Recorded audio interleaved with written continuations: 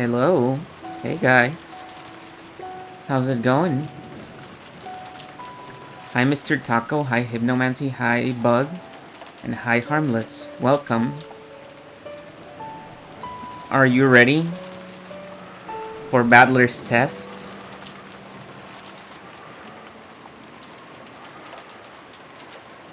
Six years of Monaco, let's go. Oh my god, 60. That's a lot. Seven more Bug, and then you can call it. Well, you can go for 9 more if you really feel like it, I guess. But then that's it. No more.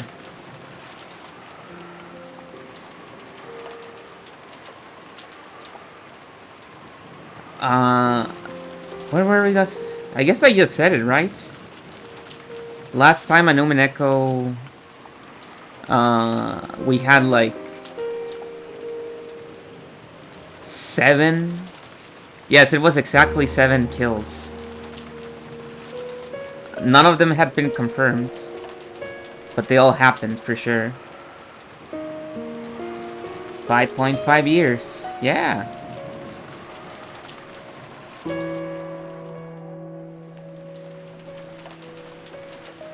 And yeah, 7 kill streak. It all happened so fast too. And we basically ended the whole session with a really long scene that was almost 3 hours long. No exaggeration. Where we see George and Jessica dealing with their own tests and seemingly failing. I guess they never clarify if they failed or not. They're dead, but what if they passed? It's possible.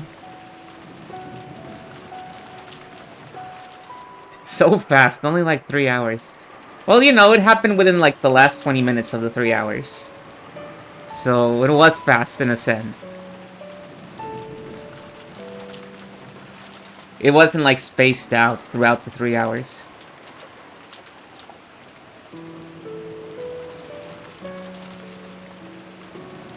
So what, do you have any thoughts? Do you know who did it? Do you know what's going on?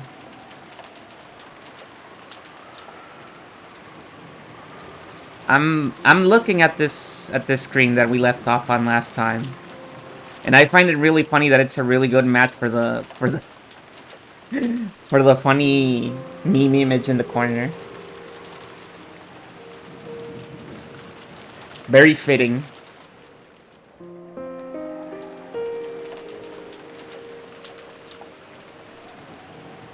Alright then, let's begin. No, hold on. Give me a second. I need to blow my nose. Give me a second.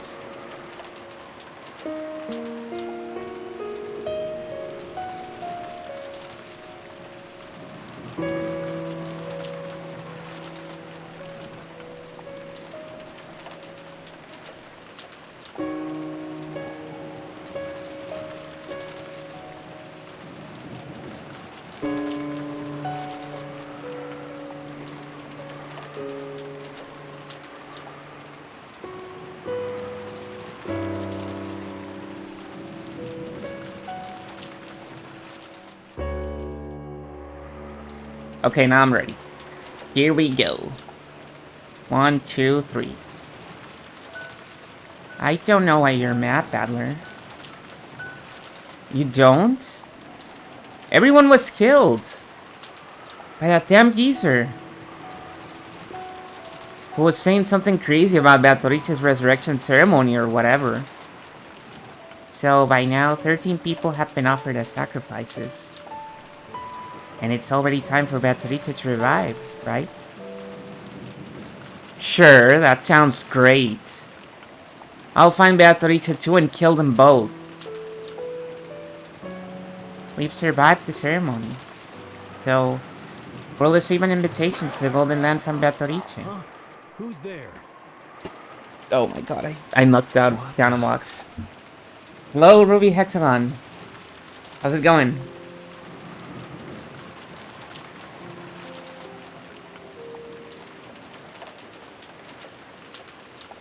Keep doing it. One day I'll remember that the users that raid me are not commands.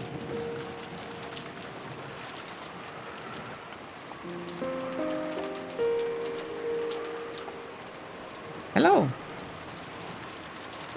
I hope you had a nice stream. What are you guys up to? We just started this session of episode 4. We haven't started episode 4. We started episode 4 like 20 hours ago. But we just started today.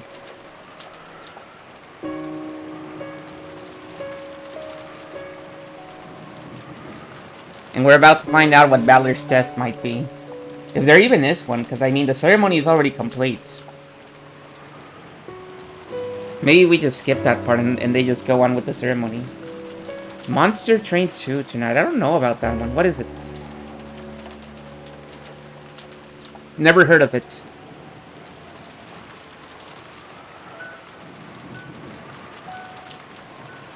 Over there, all wishes will be granted. If having your family killed is painful, and you just have to resurrect them. That's what I plan to do.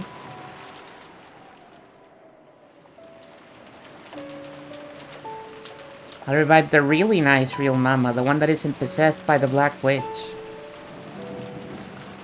So mama will always be with me. There won't be any more overtime or working on days off. She'll always be with me and think only of me. And she'll always fight against fearsome enemies for my sake. There's something wrong with you.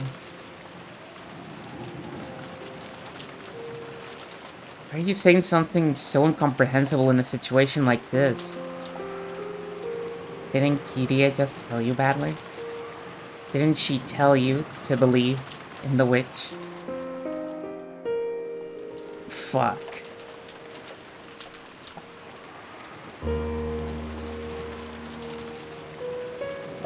You can't be saying that in front of Maria. There's no time to get in an argument with you over something like this. Now, there are no hostages or anything. Anyone left alive. This weird, shitty ceremony game is already over. Let me do what I want now. Someone might still be alive. Or someone might be hiding. I'll search everywhere, find them, and beat the shit out of them. In a rage, Battler grabbed his hat, stand, spear, and flew out of the room.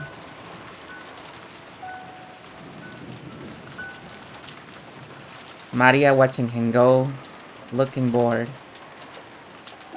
Even though Battlerita will grant her wishes soon anyway.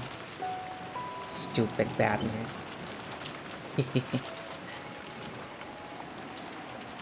At that time, the phone rang out again. Maria stood up and grabbed the receiver. Ugh. Hello? Oh? Oh! Of course, the sound of the phone also reached Battler's ears, as he was about to dash out of the house. With a violent forcefulness, he turned around and dashed into the cousin room. Maria! Who was the phone call from? With a terrifying look on his face, Battler yelled at Maria, who was on the phone. You couldn't blame him. Right now, the only humans left alive on this island were herself, Maria, Goda, and Komasawa.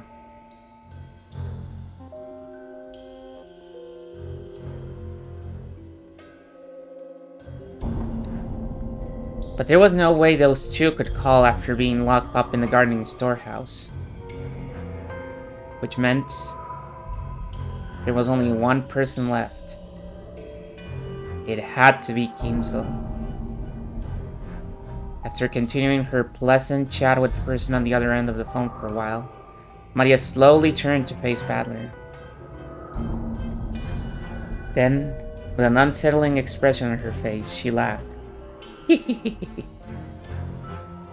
It felt almost as though the person on the other end of the line was chatting about Badler. Maria, who's on the phone?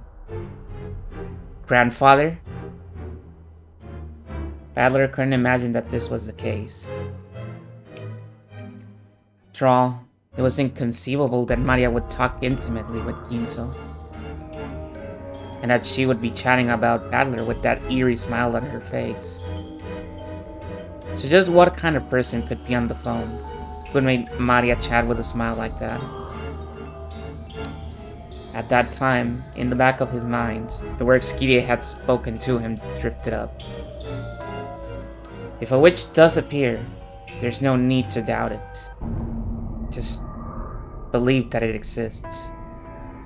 Yeah. Badler just came back.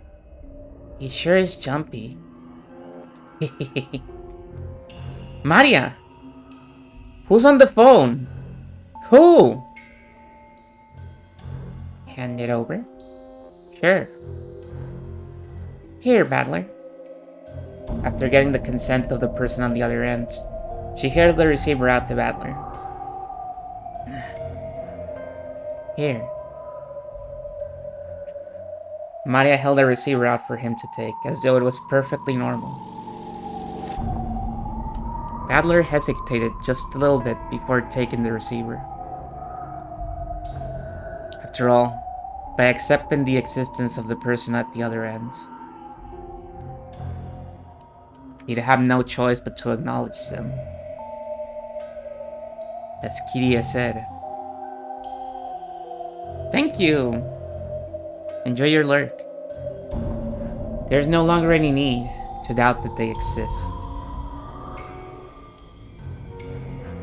Badler took the receiver. As he did, Maria briskly left the room. "Oh, hi, Fire Mountain, you're here. Somebody's calling on the phone."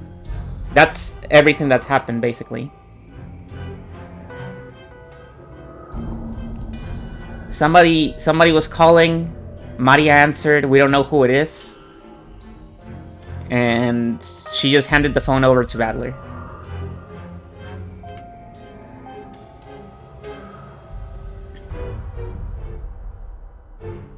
Yeah, Kiria did say it. She said it at the very end, before she died. Badler was a bit scared to find out for sure who was at the other end of the receiver. Questioned Maria before taking the call. Just answer the damn phone. Hey, where are you going? To where my test is. I wonder who the next Shinomiya family head will be. Badler or me?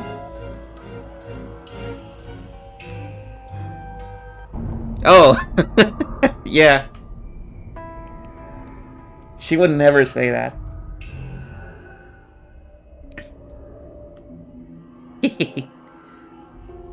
Don't go! You'll be killed! I won't be killed. The ceremony's already over. And even if I'm killed, I'll be revived. Whether one of us becomes a head or not, we've already been invited to the Golden Land. See you. Wait! Maria! Adler stretched his hand out to Maria's back as she left. But the cord of the receiver that he was gripping stopped him, just like a chain. He readied himself. Badler put the receiver to his ear.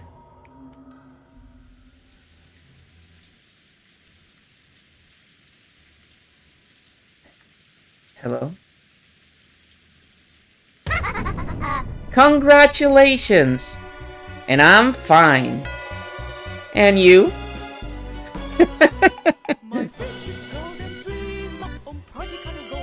Screwed up, mocking English filled his ears.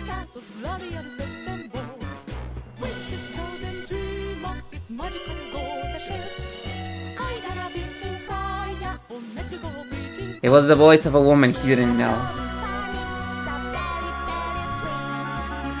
Who was it?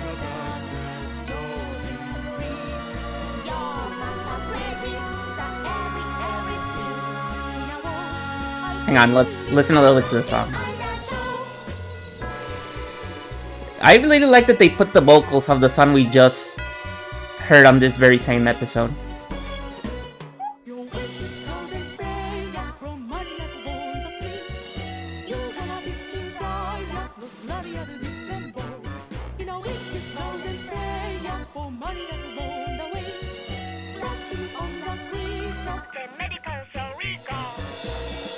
What is this song called? Is it just called Happy Maria? I think it is, right?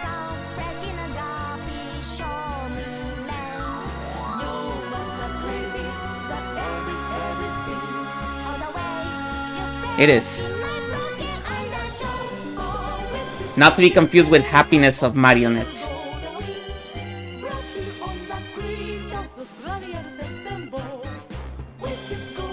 And they're not wrong, she is happy.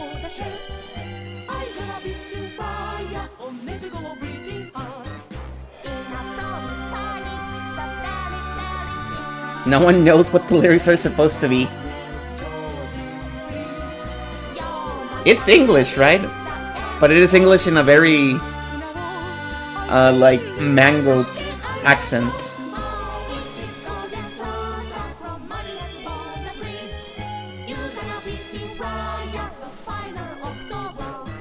Who was it? It's chaos language like Nier. Right. Not to be confused.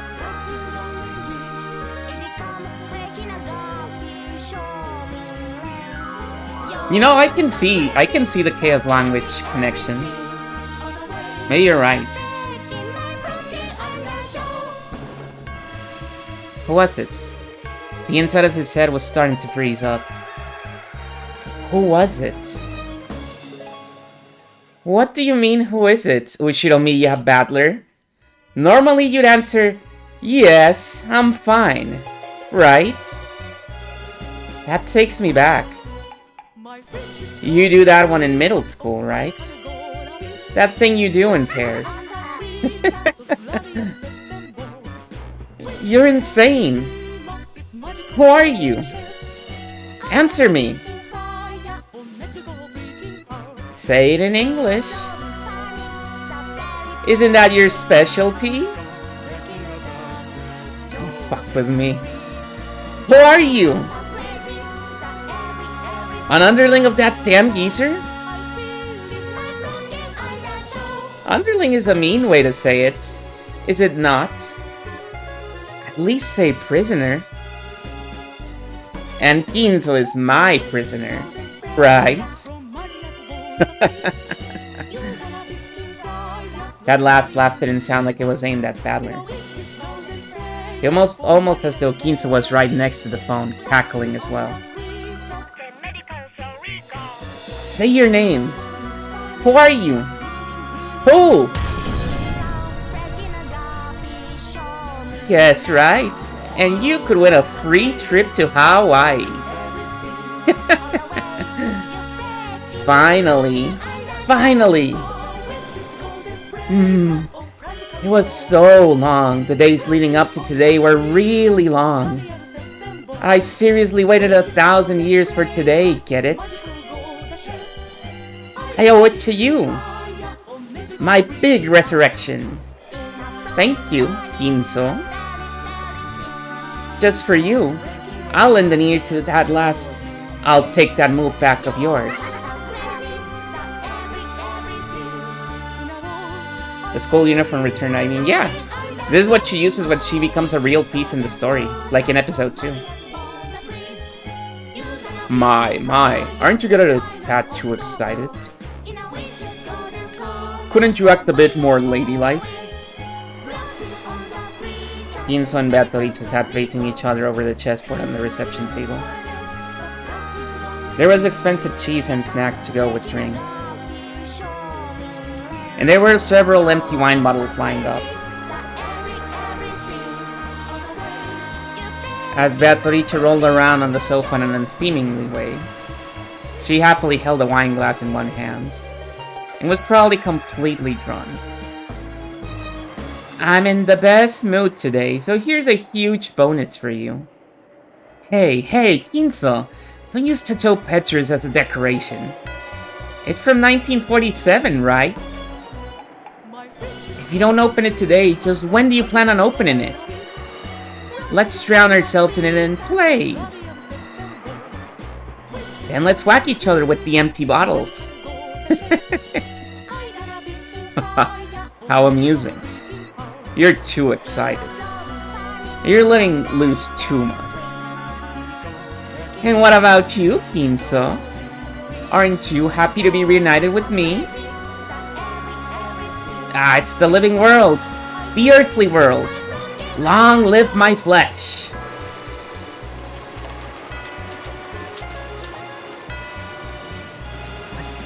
What are you going on about? Are you saying that you're Beatrice or something? Yes, I am! Thanks to Kinso's 13-person murder ceremony, I've finally been resurrected. It's nice having a mouth. It's nice having a tongue.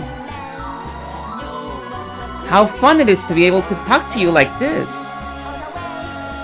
Come to think of it, even though we slapped each other with abuse so many times, over and over again.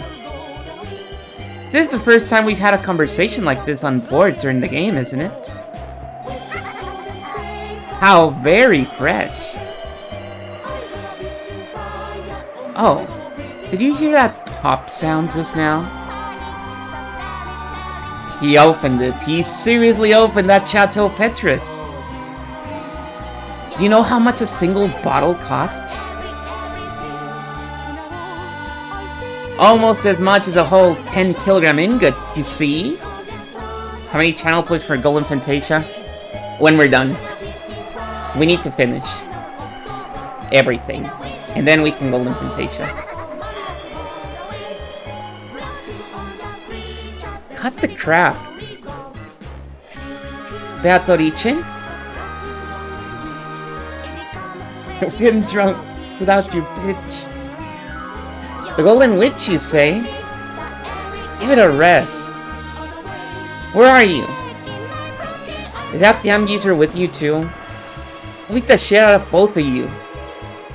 Where are you now? Answer me. I will. For sure. Only correct answers though. If somebody answers with an incorrect answer, we ban them.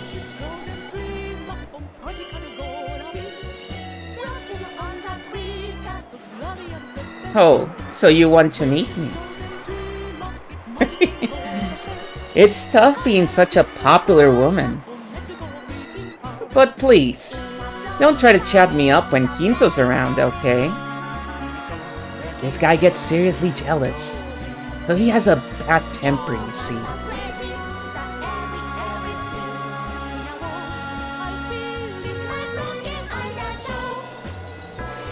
But when Kinso isn't around and we're all alone, I'll love you all in once in secret, okay?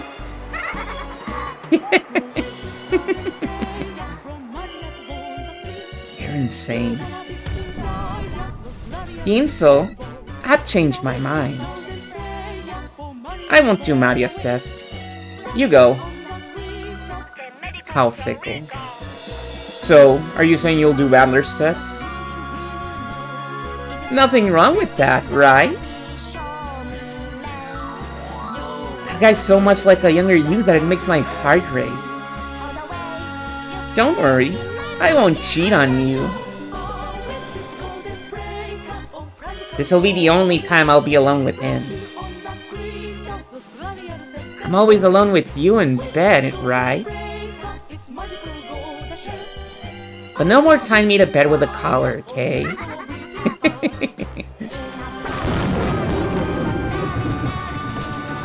Well then, Battler. I, the Golden Witch Beatrice, will be conducting your test myself. As for the place... yes.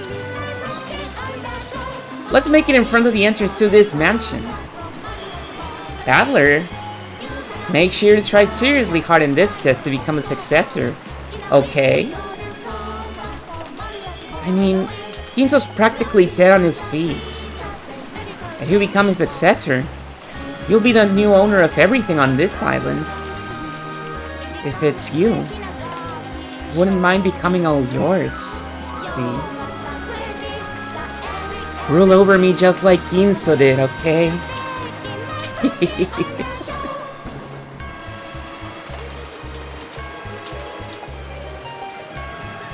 Yeah, this is Buck's first time.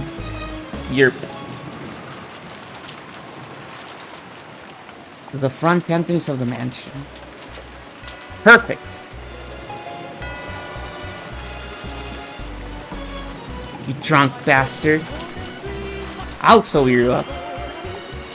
I'll fix that hangover with a burning punch. Prepare yourself. Battler impulsively slammed the receiver down. There was no need to talk to her anymore. I'll meet her face to face and settle this.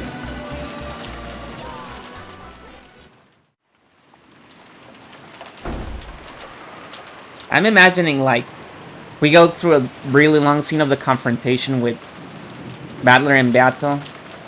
And then, okay, but what is Maria doing? And then we switch to Maria and she's, like, perfectly fine.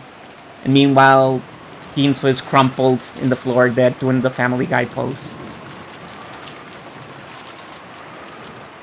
I took the spear I'd made from the hat stand and went outside with even an umbrella.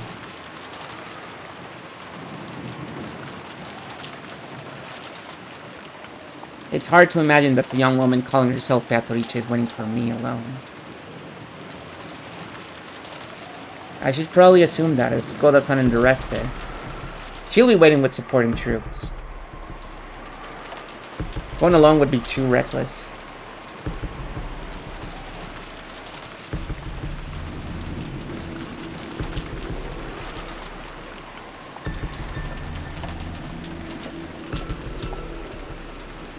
Goda-san, Kumasawa-san, it's me, Battler. I headed for the garden storehouse first. I need all the help I can get. Goda-san is big, so I can probably count on him for some firepower. Kumasawa's knowledge and familiarity with the terrain as a senior servant might become a huge weapon. Both of them have master keys, and they know more about the mansion than I do. They'll be pretty reliable allies. As I banged on the shutter and called out for them to open it.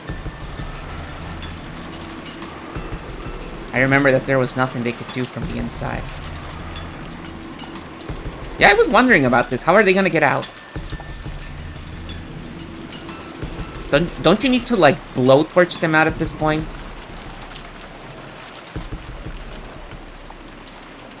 Yeah. That's what you get for saying that he's dead. He really came in and said my death was greatly exaggerated.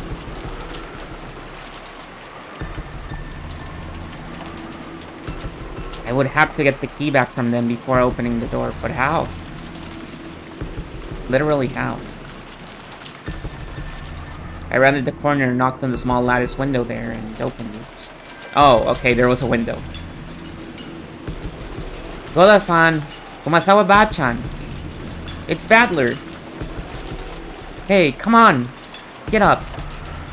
Hey.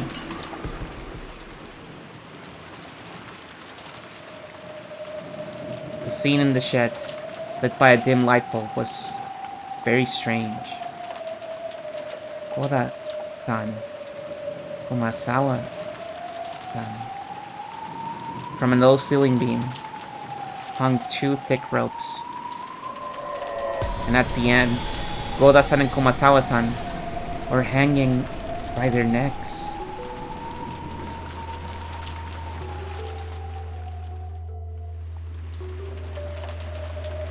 It was dim and cramped because of the various pieces of equipment strewn about, so I couldn't make out the situation clearly.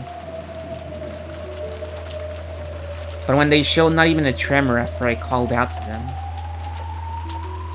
and because of the way the loops around their necks seemed to carry the full weight of their bodies, I could sense no trace of life from them.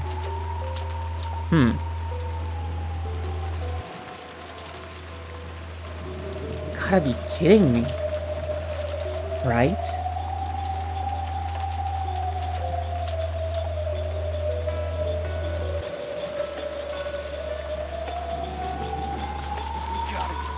Thank you, I was about to do it myself.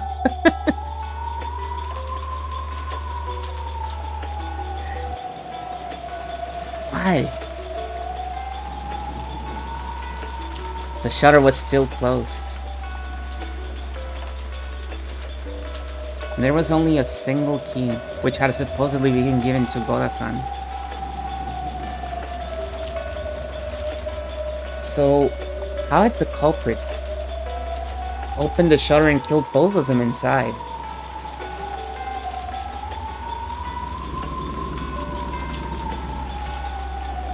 No, wait. They weren't necessarily killed. If this is a suicide, that way, this closed room makes sense. But I don't know why they would hang themselves and commit suicide. Feebly, I slumped down on the spot. I mean, even I could tell you that. Now, the only humans alive on this island are me, Maria, and that damn geezer. No, there's also that insane woman calling herself Beatrice. There's Maria, who had acted like the witch's ally from the beginning. And that geezer, the ringleader who revived the witch.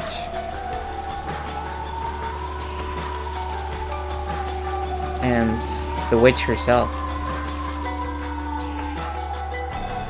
The hell?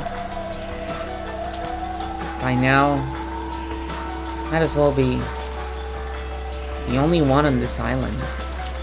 I'm the only sane one, says Battler. In this land of loonies. Using my pole as a cane, I feebly rose. Damn. Can't do it like this. Got to avenge everyone. Damn it. It's useless this way. It's useless. It's all useless. Damn it. Might as well cry while I can. So that my frail emotions will be squeezed out with my tears. Then, I stood up and gazed into the darkness in the direction of the mansion. At the entrance to the mansion, the witch is waiting. I'll go and settle this. I'll find the source of this weird, insane night and crush her with my own hands.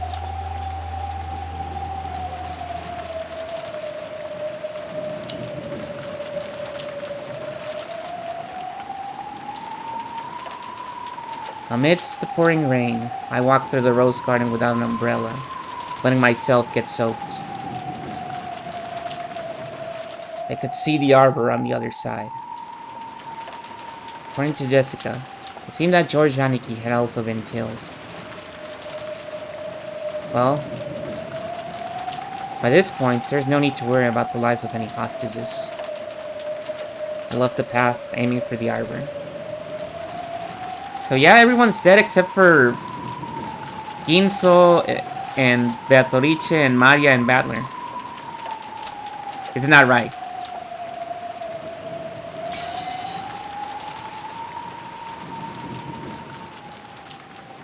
Then I saw George Janicki's weather-beaten corpse. Okay, well, one person is dead. Happy ending. His corpse was found in the rose garden arbor. There was a single hole right in the center of his forehead. It's probably reasonable to assume he was shot with a gun. Or something similar.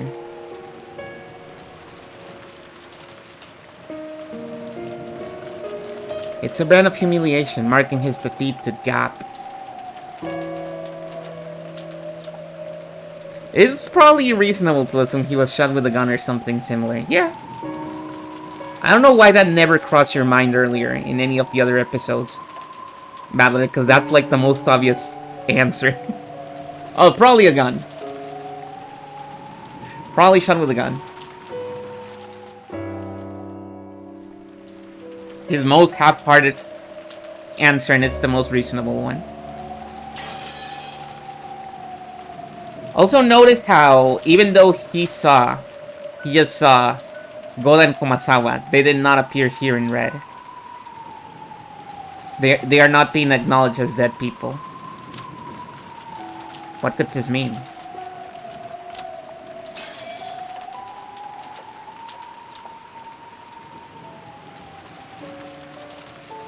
Honeyki.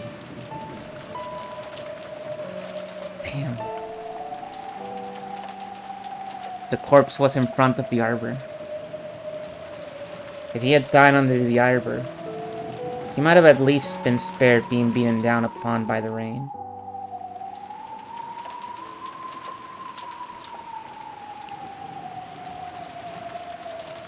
Yeah, that's what I assume. And he did say that the scene was very dark and blurry, so he couldn't see it well enough.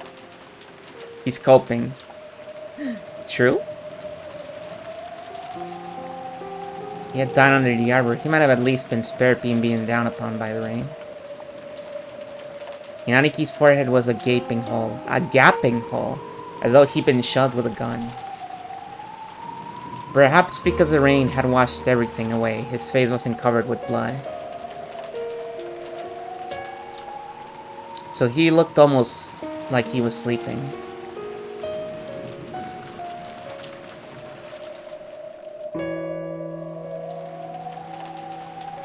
He was on the phone, you know. Hello, Happy Toaster. We just confirmed our first kill. 20 hours into the story, we finally confirmed one kill. George. We know George is dead for sure. Everybody else died, but we didn't get any confirmation that they're dead. We just heard it on the phone, and just assumed it was true. After you hang up, you die. That's why you never want to be the one who hangs up. You want the other person to hang up. However, his clothes were stained a deep red. And there were still signs that a large amount of blood had flowed out.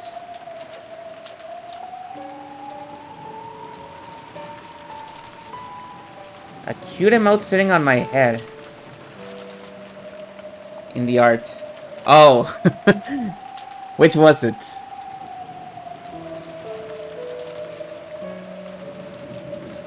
Was it the no good one? Because the cherry scamper's thinking, yeah, it was the no good one. Because the cherry scamper's thinking emote isn't quite lined up to be on top of the head. It's a little bit too off to the left. You need some text to put it on top of the head. The text buffer.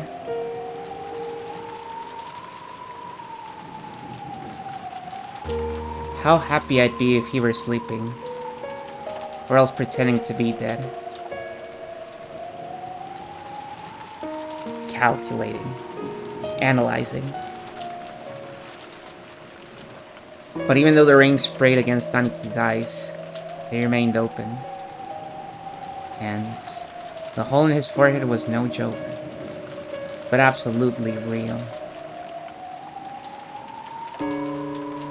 There had been a faint chance that even Goda-san and Komasawa-san, hanging by their necks in the gardening shed, had been them playing a bad joke. But that naive possibility had now been completely denied.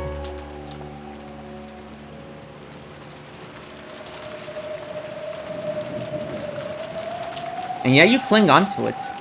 And as I looked at this corpse, I became completely sure. Just as Gorasan had once said, the enemy had come to take lives like pieces on a chessboard. There's no mistake. It seems that the old geezer and the witch, we don't view our lives as anything more than that. That the damn witch said something over the phone. Something about us being on the game board. Perfect. I see. She thinks this is a game. Then, if you killed everyone like it was a game, it's okay if I kill you all like it's a game, right? Prepare yourself, Batoriche.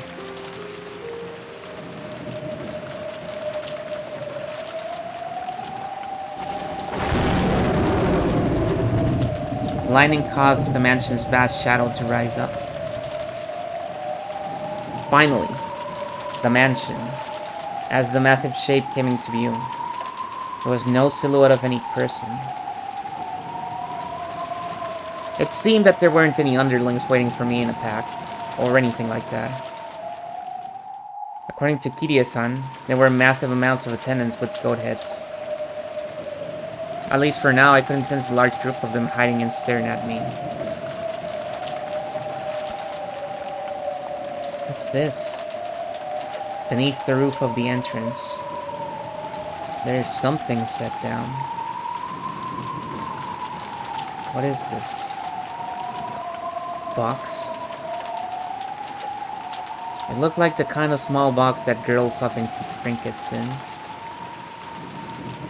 Or maybe it was the same kind of extravagant cigar case you'd find in a reception room. Those are two very different things. I don't think you can identify this box at all.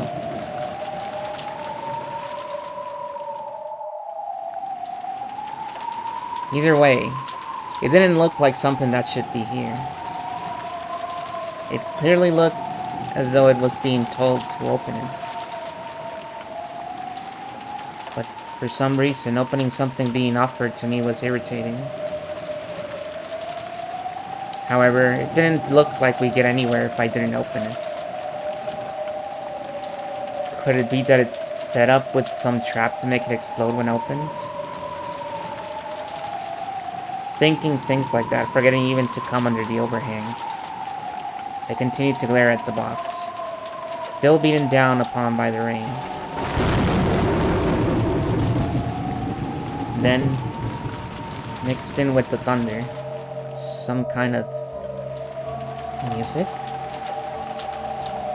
It sounded like that.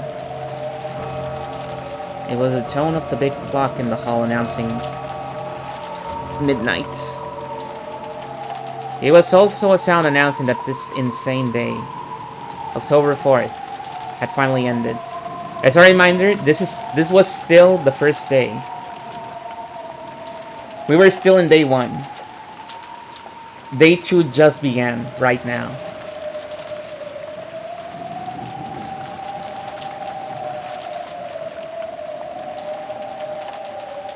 And that the much more incredibly insane day of October 5th had begun.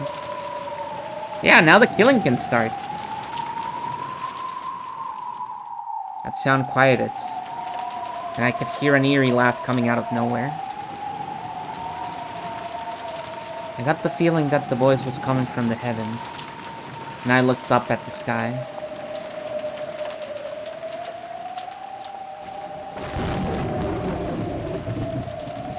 What I saw there was a woman I'd never seen before.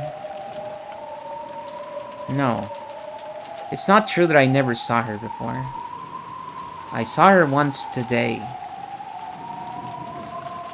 Yes, in the portrait inside the mansion. The clothes were different. That face was just like the witch of the portraits. Who am I kidding? I already know who this person is. Are you Beatrice? Yahoy! Battler!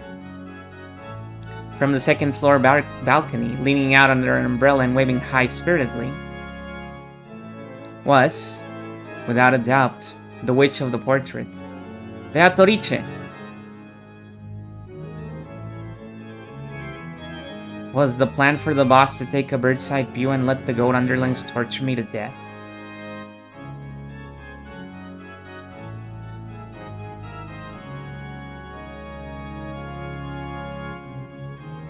I adjusted my grip on the spear. Oh, you still have that? And imagining goats creeping out of the nearby shadows and the entrance and surrounding me, raised my guard in all directions. Beauties, there's no one here but you and me, see? No goat furniture, no demon butlers, or teacher, not even the demon who's my close friend. And there's none of the gold butterflies that compose my flesh, no magic circles, and no summoners as witnesses. Do you know what that means? No clue. Quit babbling. It is true that I have met you several times even in this world. Almost as though we just missed each other. As you know, this world of humans is filled with a toxin just by your existence and your doubting of me. Almost like solid ramparts strengthening the guard around you, the king. And through multiple games, I have advanced pieces one by one, split them apart, and cornered them, leveling your ramparts bit by bit.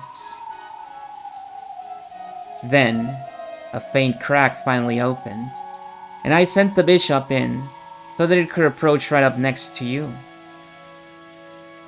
But as you know, bishops are pieces with blind spot. As long as you stay on the black squares, a bishop on a black can wield a massive influence. But if your stick was one step to a white square, even if I close in right next to you, I will not be able to touch you.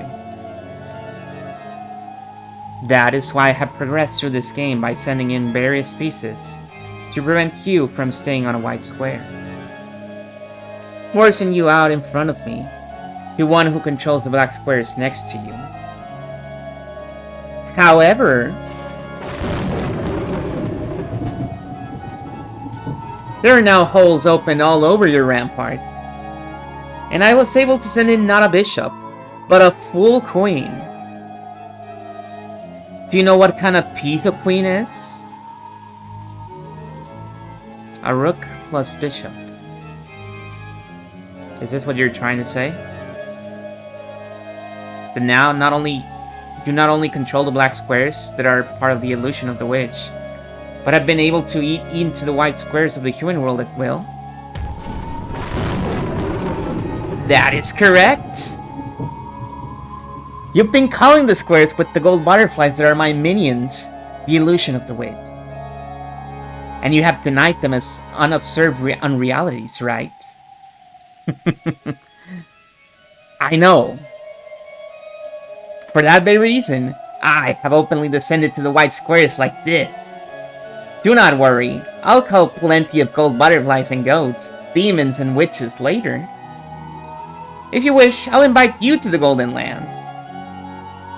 There, any wish can be granted. It's starting to look like someone knocked an ink bottle over the chessboard of this island. I see. A pleasant phrasing. Soon, you will be covered with ink as well. You will finally become covered with pitch black, and will surely become a black king.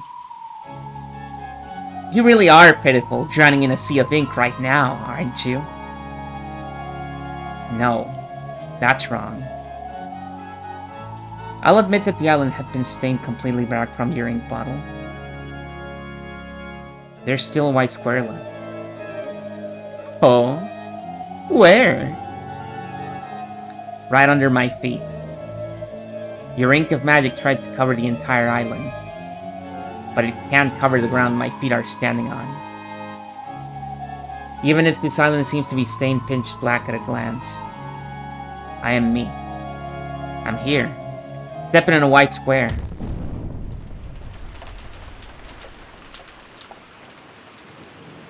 Strange. Until a second ago, I was shivering all over. But now that she's appeared openly right before my eyes like this, my terror has actually lessened. Interesting. Ghosts are most terrifying when you can only sense them. When you can see them, and they have a face you can plant your fists into. There's nothing scary about it. However, she definitely isn't an interesting or a friendly person. She can kill me instantly by snapping her fingers while rolling around giggling.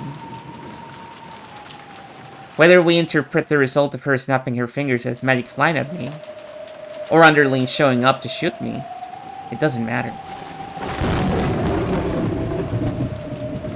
Anyway, whether this is fantasy or mystery, that queen is in a position where she can kill me just by snapping her fingers. I see. So does this mean she's the queen of this island?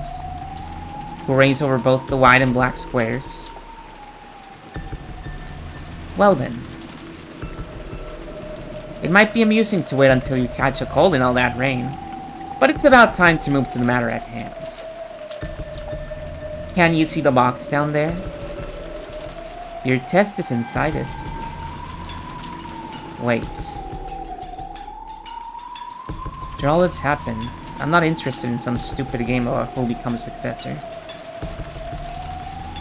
My game is to take you and that damn geezer, and all of you guys who killed everyone, and smack him with a giant punch. Giant punch. One of those face crushers. Oh.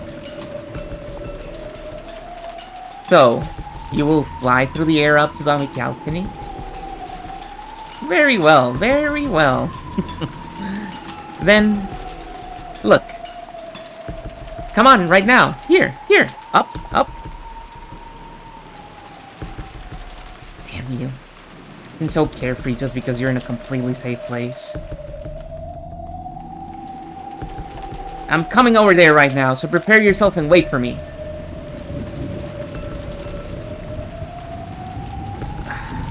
No, no, the door is locked.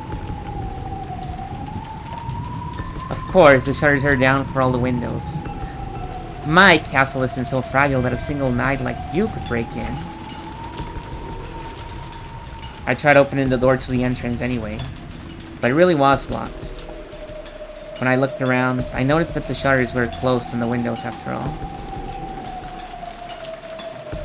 Normally, those wouldn't be closed. Honestly, in hindsight, just throw your spear, loser, right? In hindsight, when they mentioned the Master Keys thing with Goda and Kumasawa, it's like, you probably should have asked one of them for their key before locking them in. Really bad move not to do that.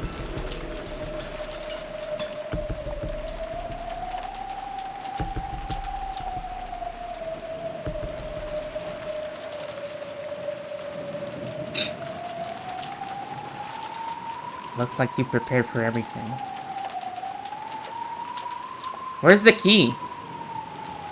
Goda-san and Kumasawa-san probably had master keys, but they were in the closed room of the gardening shed. I can only give up for now. Damn. And she's no fool herself. Do you really want to be right beside me so much? Alright. If you impressively pass your tests, why don't I grant you an Adi? If you pass, then you'll become the successor and my new master. My flesh and soul will be yours to do with you as you please. For I am no more than you show me a family's furniture.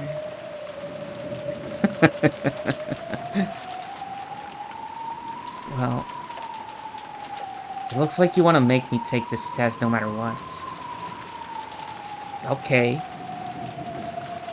I'll give it a shot. If I pass, my first prize will be to punch you in the face. A punch to your face. Paraphrasing, sorry. Scary. But it's not like I mind being controlled by violence, you see. Grab onto my head. Make my face twist in pain. Tear me apart like a hawk does with its talons to its prey. Scratch at me and trample upon me. Remind me of Keenzo in his younger days once more. That single time in my 1,000-year life.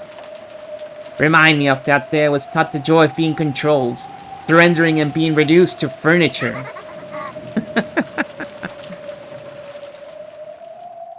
You damn drunk. Weren't getting anywhere.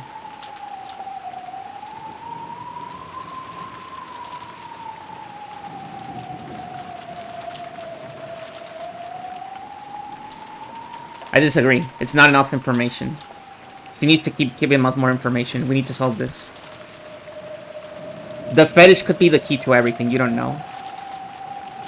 Ignoring the stupidly smiling witch, I picked up the box. Yes. Open it. Inside is a letter. Read it.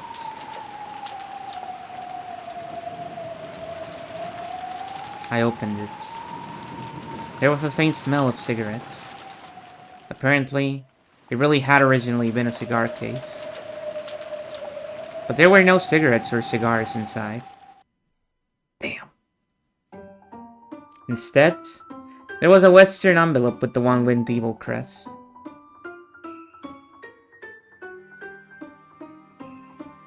The author's very poorly disguised fetish, which at the same time is pretty well disguised in the sense that it doesn't help us solve the mystery.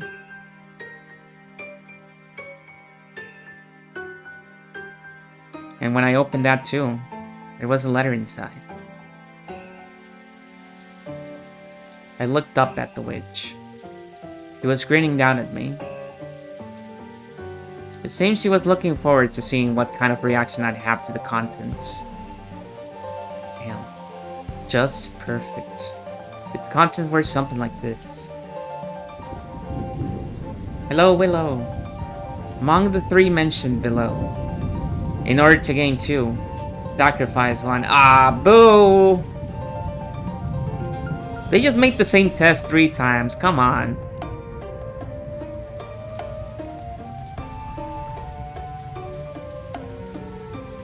One, your life. 2, I wish I had a bleeping soundboard thing. Oops, life. 3, everyone else's lives.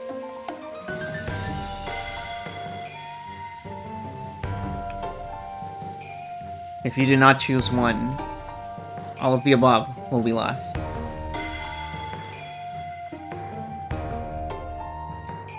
Well, I choose everyone else's lives because everybody else's lives are already gone. So, it's like a perfect win for me.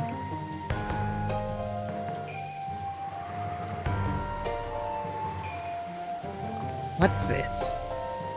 Some pretty creepy stuff written here. More importantly, the second one's blank. So I don't even know whose life it's supposed to be. Indeed. That second one is where you put the name of the one the test taker loves the most. We didn't even bother to research who it was for you. For Jessica's test, it was Cannon's name, and for George's test, it was Shannon's. Since they had obvious feelings for certain people, those names were written in beforehand. But I didn't know whom you had feelings for. So I didn't know whose name to write and left it blank. That's perfect. I love you, Beatrice. I'll stick your name in here. In that case, I'll choose the second choice. Happy now? Damn. Owned? Fucking destroyed?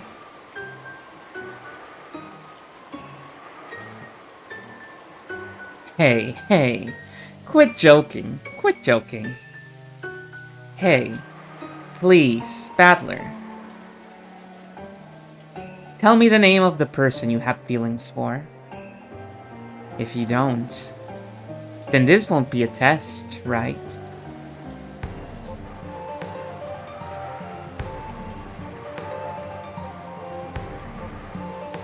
Sorry. I don't have any girl in particular. Even if I did, why the hell would I tell you? In that case, this test will not work for you. What a shame. What a shame. And I was really wondering what kind of woman was your cup of tea. Gay?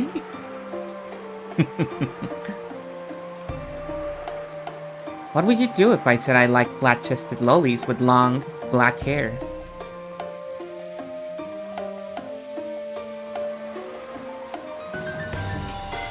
That wouldn't match you at all, right? I need to screen cap this. For some reason. To show it to somebody. Lies, you bread sommelier. Blonde and bouncy is best, right? Am I not truly the embodiment of your ideal?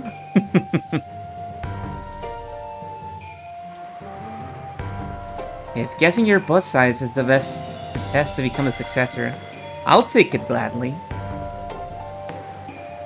Ah, yes. This was the test to choose the successor, wasn't it?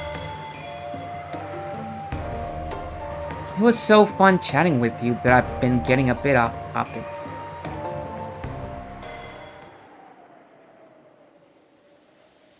Then, let us begin the test. I will question you to see whether you are qualified to be the successor to the Yoshinomiya family headship. Answer with care. The witch, who had been joking around like she was drunk until a second ago, suddenly regained her dignity. She looked as though she truly had stepped out of that majestic portrait.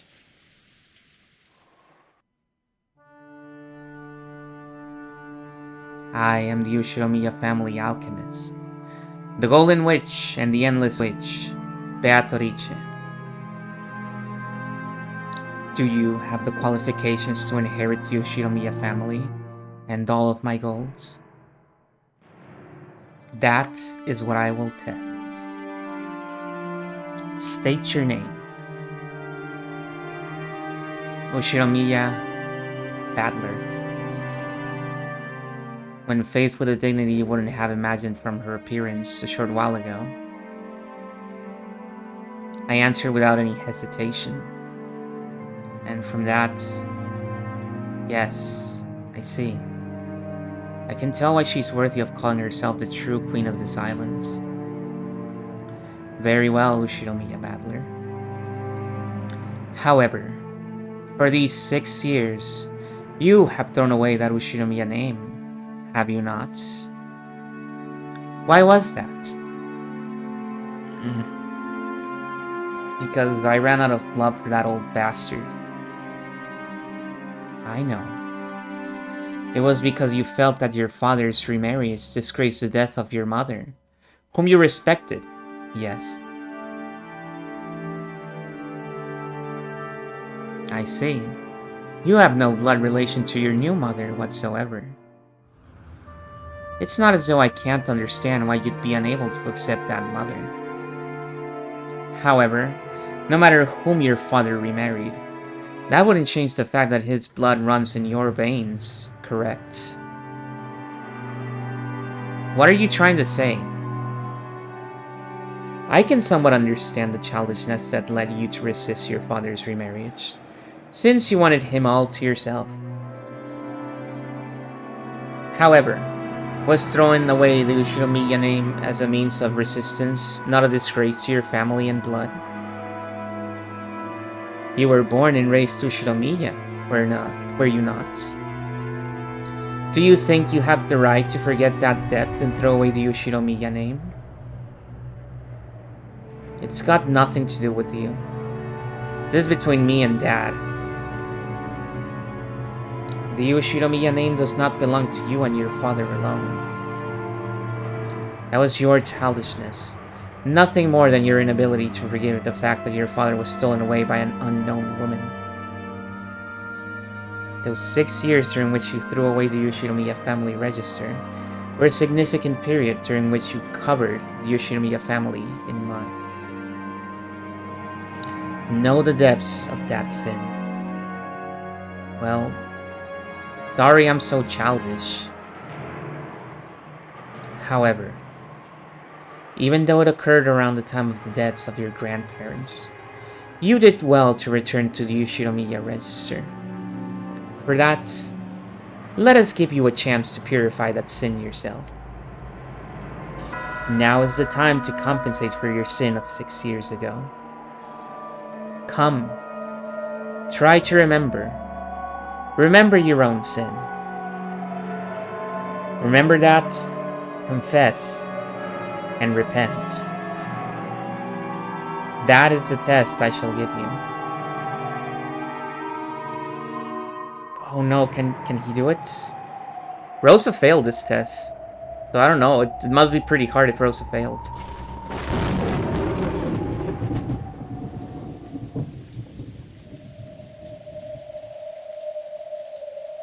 No way in hell this dumb is gonna be able to remember shit. At that time, a massive thunderclap rang out, making my mind go blank.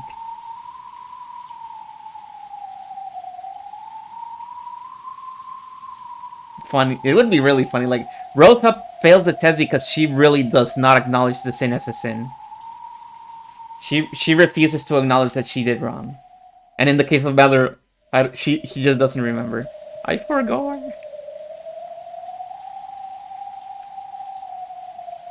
What do you mean, repent?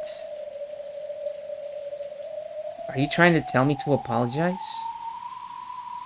The test has already begun. You may think as you wish. The witch's expression did not look like a person forcing a tough question on someone and sneering at them. She was asking seriously, and he could even sense a quiet determination. He? Even though the rain fell on Badler. We're out of his brain right now. He did not shift his eyes from that gaze.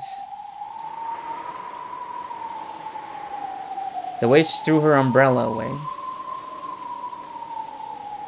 She abandoned herself to the falling rain, so that the rain would fall on her until Badler answered that question. She had chosen to let the rain fall on her as well until he reached an answer. For some reason, Badler understood that. And yet, he didn't understand. Well, if you put it that way, I do think I was being childish. All things considered, even Dad getting remarried didn't cancel out the debt I owed for him raising me. I hear Dad always kept on paying for my living expenses, and that he even said he wanted to participate in school events. The only reason he couldn't come was because I told Grandpa and Grandma not to let him come, no matter what. It's true that I can't turn you back if you want to call that my childish resistance. But, you know, in that case, who would clear away my mom's Ushinomiya Asuma's regrets? Even though Mom was so devoted to our family and did the very best she could. Despite that, Dad was cheating with Kirie-san. He even got her pregnant with Anjay. And then, along with her birth, he rushed to move them into his register. If that wasn't a betrayal of Mom, then what was it? Who'll clear up Mom's regrets. But what you're saying is also right. Even though the cheating was in fact the debt I owed for being raised was real too. In that case, they cancel each other out. There's absolutely nothing wrong with me leaving the family, is there? That's right. I had the right... No, the duty to smack Dad in Mom's place, didn't I? But I didn't do that. I left without saying anything, as though I hadn't been there in the first place. And Dad forgot all about me and started a new family with Kiria-san and Anjay. Doesn't that settle everything? But since then, 6 years have passed. Time healed the anger. Kiria-san understood my anger. And even so, she tried to interact with me, even if it meant tearing her heart apart. Anjay didn't know anything about the situation, and even though I lived in a separate house, she was raised believing that I was her real big brother and loved me as if it were true. Dad casually said to come home anytime I wanted.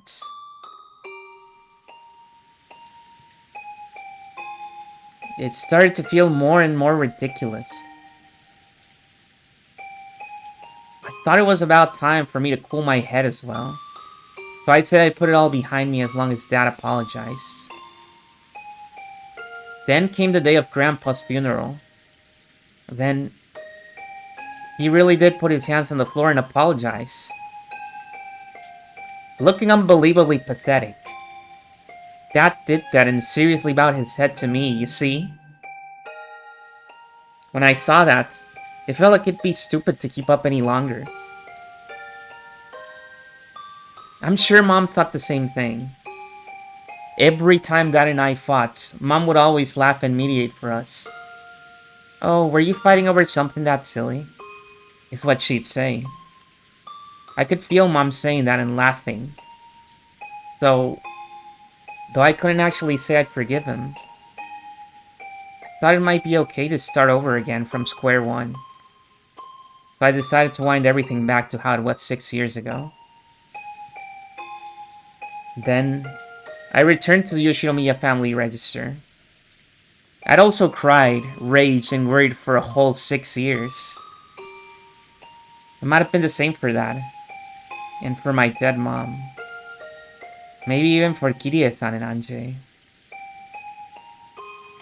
So we went back to square one, and I returned to being Ushiromiya battler. That's my immediate family's problem, and has nothing to do with the Yoshiromiya family. You have no right to judge that as a sin, and I have no obligation to show repentance to you. If there was anyone I should have done that for, you've already killed them. So I won't apologize for anything. I won't repent. That's not my answer for this test. Oh, that is my answer, my bad.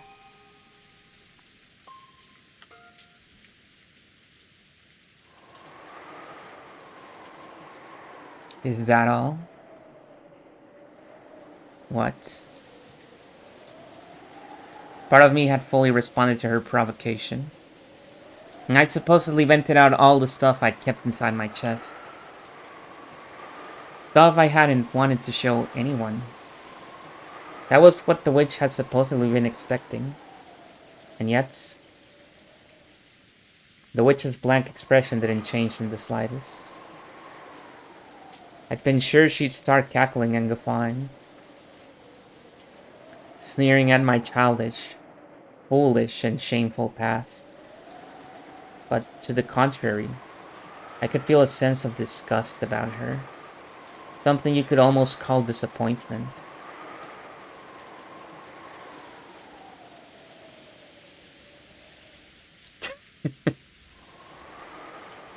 What do you mean, is that all? I've exposed everything about me, right? What more could you want? That still isn't enough to clear away your sin. Clear away? The hell?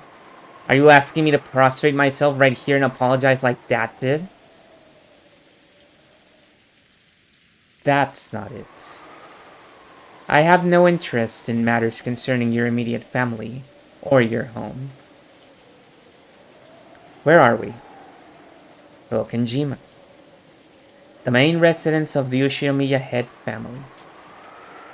Isn't there a sin you ought to remember, fitting for this place?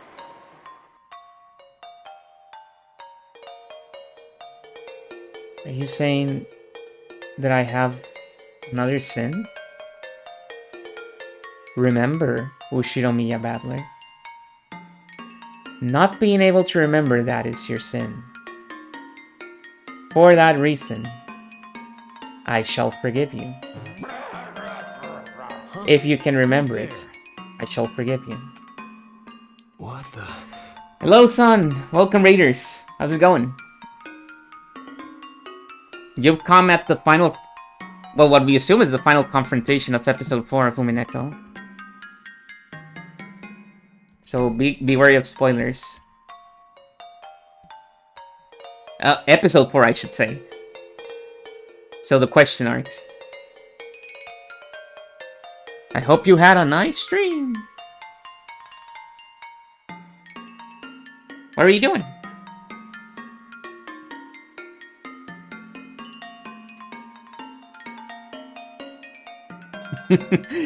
Remember when you were 5 and you saw that unattended cookie? No. Did I take the cookie? Is that what I did? No hints.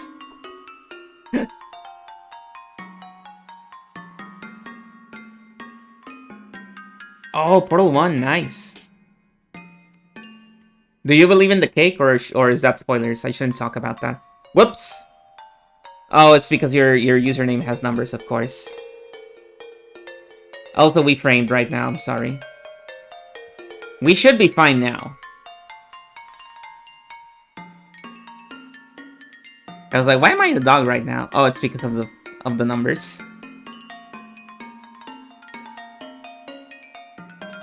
Yeah, it's because my swapping is binded to numbers, and since I just shouted out somebody with numbers in it, I accidentally swapped.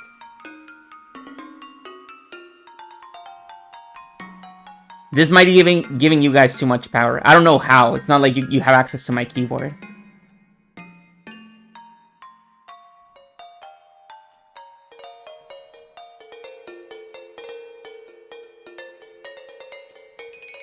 Remembering that is my test of atonement for you. Even if you tell me to remember.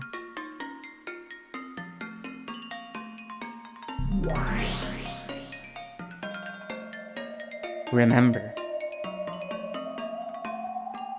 That's what makes it a sin. Sorry, Beato. I have absolutely no memory of it. You make it sound like I caused you trouble 6 years ago or something. But I supposedly met you for the first time at this family conference. It's true that your legend also existed 6 years ago. But I shouldn't have been acquainted with you. And you're like, oh, is it because I sneezed on the painting that one time? I didn't know, okay? I'm sorry. No, that couldn't have happened because the painting wasn't there when back then. I forgot the painting is... Is it? Yeah, it is new, right? Because Battler hadn't seen it before. Well, relatively new. New as in at least 6 years new. Natural. On the Rokenjima of 6 years ago, I had not yet materialized. Then what kind of sin are you saying I have? Are you saying I've sinned against you somehow? Don't make me say the same thing twice. I had not materialized 6 years ago. There was no way for me to become acquainted with you. In the world that you are, it was as though I didn't exist. Beato's cold eyes felt as though they were pursuing some kind of sin. At a glance, it felt as though she still hated me for something I'd done to her, and that she blamed me for it. However, I naturally didn't have a clue. And Beato had said it herself. 6 years ago, there was no link between us. 6 years ago, no person called Beatrice existed for me.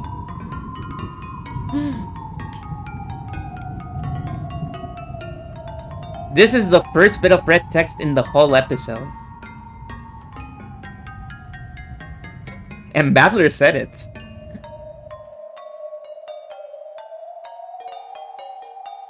At least give me a hint. Battler, does this sin have anything to do with you and me?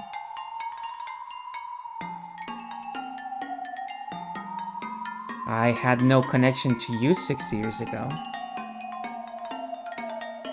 Yeah, he doesn't even realize. He didn't hear that inside his mind.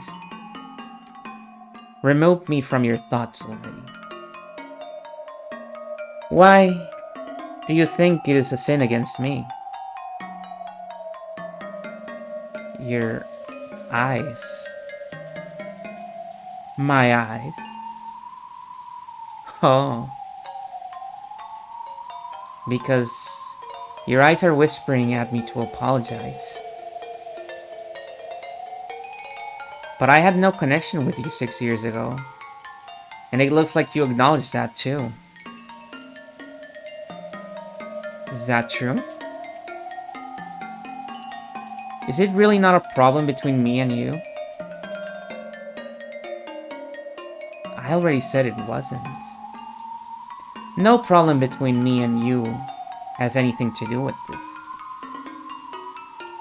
But still, your eyes are telling me differently. So I don't even have a clue. Can you say it in red? Can you proclaim that the sin you're telling me to remember isn't something between you and me?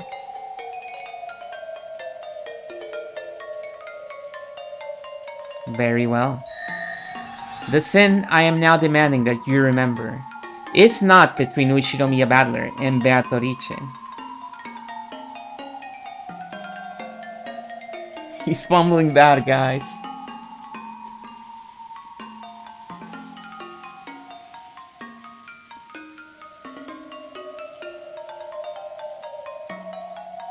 Then, why are you looking at me with those eyes?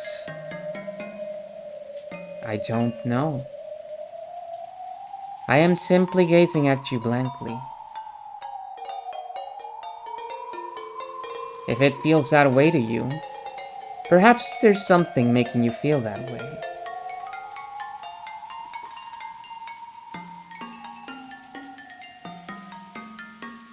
What kind of sin are you saying I have?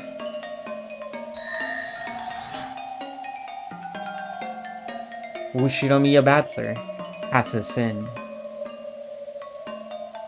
And I'm asking you what kind. I'll bet it's just some trivial sin like hitting someone or tricking someone. Because of your sin, people die. It's real. It's real, Goblin. And when they say it in Reddit, you know that it's not a lie. That is like the absolute truth of this story. If it's in red, it's true. And it cannot be denied. Liar! How do you know she says it in red? Because they see the text, obviously. It's right there on screen.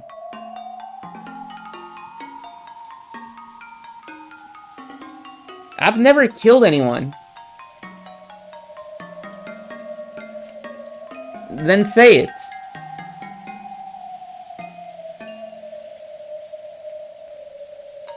Who did I kill? When? Who? How? Due to your sin, a great many humans of this island die. No one escapes. All die.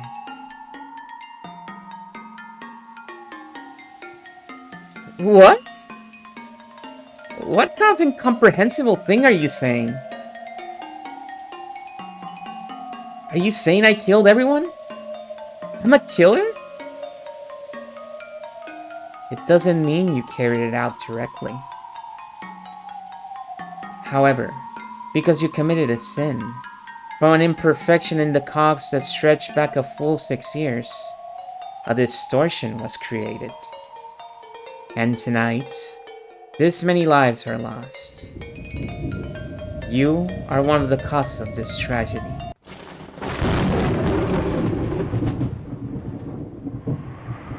Quit messing around. I'm the cause? Then what? Are you saying 13 people died because I abandoned the Ushinomiya register 6 years ago? Also, yeah, this is no mega spoilers. Like, huge spoilers. This is, like, the finale of episode 4. Which is the final episode of the question arcs.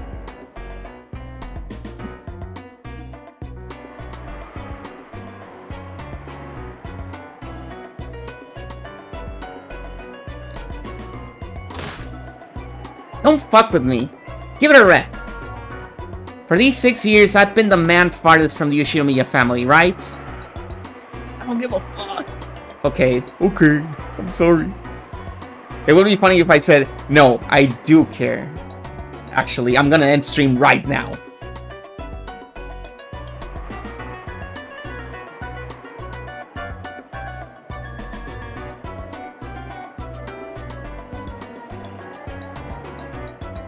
There's still a fair bit more. Yeah, like 6 hours more. Like 6? Or perhaps a little bit more than 6 hours more. Perhaps an extra hour from 6. How could I have influenced anything in any way?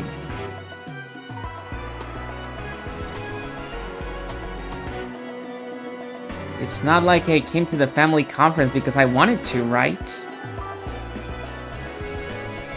I'd returned to my family after 6 years. So to make up for that lost times. I came to Rokkenjima reluctantly. Not like I had some duty to come here today. I came back and because of that a massacre occurred?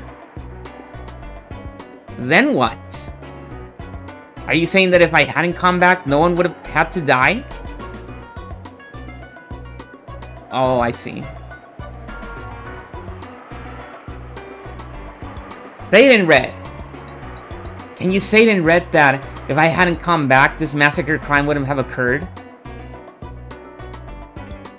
There's no way you can say it, because you're the culprit for everything. Repeat it! If Ushinomiya Badler hadn't returned to Rokkenjima, this crime wouldn't have occurred. Badler, you just fucking gave up. You literally just gave up. No, it's not my fault. A witch did everything. Shut up. You did it.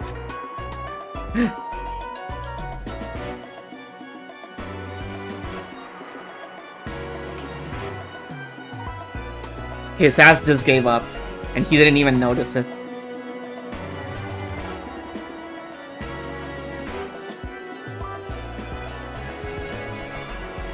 If you can say it, try saying it. Can't do it, can you?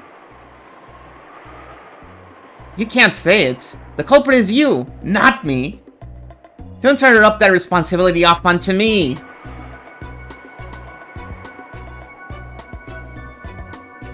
Answer in red. Try to repeat it. You can't. My existence has nothing to do with the crime. Quit saying incomprehensible stuff and trying to confuse me.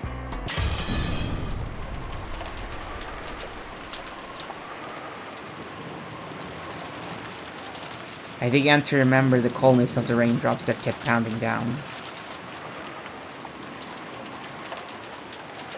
The rain earlier had just hurt. But now I felt the tormenting cold from those raindrops.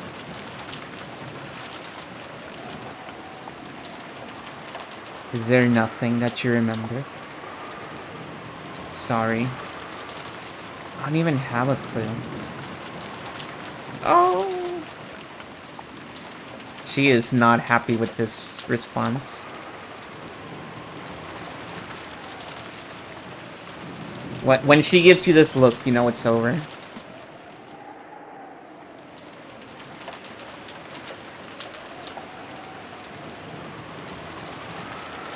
Hey. I'm starting to get a little pissed off. If there's something you want to say, then say it. If you have a grudge against me, you just have to say it out loud. Don't do it in such a dirty way, forcing me to remember. I'll ask one more time. Can you remember any sin?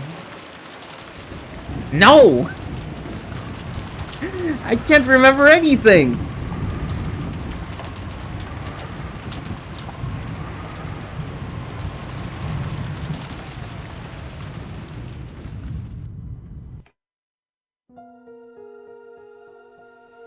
So, he says that he can't remember nothing.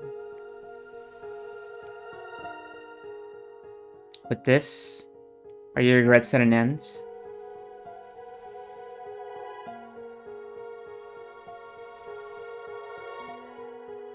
Indeed. Even a hopeless bet can leave behind regrets if you do not take it. That's enough. The betting itself has meaning. That may be true. In that case, this is the end of my regrets and my game. What will you do? Who knows? I'm not interested at all anymore. Sorry, but I wish to leave the game board now.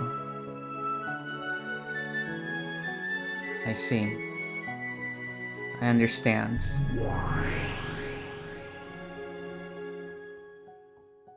I will take over for the rest of the game. You may rest. Indeed.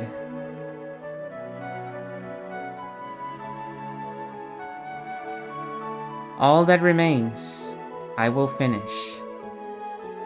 You may forget everything and bury your head in your pillow. A feather futon should gently protect you from everything. I'll be counting on you to finish up the rest. Leave it to me. Leave everything else to me, and sleep.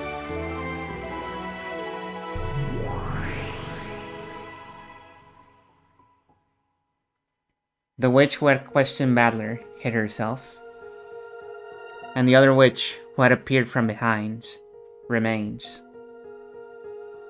She certainly was identical, the same witch, but her expression was somehow indifferent and ice cold, completely removed from the one who, despite seeming drunk up until then, had been in high spirits.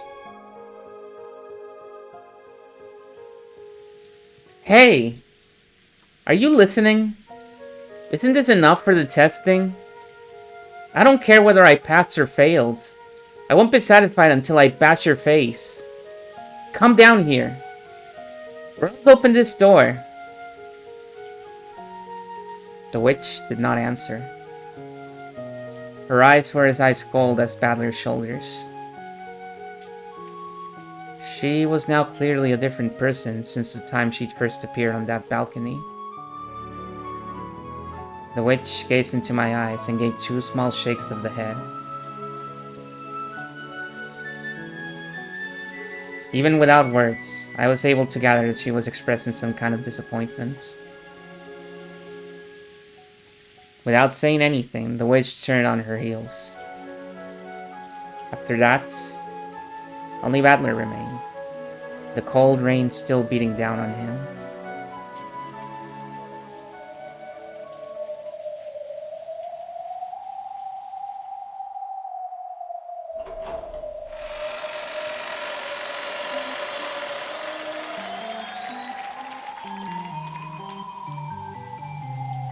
Bro, kill the vibes for real, yeah. The study was in the middle of a lively party. It seemed that Gap was making fun of Virgilia, having tripped her up in some stupid way. They were spitting Leah, Leah, Leah, and Gap, Gap, Gap at each other. Gap! With this as a sideshow, Keen Svendronov had opened a new bottle. Oh, you're back. How were the results of Battler's test? Maria's test got passing marks with no complaints, you see. I'd despise her as a little girl. Little girl. But see, why, oh my, not bad, not bad. Seemed like Ginso was dead drunk. Facing Bato, who had returned, he laughed with the same level of tension as the time they left for the test.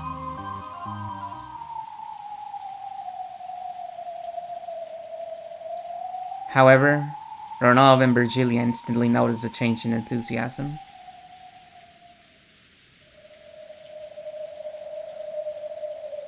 Gap also froze her expression and went silent. What is it, Beatrice, my beloved witch? Not enough to drink? Not enough on the side? Let's pour it all over a cow or something and roast it whole. Oh, not bad. Ronald, prepare one right away.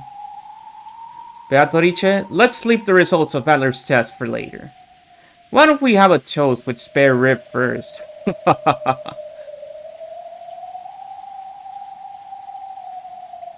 Roast yourself whole. What? The witch, who had spoken bluntly, coldly passed by Ginso's side as he doubled over laughing in a great mood. Then, behind the witch's back, the old summoner's body suddenly went up in flames. Ah! Why? As crimson flames spat from his eyes, mouth, nose, every hole in his body, Ginso rolled around. Even though it was a terrible hellfire, it didn't burn anything except Ginso. Ginso didn't have a clue what was going on. Unable to understand why Beatrice, who had been in such a good mood, had suddenly turned so cold, he rolled around. The dancing silhouettes of the witch and demons created by that massive rolling torch looked like a group of excited spectators around the burning at the stake. However, the eyes of the demons who watched over it were indifferent. When Ginso finally stopped moving, the fire disappeared, leaving a pitch-black corpse. The inside of the room was commanded by the stillness of the sound of the rain. What has happened, milady? I've gotten over my excitement. Clean up those bothersome cinders. Beatrice's expression was unbelievably indifferent. There was an iciness that might easily bring the others to the same fate as Ginso, if they annoyed her. Yes, I will clean it up. Gap made a jet black pitfall swallow up Ginso's cinders. If she hadn't carried that out quickly, Gap might also have been burned. You could even feel that thirst for blood. No, a thirst for blood probably isn't the best way to describe it. Just like humans don't have any particular emotion when they step on an ant while they're walking. That was how much, unconsciously and mercilessly, Beato was now filled with a brutal emptiness that wouldn't hesitate at burying a passerby. What is it, Beato? I don't want to answer. No, even answering is too much of a pain to do now.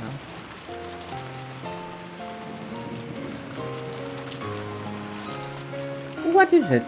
This isn't like you. Did something happen? Did Battler say something?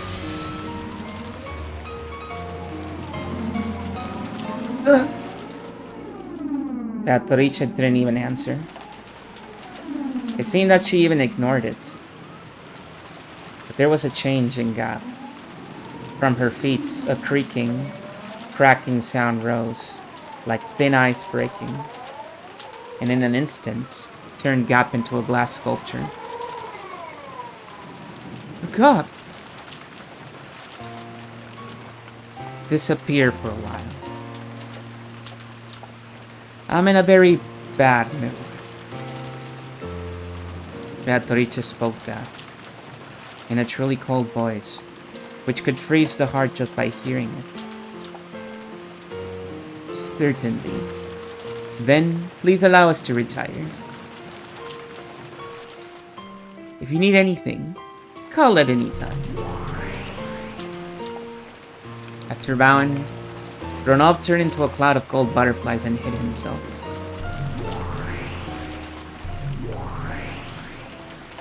After turning Gap, who had become a sculpture, into a cloud of gold butterflies,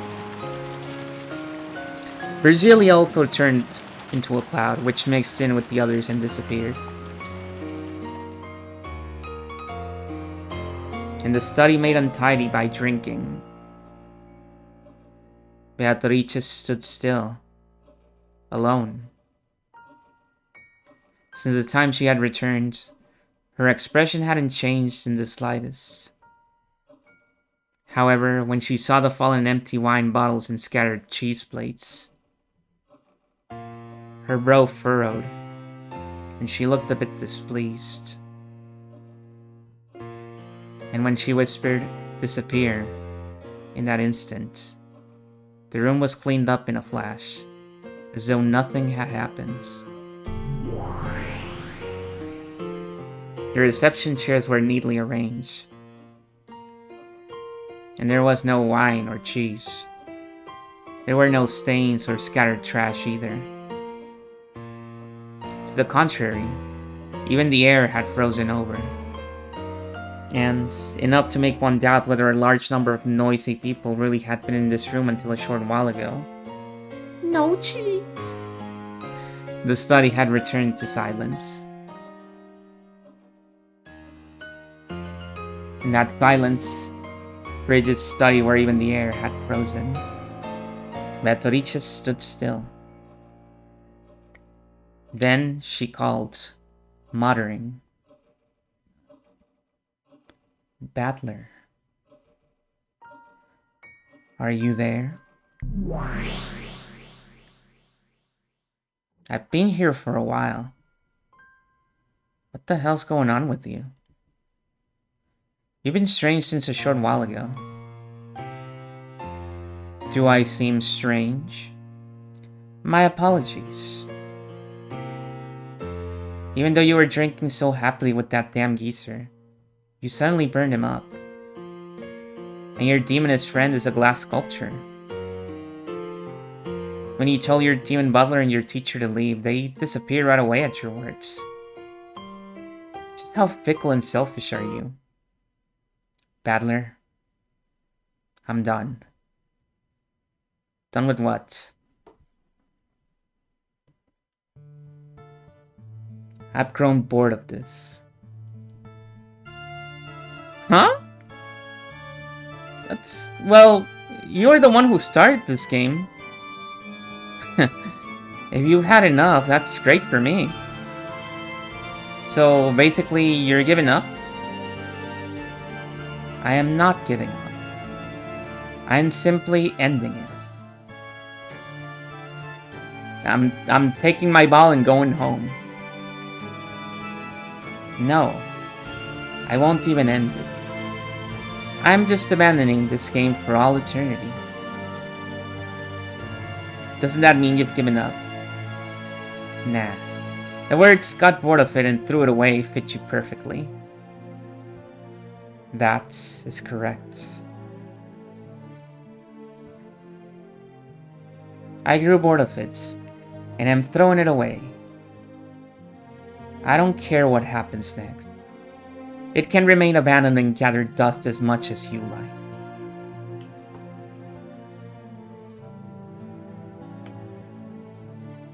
What's going on with you?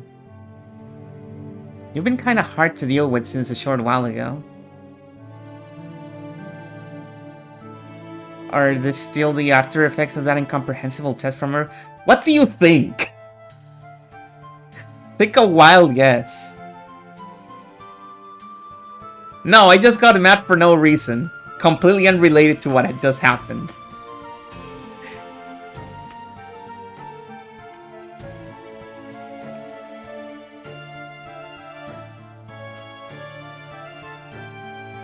If you got a grudge, all you have to do is say so clearly. Ah!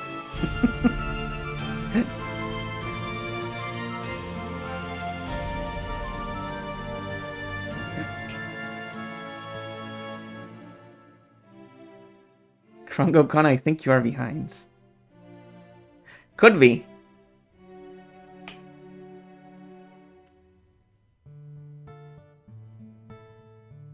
Yeah, I figured it was a delayed response. I wanted to believe. That one thing that's stupid and pointless, and you seem very serious about, and I said it was stupid? Probably not, right? It's probably unrelated. You said in red that it has nothing to do with you. That's gotta be a play on words, right? It's written all over your face. You have a grudge against me. How many times will I have to say I have no grudge against you before you'll understand? At the time you committed your sin, I did not exist. As Beato spoke with an offended expression, her face twisted to look even more displeased. Fickle, inconsistent, moody, temperamental, selfish and simple-minded and cruel. What are we describing? But even so, she hadn't shown an expression as strange as this even once until now. Well, you were the one who provoked me into this game. I'm a bit let down that it wasn't resolved. But feel free to invite me again if you feel like it. But when that happens, allow me to politely refuse, okay? He intentionally spoke in a mocking tone, but Bato showed no reaction. Battler hung his head and clicked his tongue. We'd circle around October 4 and 5 over and over again, but I finally had just about enough of this role.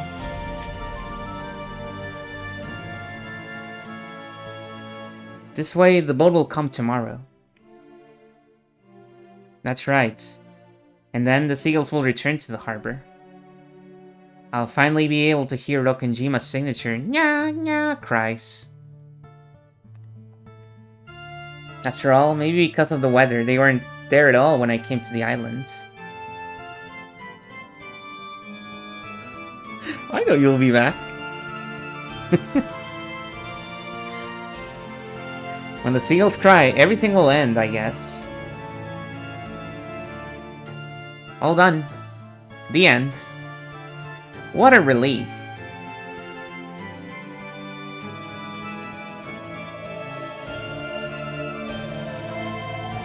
Exactly what is it that you're misunderstanding?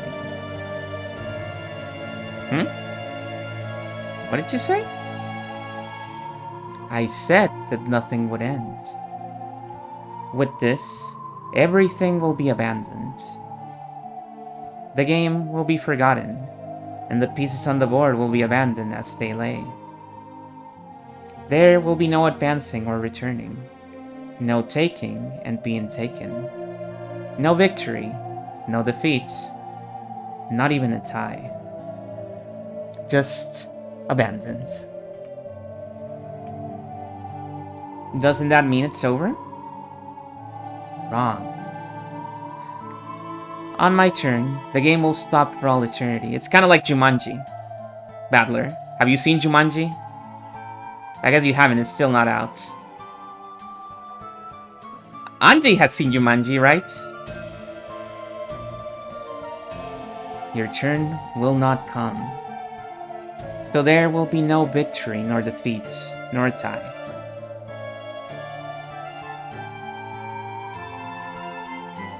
In the past, I couldn't let you do that. After all, one of my goals was winning against you. However, I've lost interest. So there is no longer any point in making moves any longer. What do you mean by my turn not coming? I thought that Beato getting tired of the game meant that I'd be released, and that I'd be able to escape Rokkenjima. But for some reason, Beato's repeated words about the difference between abandoning the game and settling it caught my attention. Just what is it she's been saying? And why the bad mood?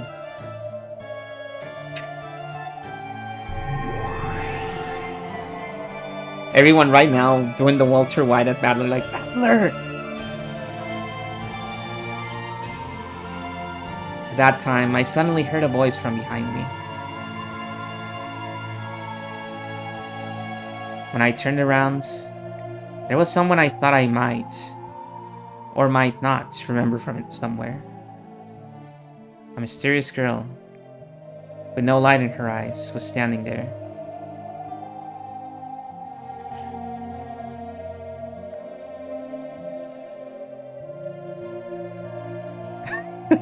That's really good, Kenster.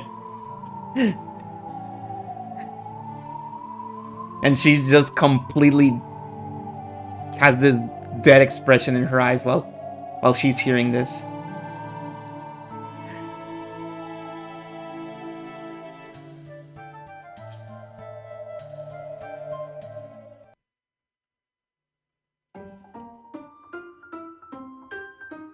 What this kid's saying goes something like this.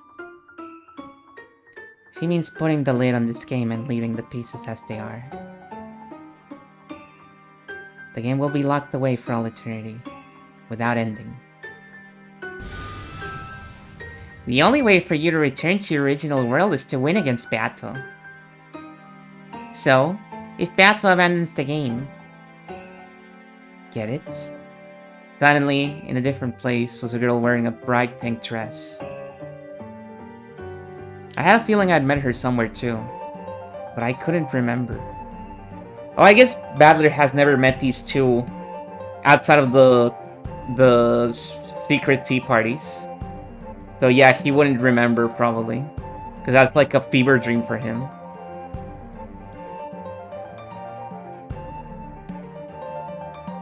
More important was the meaning of her words. If the game is abandoned, then... Huh? That's right. A match won't be resolved unless enemies and allies meet. It would mean that you'd never be able to win and escape from this world for all eternity.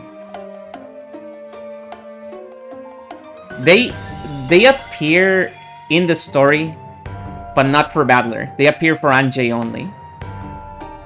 Only Anjay has spoken to them in the actual story. And Beato, I guess. Only Anjay and Beato have spoken to them, but not Battler.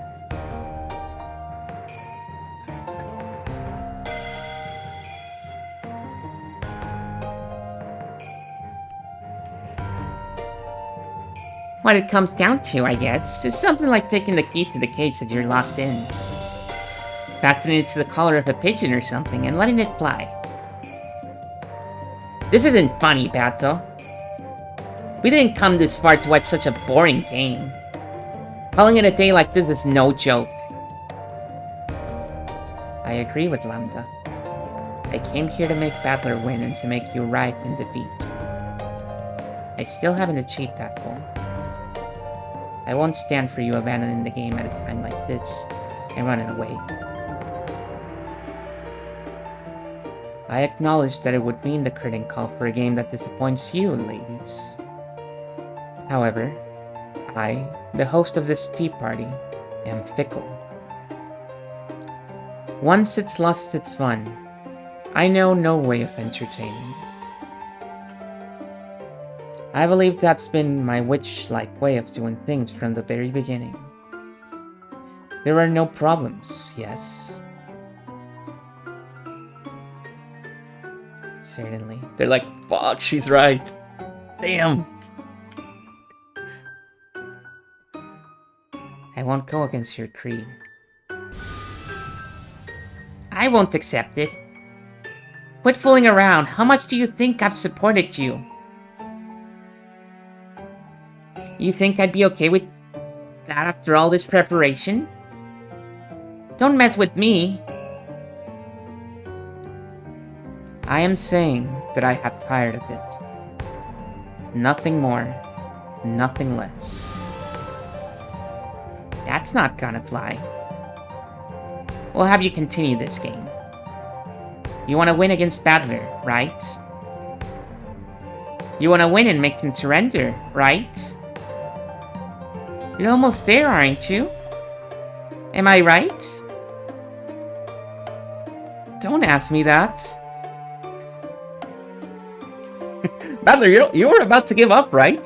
Say yes. Just say yes so she keeps playing. Come on. Pretend you're losing. But I have an opinion too. Let me say it. What? This is a fight you picked. I'm prepared to settle this once and for all.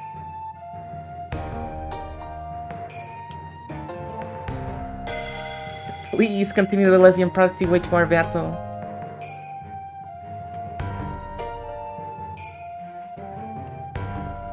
I've come close to surrendering many times, but I've never had any intention of escaping partway through, leaving the match undecided.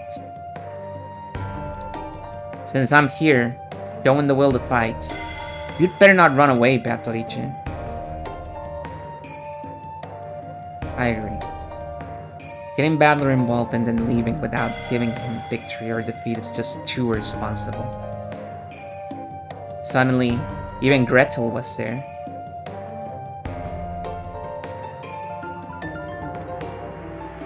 And everyone was calling Battler irresponsible. Oh.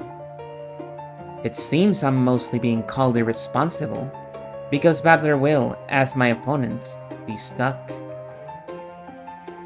In that case, Battler, will you step down from being an opponent, as I shall? That way, I will have done nothing worthy of criticism. If I step down, will I be able to leave Rokkenjima? There's no chance you'll be able to leave. Just be covered in dust and let it pile up on your shoulders. Quit fooling around. One irresponsible person. You've killed such a large number of people. On top of that, using a witch's power, you've done it over and over. Killing in gruesome ways. I definitely won't let you escape without taking your responsibility. Responsibility? Oh. What is it I should do to take this so-called responsibility? Fight until a resolution is reached. Battler will sit in the chair across from you, never giving up and fighting until he beats you. So you too, fight until you're defeated. If you don't like that, try and defeat Battler. I won't forgive you if you leave everything unresolved and abandon Battler in this chair, locking him up and never letting him return. I won't forgive you. Gretel, to be perfectly honest, I didn't really understand what standpoint Gretel was trying to save me. But in her words, I could feel a strong determination to save me from this insane game world no matter what. So I responded in kind. Beato, face me. I am here, across from you, in the seat of your rival. Get it? As long as I continue to sit here, I won't allow you to escape. So don't escape. Fight. Isn't this a fight you started? You did all that crap over and over, making a complete mess of things. How could I let you end it because you're tired after all this time? I'm your opponent. As long as I'm here, I won't let you escape. Are you listening? You irresponsible witch? Try saying something! After I yell at her, Beata went silent for a while. Whether my words had reached her, or whether she was thinking about something completely different, I couldn't tell. But for a while, she was silent, gazing at me with an expression I could read no emotion from. And when she realized that I'd noticed, she averted her gaze. Then she turned her back to me and said this.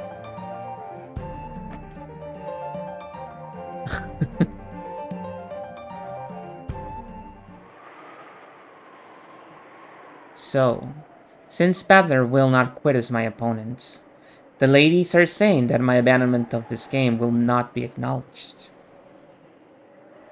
In that case, let's ask. Let's see if the man over there was qualified to be my opponent in the first place. Qualified? Probably has something to do with the test or whatever just now. Probably. But no, probably not. What are you planning to do? Don't tell me you're... I will now determine whether or not you are qualified to be my opponent. Ready, Battler? If those qualifications are acknowledged, I will stay in my seat and continue the game.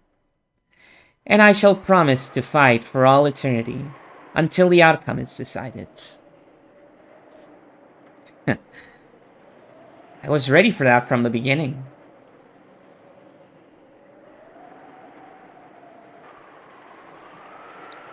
However, if you are not qualified, you must disappear. If the opponent disappears, there is no game. I can leave this place open. Are the ladies satisfied? Interruptions will not be necessary. Go ahead.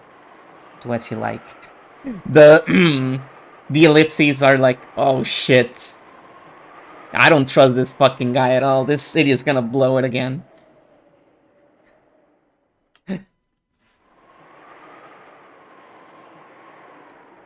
Battler, you make sure you answer well. The very reason I'm here is because I'm qualified, right? Nobody answers. There's nothing to be scared of.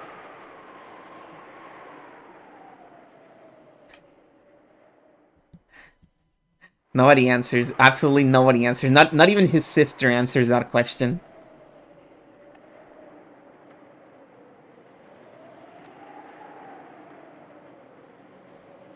Her sister, who by the way is here to help him because of how bad he's been doing. You couldn't be... Gretchen grew suddenly pale.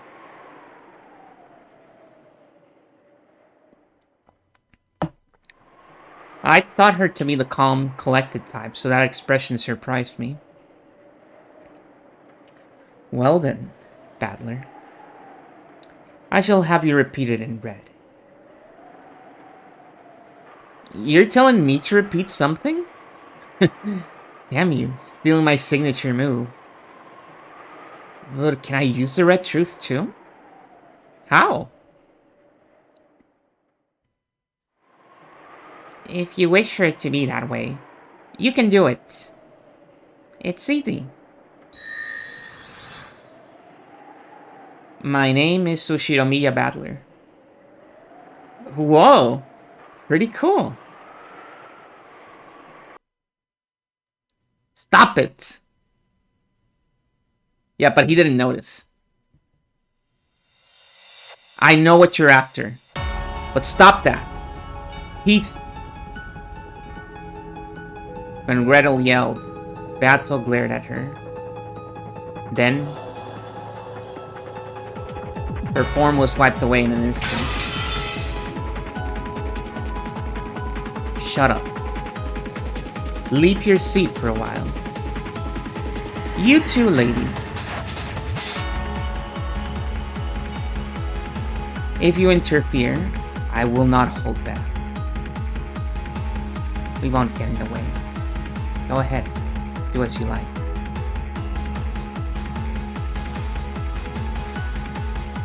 Burn, this is bad. He's trying to erase Paddler. What's that? What's he planning? Well then, I shall question your qualifications. Interesting. Attack and defense are reversed from a normal game. This is a very precious experience. Coming at the very end. See, Fire Mountain? She's saying it's the very end. And she has never lied to us. Ready? Listen carefully. I will speak with the red first. I am the Golden Witch, Beatrice. And I opened this game in order to fight Ushinomiya Inso's grandchild, Ushinomiya Battler. I know that. So what? Repeat it.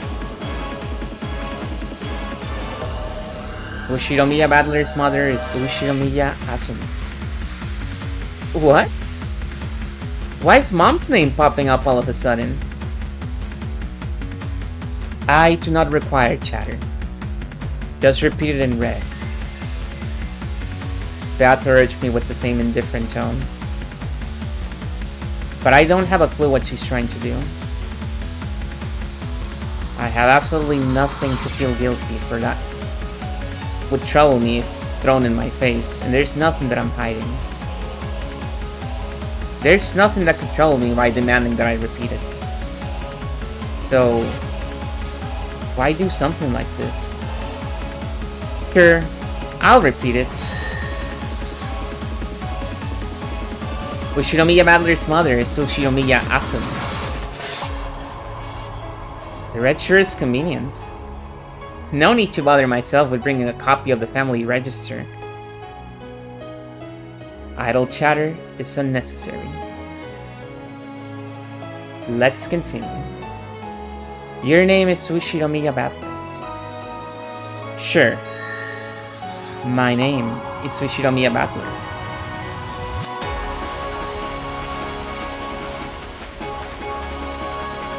The Mori banner?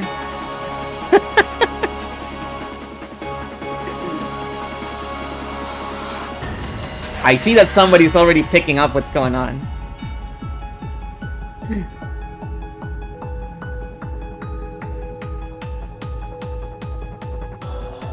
It was from Ushinomiya Asumu that Ushinomiya Battler was born.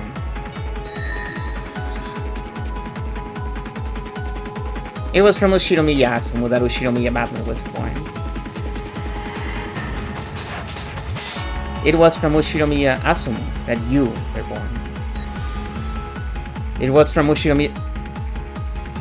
Huh?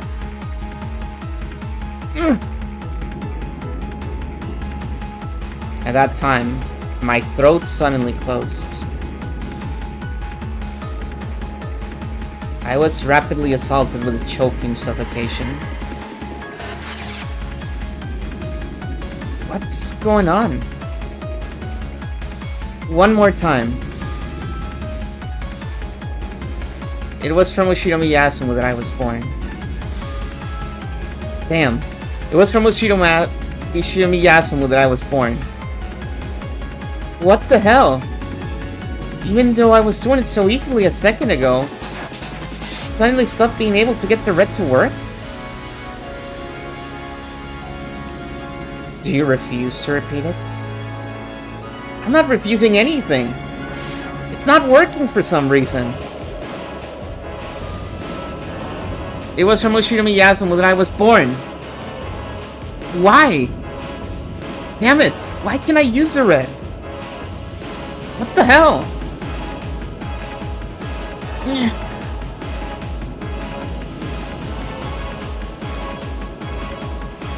My mom is Ushirumi Yasumu, right? Why can't I say that fact in red? What's going on? This is...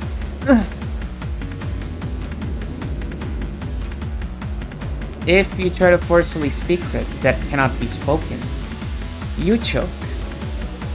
There is no need to strain yourself. Allow me to use the aforementioned fact to press you and me. Do you remember? The blue is used to proclaim a theory for the opponent to deny. They are then burdened with the responsibility of denying that in red, and if they do not, it becomes your victory. Then, let us begin.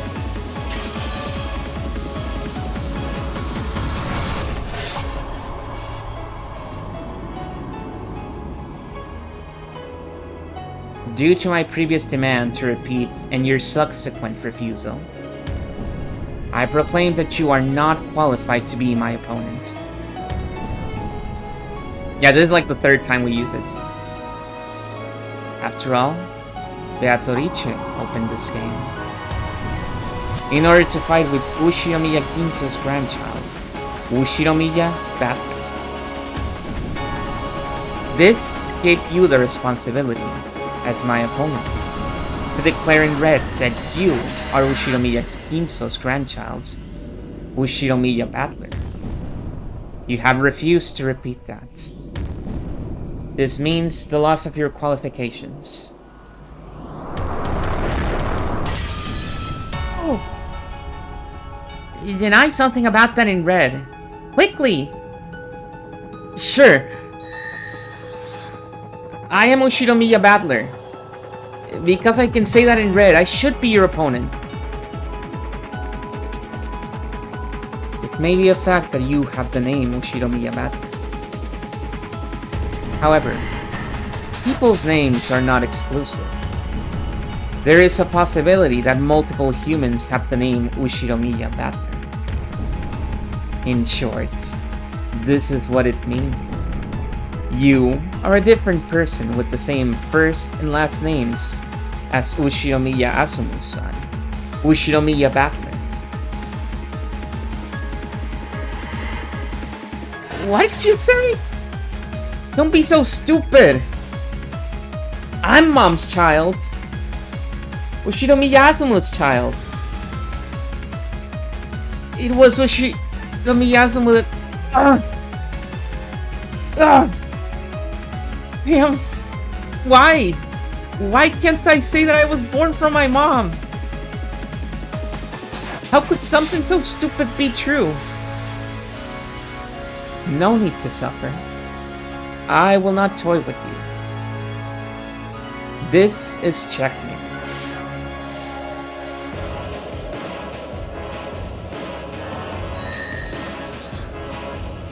You are not Ushinomiya Asumu's son.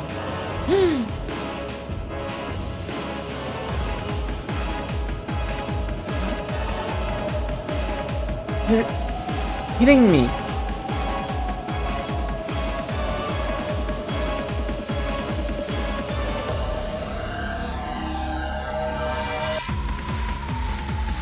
Who are you?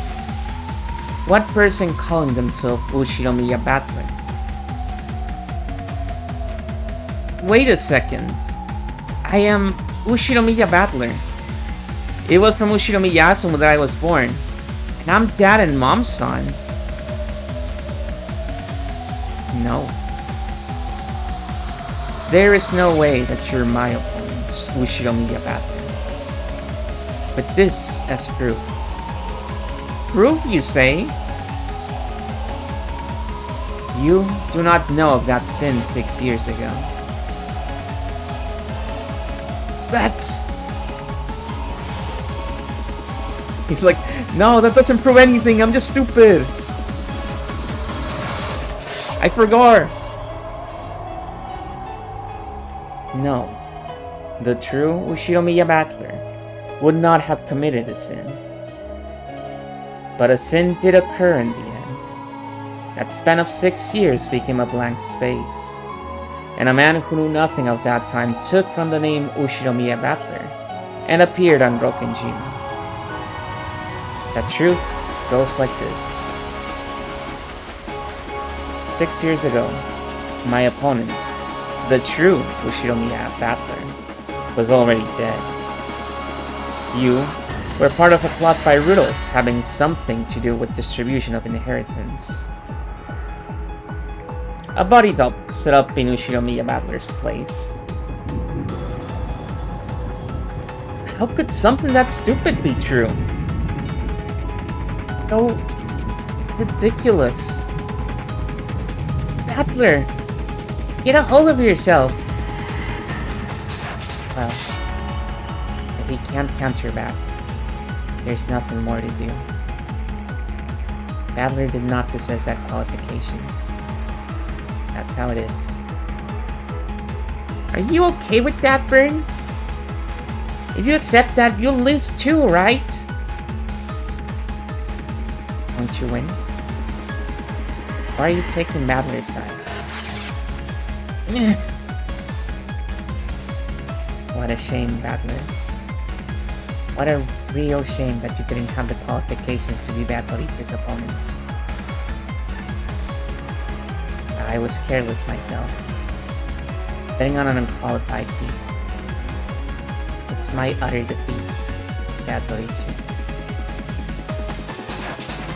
There is no victory or defeat. The opponent will simply disappear. Or perhaps I should say that he was never there to begin with. But then, who am I? Am I not Dad and Mom's kid? Man, it's gonna be so good just asking new readers about this specific part.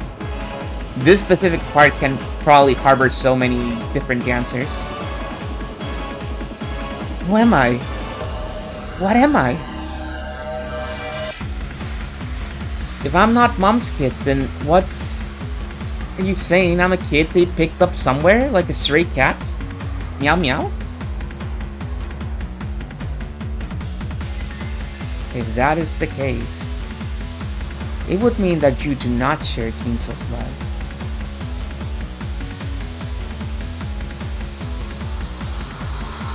Either way, you are not qualified to compete in this game. Sorry, the meow meow was a reference to Higurashi. There's a part in Higurashi where somebody compares himself to a cat, and another character goes, "Oh, like a cat? Meow meow?" And I was thinking about that.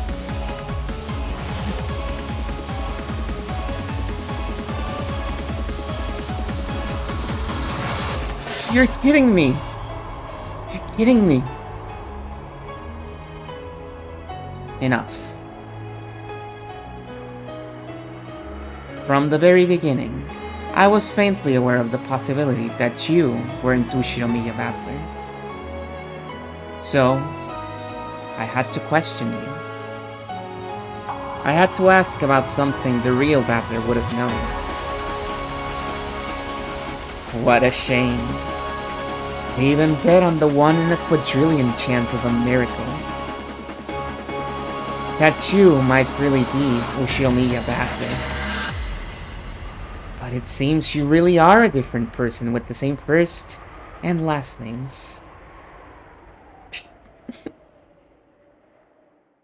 Bit by bit, Battler's form began to be clouded in darkness. No, maybe it was the other way around. The whole world was clouded in darkness, leaving only Battler. Battler was down on all fours, hanging his head and repeatedly questioning himself. However, he was not given an answer. In the world strained with darkness, Beato spoke something and Lambda Delta ran up to him, yelling something very quickly. But it already seemed very far away, and it didn't reach Battler's ears. Then he, not knowing who he himself was, erased himself.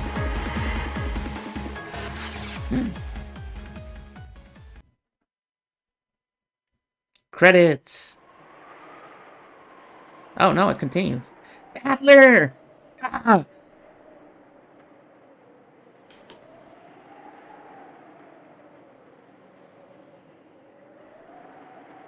Yeah, I've been feeling that way, Kenster. I've been enjoying this more the second time through. To be honest with you.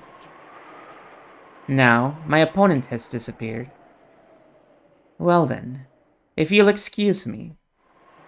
And ladies, you should get ready for your journey. No more festivities have been prepared for in my territory. It was good seeing you. Goodbye. Without saying anything more, she clouded her own form in darkness as well, and disappeared. Are you okay with this? Battler disappeared, right? I know how much you hate losing. Are you really okay with this? Weren't you betting on my defeats? Good for you then. Congratulations, Lambda. He's like, fuck you! I hate you so much! Stop congratulating me! Let's meet again in some other worlds, okay? Well, this is a world of endless fragments. The chances of us having some connection again somewhere are probably less than 1 in a quadrillion.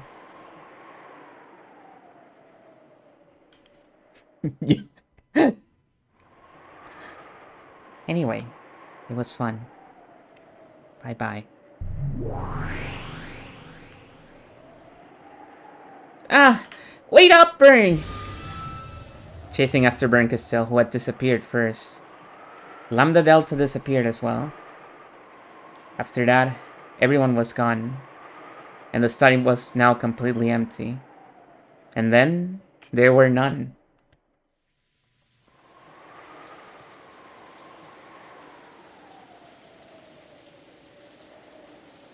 It returned to silence, almost as though no one had been there from the outset.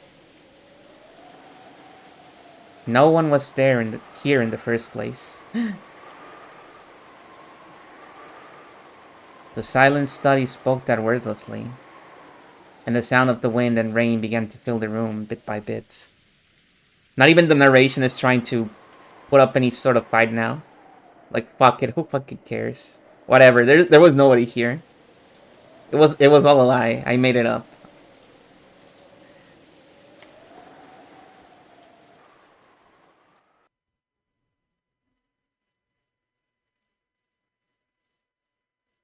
In a world where everything had sunk into darkness, Beato questioned herself.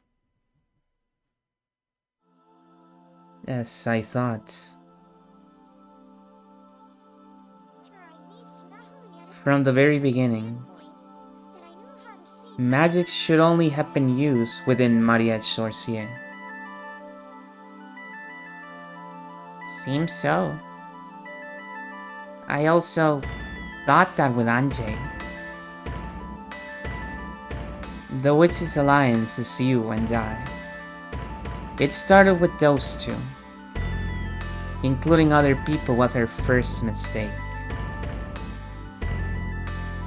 It's just so fun.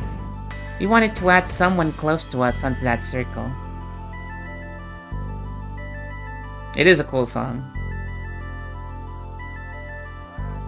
And we wish that the Witches Alliance would get really large.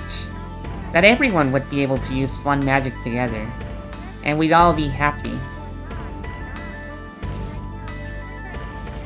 However, only you and I were able to understand magic after all. We are the only two witches in this world who were brought together by a miracle. And now, as long as I have Bato, I don't need anyone else. Me too. As long as you are here, I don't need anyone else anymore.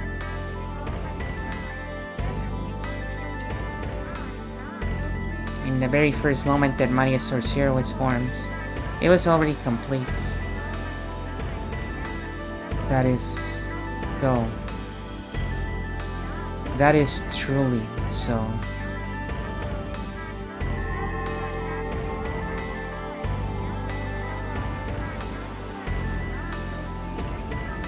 I was once a Witches Alliance to make everyone happy together with magic. It was once. I wonder where got to screwed up. What did I want to do when I started this game?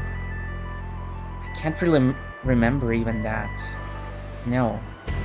I may remember, but that's the feeling I now wish to throw away to the far side of oblivion. It's okay.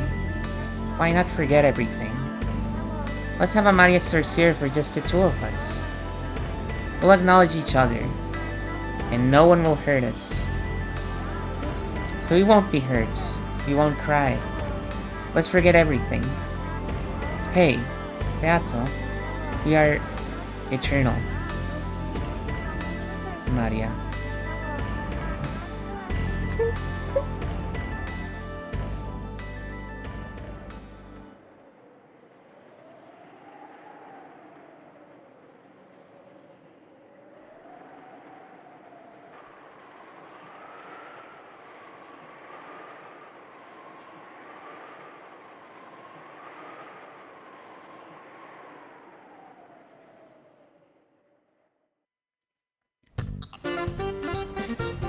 Yes.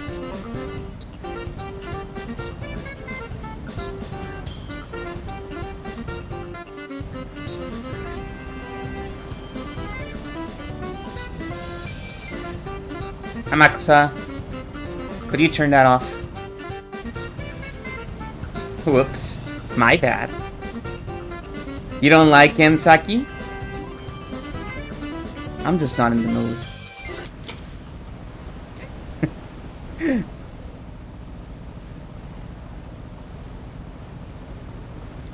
Amakusa turned the radio off. This is like the most memorable scene of Amakusa in the whole story.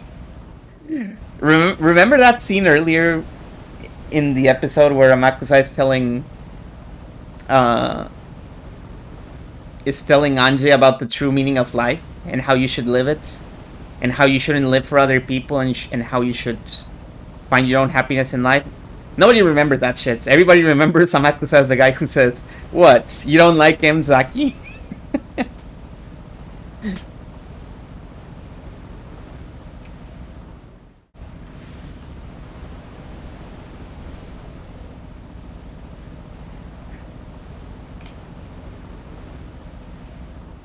But you gotta admit, it is like a perfectly timed scene.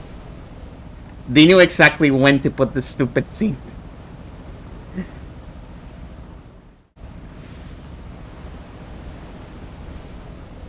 The world of cheery sounds was immediately swallowed up by the roar of the sea, and blotted out by the ocean's gray. Can you see it? Over there, where the harbor was at the time. Anyway, so then this one kid rolls the dice and this hunter appears and starts trying to kill him. Never mind, turn back the radio.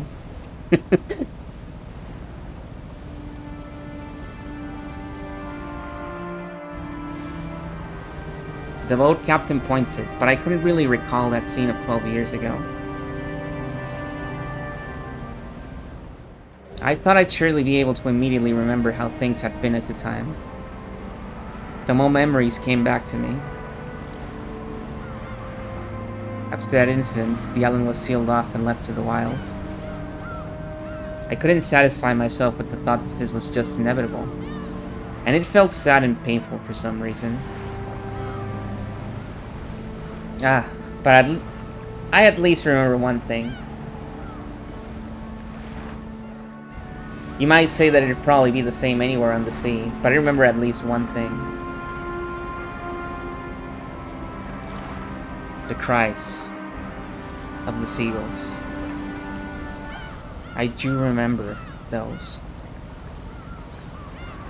When I was young, I rarely went to the ocean. So everything that symbolized the ocean meant Rokenjima and a family gathering to me. In short, it was a symbol for the happiness of going out with my family. However, at this point in time, it seems doubtful whether that even was happiness. In my younger days, the trip had felt like a relaxed family vacation, but considering my parents' situation at the time, it was surely a very difficult trip to handle, with the distribution of the inheritance filling the place with the smell of gunpowder. Oh yeah. I can remember giggling all over the place, completely ignorant of my parents' feelings. Rokenjima, huh? The place of all beginnings and the end of the line for all journeys. Makusa, in an attempt to speak from my innermost feelings, try to sound cool. The most slowly rounded the island. I hope that viewing it at a different angle might bring back my memories of the island's silhouettes at the time just a little. But in the end, even when that inlet was hidden completely by cliffs, I wasn't able to remember anything. Captain, please tell me about that other harbor you mentioned. Sure. Rokenjima supposedly was only one harbor. But that's only for public appearances. On the back of the island, there's another hidden harbor, like Rokenjima itself.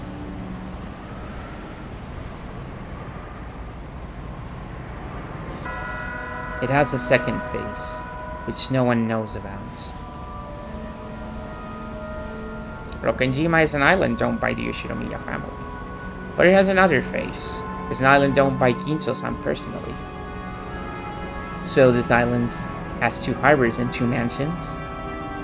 He sure spent a lot just to keep a mistress.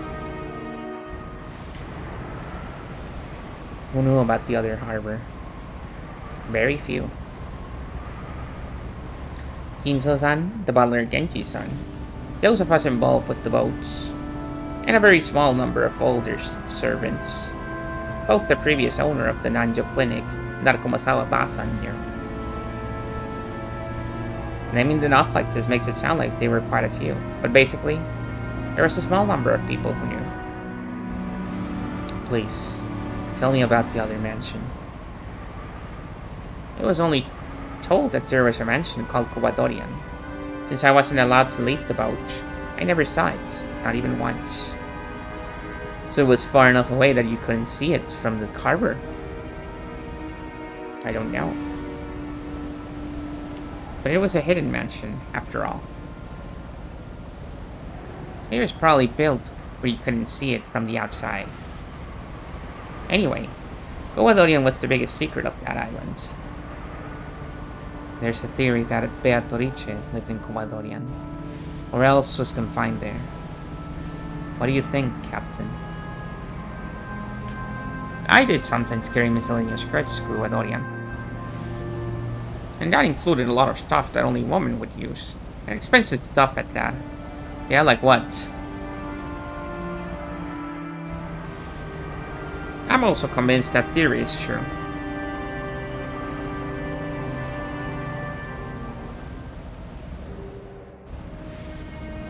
So does that mean you never saw Beatrice directly, Captain? Nope. Came and went for about 20 years, and I never saw her once. 20 years. Whew. That means she was at least 20 plus. Looks like she wasn't some mademoiselle. One day, bang! All coming and going to and from Guadorian suddenly stopped. That was about 30 years ago. So around Showa 43, 1968, I think. 1968. Okay, I'll give you guys a little helping hand here, in case you're not keeping up with the timeline.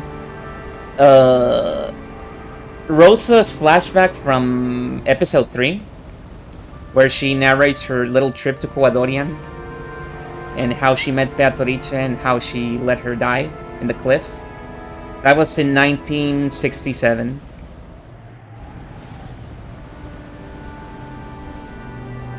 When somebody sent me that screen cap today, and that's why I remember. And of course, when I said that, I replied with, "Did that butler just fucking say 6'7"? Because I am who I am."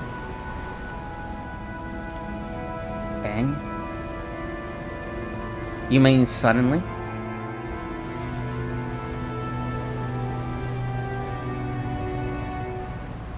We came to the hidden side on a set schedule to carry food and trash back and forth. Ah, right. The hidden slide was what we call a harbor link to Quadoria. I get it. So then,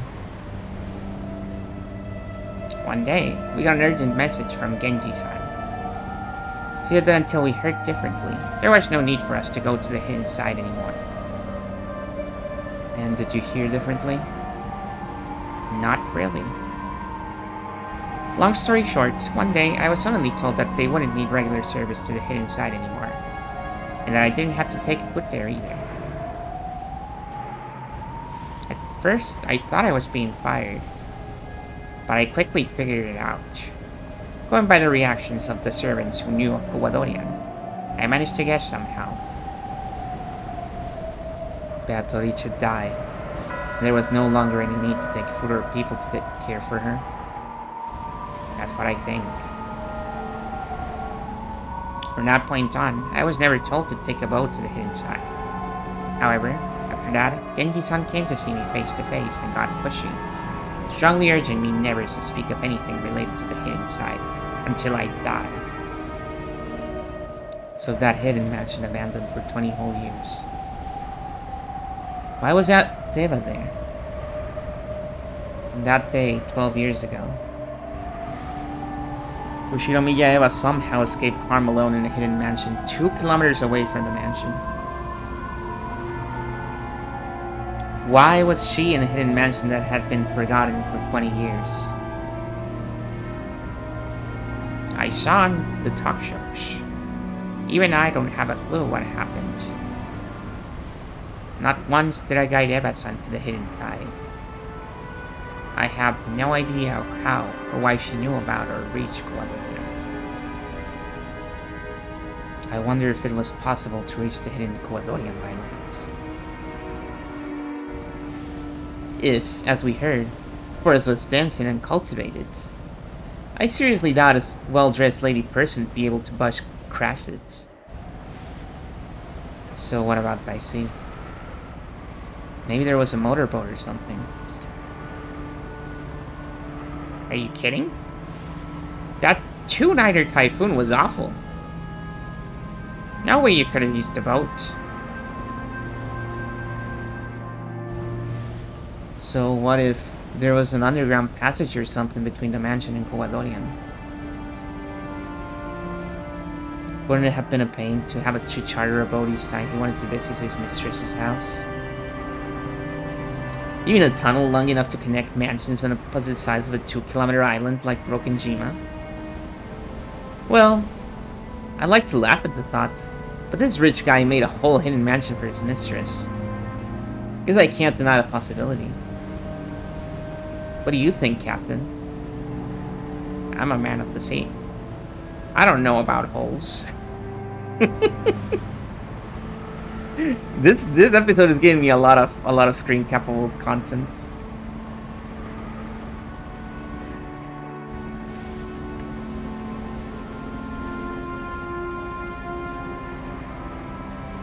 What? The Japanese military dug a 25-kilometer tunnel on Iwo Jima. Wouldn't surprise me if that Ginso-san could dig at least 2 kilometers.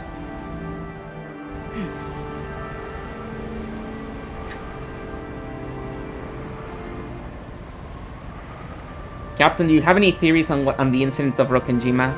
Well, it didn't happen on the sea, so it doesn't concern me, actually. Thank you for asking, though.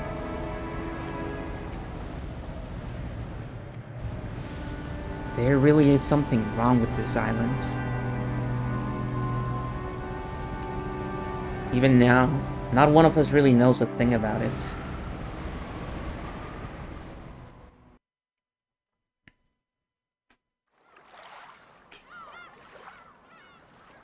The boat reached the shore. They would have to walk a short ways to reach the mansion. I'll wait here. The mansion's that way. The path from back then is probably still there, but I'll bet it's covered with plants. Make sure you don't get lost.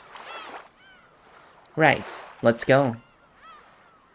Thanks for everything, Amakusa. You ate here too. Well, I had a feeling you'd say that. I'm just delivering something. It'll be troublesome for them if you come too. I imagine your toxin is strong. Toxin? Huh. I'll be back soon. Today, our main goal is Kuwadorian. After I've delivered this, I'll come right back. It's Hope, guys! Hope is playing! You know, things are gonna be good now because Hope is playing. Anjay put on her knapsack, holding the flowers she would offer. Give her some space, young'un. See you soon, little lady. Your family's waiting for you.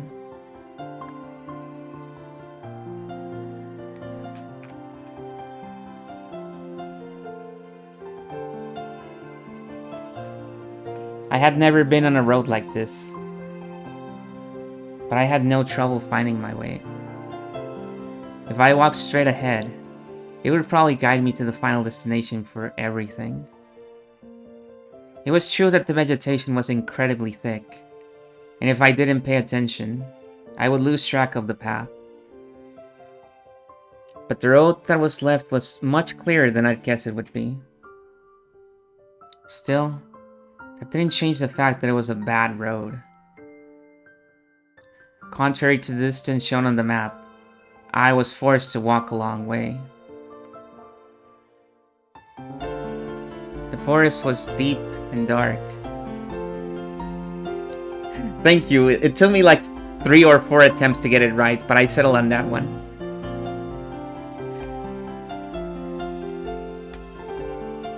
I did some other voices before, but I wasn't feeling them until this one.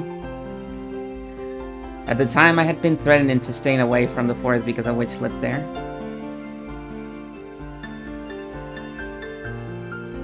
Of course, that fear is gone now, but I feel it.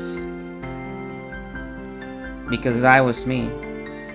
I could feel the presence, like an aura, of the Golden Witch, Beatrice.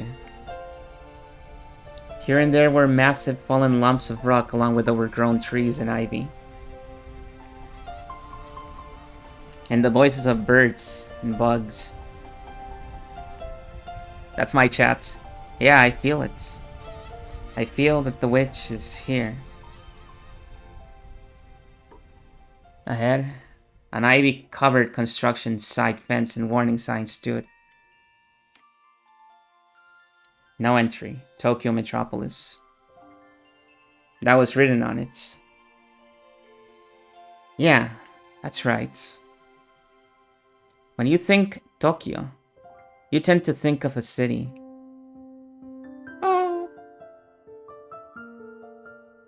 He's here in spirit. He's right behind you.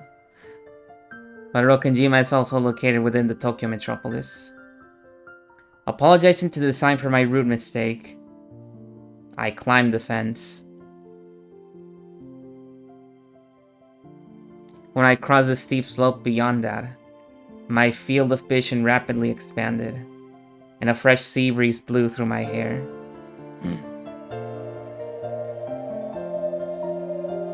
It was like the top of a little hill. Below me was a vast view of the island. I could only see the desolated forest and rock walls spread out below me. But I realized that the mansion was probably somewhere around there.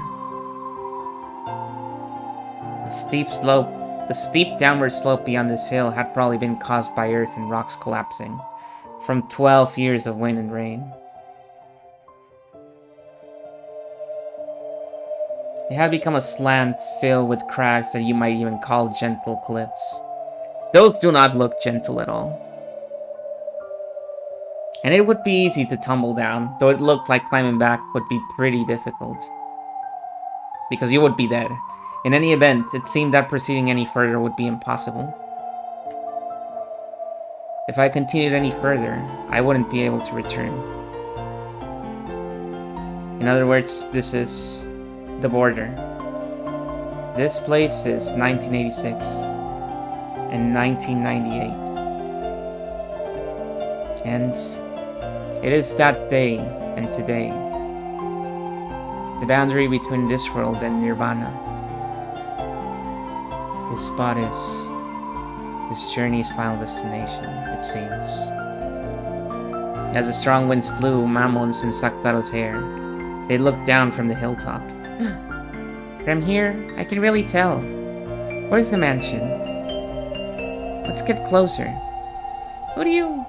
That's impossible. We won't be able to come back.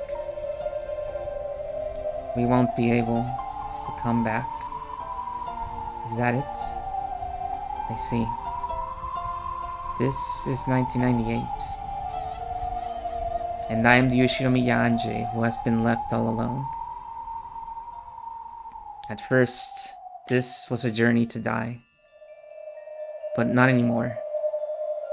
It's become a journey to accomplish something. Yeah. So, I'm sorry, you two. Although, as I was back then on that day, I would have gone down that cliff without any hesitation. Come on, this is pretty lame for the skyscraper jumping Ushirami Yanje. Curious of the total character count now? Well, let's see. If we say that the present and the future characters are the same. 1, 2, 3, 4, 5, 6, 7. And we'll count these at the end. Because those are several people. 1, 2, 3, 4, 5, 6, 7, 8, 9, 10, 11. 12, 13, 14, 15, 16. We already counted you. 17, 18, 19, 20, 21, 22. I think we already counted you. 23, 24, 25, 26.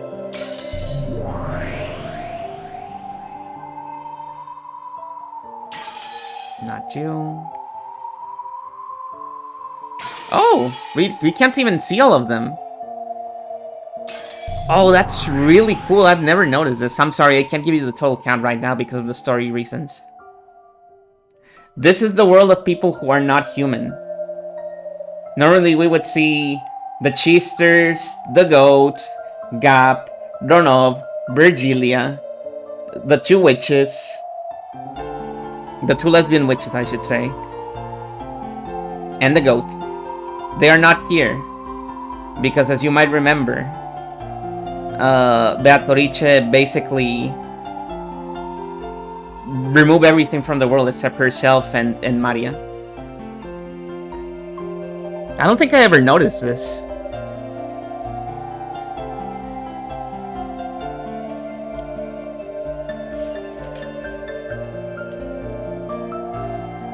That's pretty cool. I mean, a little bit sad, though.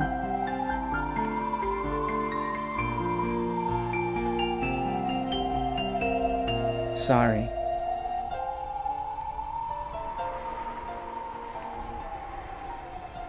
This place is as good as any. After all, you can feel the wind of that day. Was the wind really like this? Yeah. Very soon, they will come. Everyone. Sakutaro said it as though it was completely natural.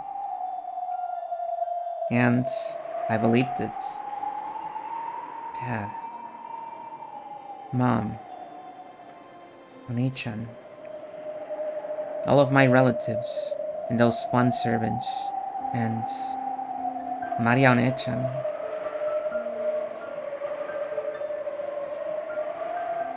It's me. It's Sanjay. I've come back. When I started my journey to expose the past 12 years ago, my goal had been abstract, and I hadn't understood. But now, I have no doubts. This journey was induced by several thoughts and fates over 12 years. A journey to reach an end for me, Ushinomiya Anjay.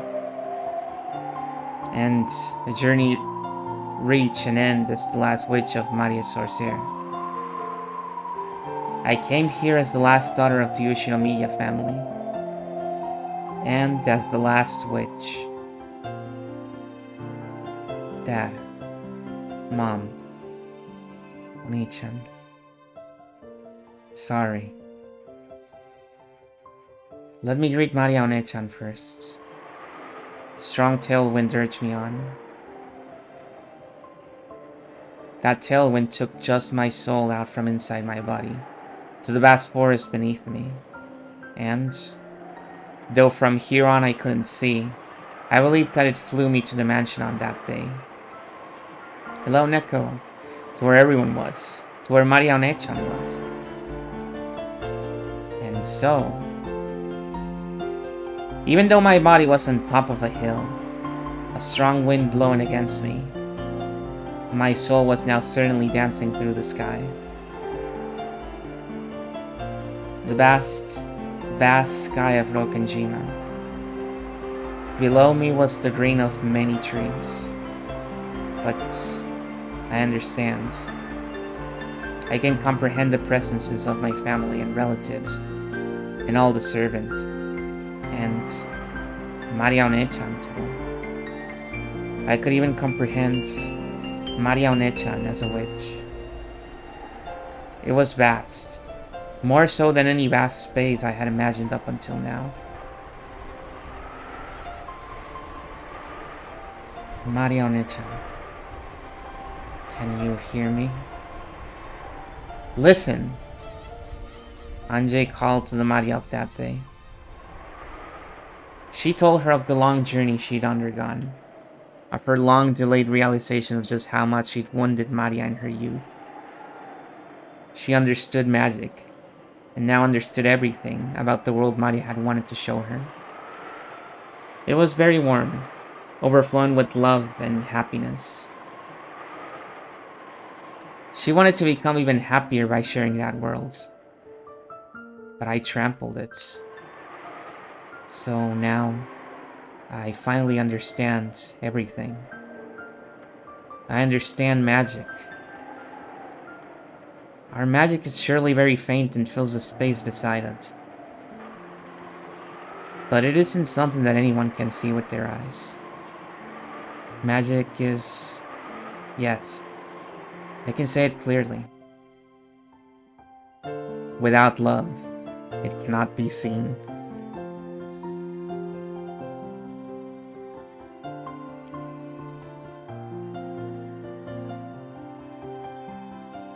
Remember?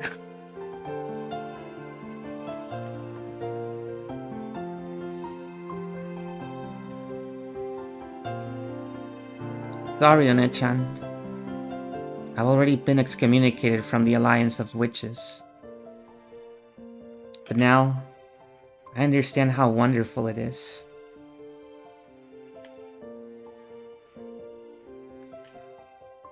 And I know that after the day I wounded you, Maria Sorcier was transfigured into something different from what you truly desired. Even the magic that spat anger by cursing people was probably important to Onechan in those days.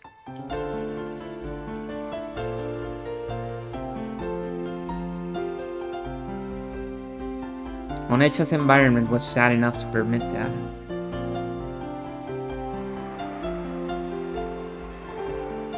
But now, those sad days are over. So, let's return to Onechan's Alliance of the Witches, back to the original Maria Sorcier.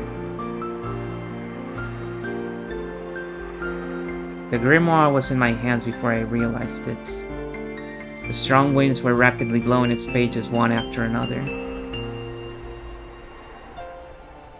That world had been kind in the beginning. How could you give birth to magic that would make candy fall from the sky? How could you give birth to magic that would make tomorrow's dinner creme croquette? How could you give birth to magic that would make the weather good when you went out the next day, making your whole day fun? New spells of happiness were created one after another, coloring her world with kindness. Those days were flipped through one after another, and months began to flash by. The pages with drawings that had once been colorful gradually began to change into the color of black ink. Eerie magic circles and demon summonings. Evil magic for harming people. How could you give birth to magic that would cause the class bully to catch a cold? How could you give birth to magic that would seriously injure someone in class so that they died? How could you give birth to magic that would cause a bus loaded with all the bullies to fall off a cliff? Malicious spells were created one after another, burying the pages and her heart. Because I heard Onechan. Maria Sorcier ended up like this. Onechan isn't a black, evil witch. She was a white, pure, innocent, kind witch. I'll return it to how it was. I'll bring back the original Maria Onechan, the one who scattered magic to make people happy across the entire world. That's the reason I came here. I was guided by fate. Maria Onechan, can you hear me? Show yourself before me. That voice wrote an even stronger wind and was sent 12 years into the past. Then, the wind gradually ceased, and silence fell. Crunch, crunch. I could hear the sound of gravel being stepped on. I listened to those footsteps, surprised at this miracle. Without a doubt, those were Maria Onechan's footsteps. Maria Onechan. It's Kazumi. Looks like I finally found you, eh, Anjay-chan?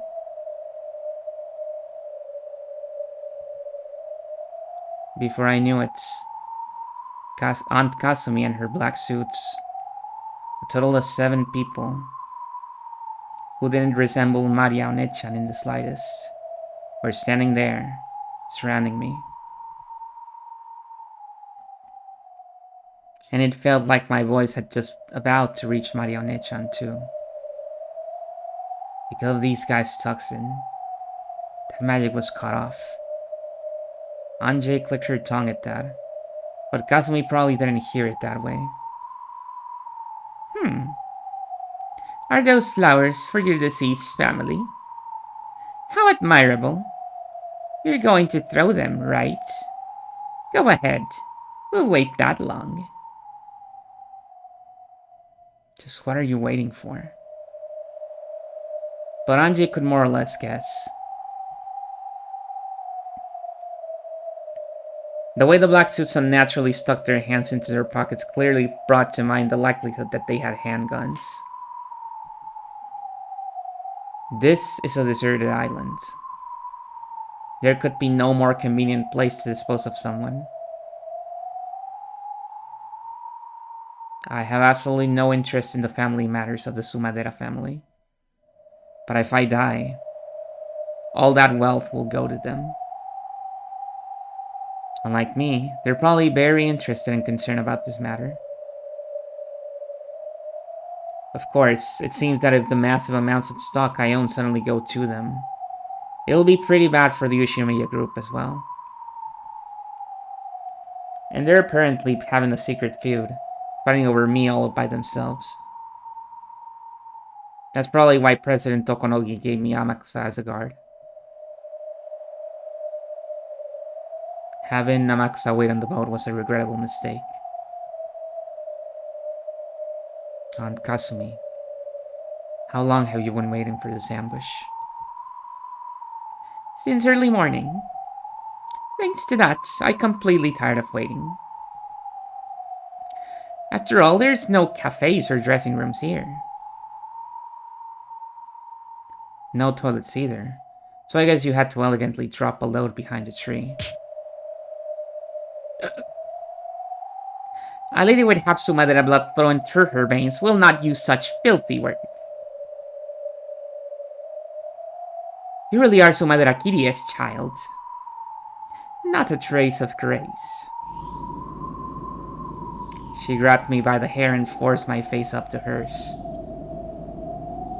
And then spat at me. My words might be filthy, but they're no worse than her spit. Every time you talk to me, Aunt Kasumi, it's always about Mom. Am I really that much like my mother? Yes, you are. That impertinent gaze. Your mouth and nose are the same too. Freewheeling and irresponsible. She thought nothing of the long history and tradition of the Sumadera family, and selfishly flew out of the house. My entire life has been devoted to cleaning up that mess. I guess your life really has been covered with crap.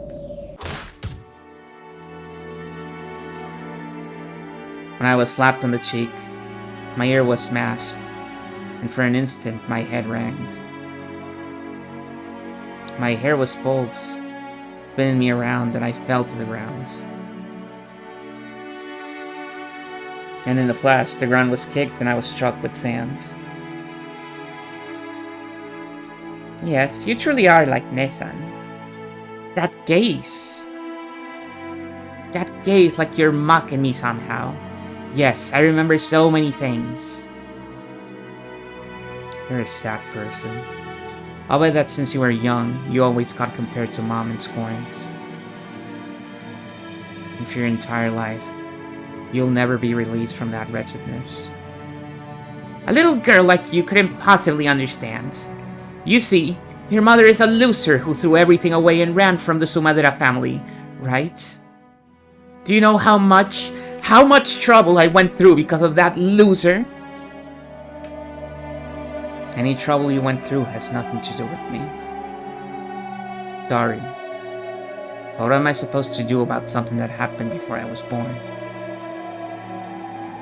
When will your life begin? It never will. For all eternity, you'll always continue to be sneered at by my dead mother until you die. If only you just die. Why are you living? You little piss. You all make her some tea.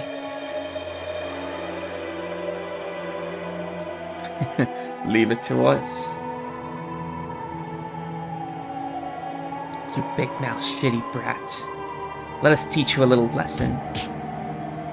The black stew snatched up to me, finally grabbed me by the nape of the neck, and dropped me down. Do whatever you want with her until my break is over. Teach my cute niece her place. Sumadera Kasumi. When I think about it, he was a pitiable person. To the outside world, women of the Sumadera family were trained to be in a position that supported and deferred to men. But in actuality, strong leadership was required from them so that they could manage all the common people. The role demanded of them really was that of a female commander, like a literal reading of the word Okami.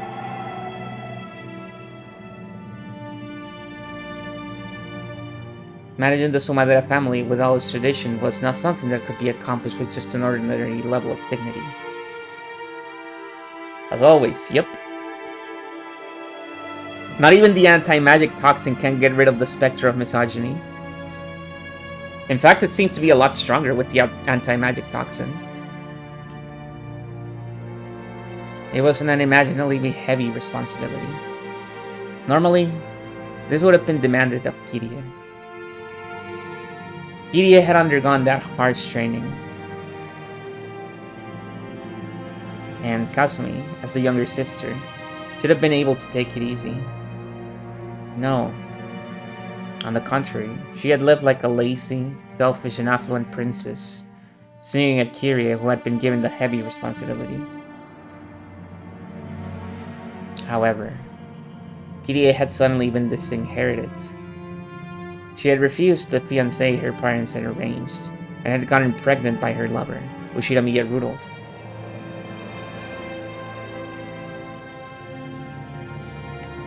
And they don't even know that she got pregnant before she got pregnant from Anjay, because you might remember she mentioned that she got pregnant before that, but it was a miscarriage.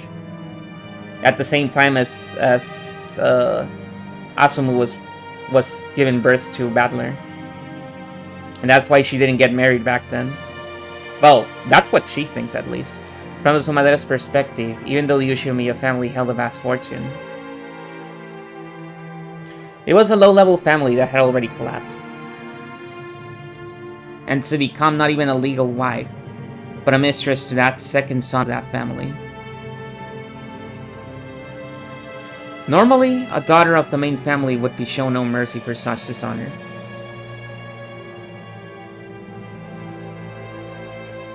They would wrap her up in a mat, place a pole on ends, and throw her either into the Pacific Ocean if the pole fell to the right, or the Sea of Japan if it fell to the left. But Kirie's punishment ended with disinheritance, an unbelievably warm-hearted decision. After that, the Sumadera family began receiving favorable treatment from a section of the Yoshinomiya group. There must have been some kind of backroom deal. In other words, Kirie openly led the Sumadera family under the pretense of gaining financial support from the Yoshinomiya family. Kasumi had watched it happen in shock. No, she even disparaged her dishonorable sister as a loser. But eventually, she realized that the heavy responsibilities Kirie had borne would be passed on to her. And then, for the first time, she saw that she'd been outwitted.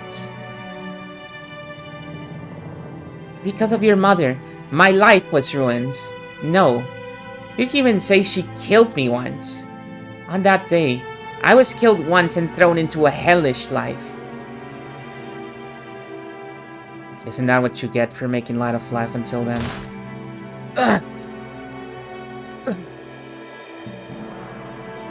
Don't you ever stop talking, girl? Huh? The black suit punched me in the gut, and I doubled over. But I was quickly grabbed by the nape of the neck and made to stand up again. Kazumi cold-heartedly looked down at me, smoking a cigarette. The painful days after Kiria had left were floating through her mind. Until then, she had been allowed to be a simple lady, freewheeling and naive.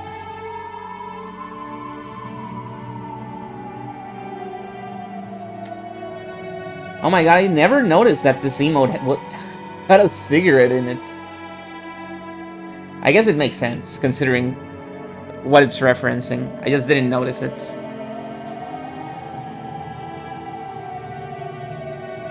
Only the older sister, Kirie, had been harshly trained, and she, the younger sister, had been able to live as nothing more than a princess. Then, suddenly, everything got flipped over, and her life came crashing down. My life, my lifestyle, and the way I lived were all stolen from me. Do you know how much I was derided by those relatives who didn't know the details? All because of my sister's dishonor? I detested her. I detested your mother enough to make me spit blood. Glad to hear it. Keep up the good work. Ugh. A kick landed in Anjay's side as she crawled on the ground. Anjay didn't stand up again. So, she continued to lie there like a caterpillar as she was kicked each time she spoke up. I saw Netsan at an Ushimiya group party once. She was with her husband, looking very happy, and laughing. She pushed everything onto me and found happiness only for herself. So what? How is taking it out on me going to make you happy? Will taking it out on me turn back time and change history or something? Ugh! Ah!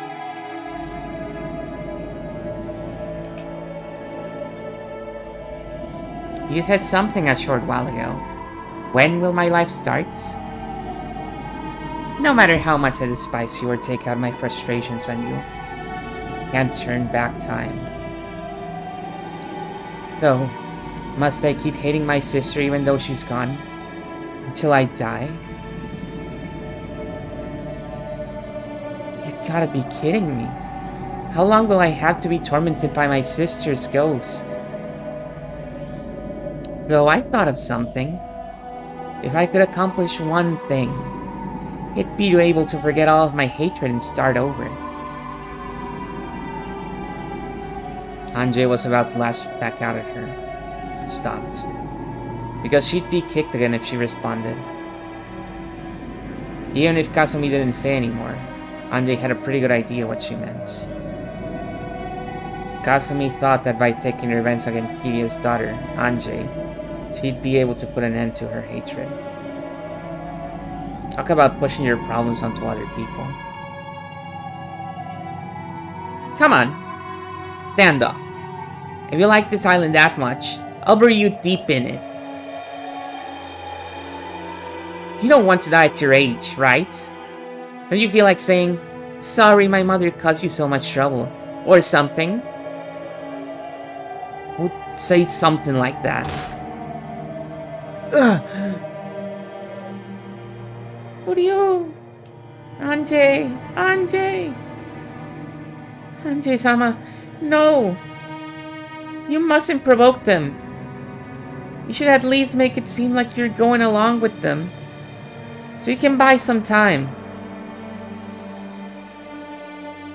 They often say that you should throw your foolish pride out with the garbage.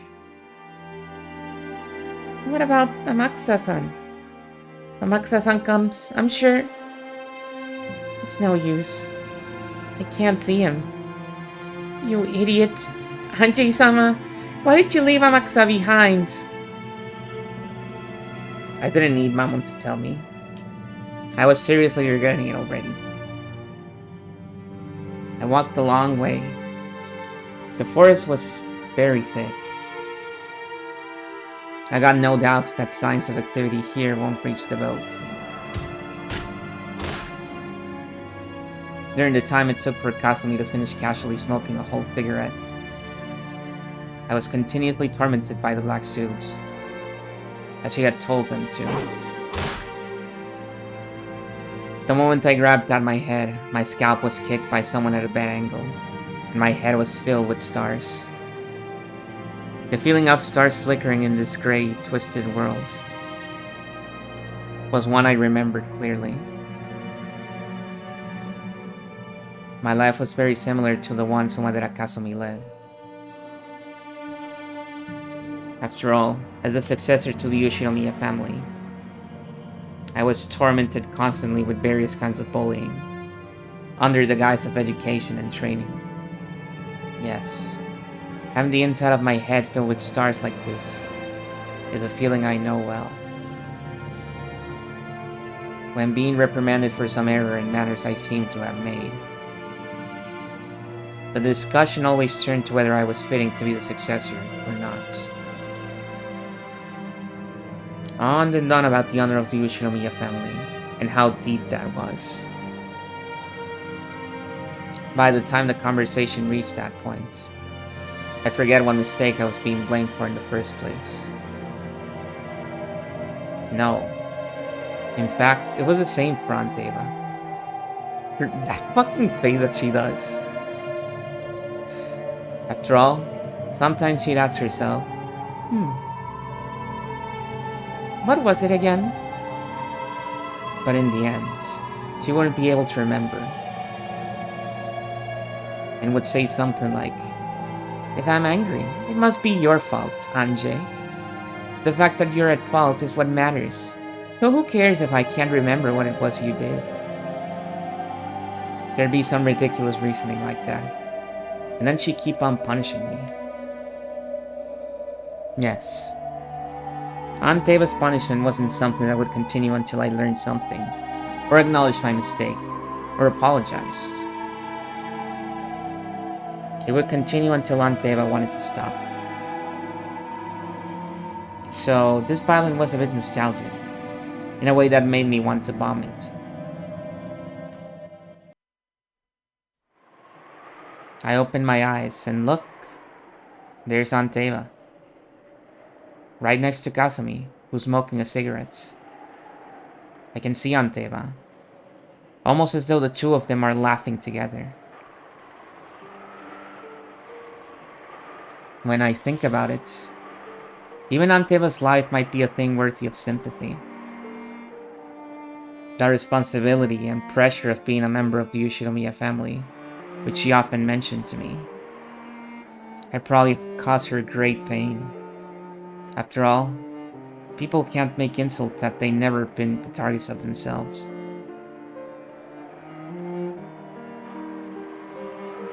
In this case, you're right. It was probably the same for Aunt Rosa as well.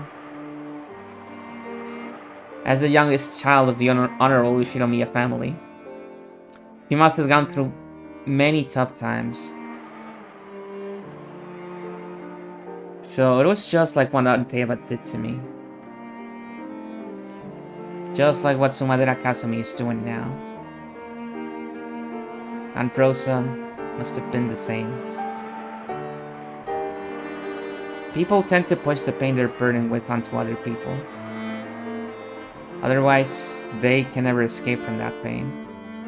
So on and on, in eternity and perpetuity, the chain of pain and sadness does not end. That's why Marionette-chan's magic was so incredible. With her magic, she didn't have to bear the pain caused by Aunt Rosa. The pain probably was pushed onto her. Its weight probably tormented her, but Onechan didn't carry that burden on her own shoulders. She purified it and filled her world with happiness. So I'm sure, if Marionette-chan had had children in the future, she probably wouldn't have pushed the pain that had been forced on her onto her children.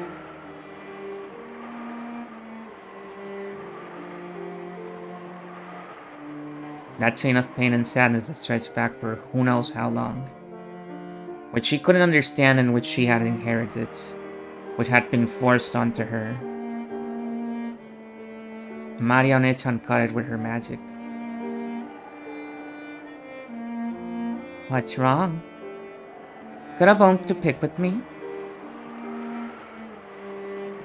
In the past, I would have snapped back. I would have met her hatred with hatreds, so that they'd cancel each other out. No, nothing got cancelled out.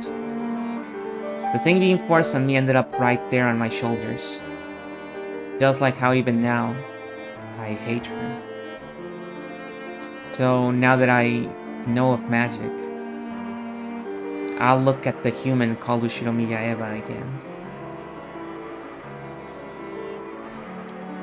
What I could see through to was a sad human form, no different from me, who had lost her family and who bore deep wounds in her heart. Unable to withstand the pain of that torn heart, she was doing nothing more than howl sadly, like a lion crying in pain, like a child. Even Ushiromiya Eva was someone I should have felt compassion for.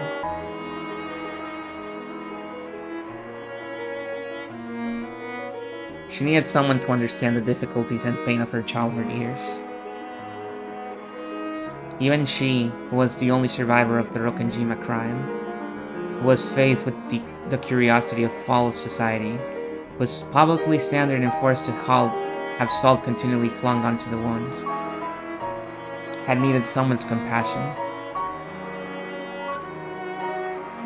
In order to let Eva forget her pain and sadness at least a little, the Black Witch taught her magic, just like the times it had possessed Aunt Rosa.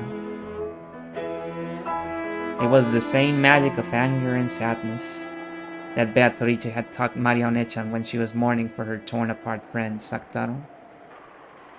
That same magic, that witch had probably dwelled inside Aunt Rosa too. So, I mustn't hate Ushiromiya Eva. Maybe I shouldn't become her ally. I should have, as the only person in the world who could understand her. What did I say to her when I was young? When she returned alive, all alone? Could it be that I acted as though she'd killed my family and returned on her own?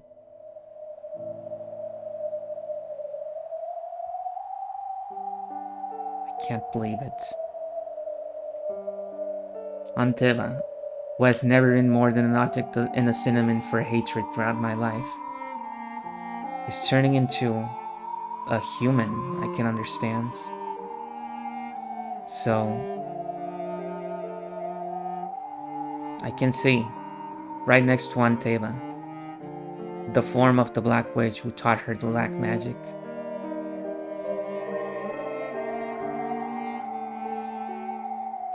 Aunt Eva was crying.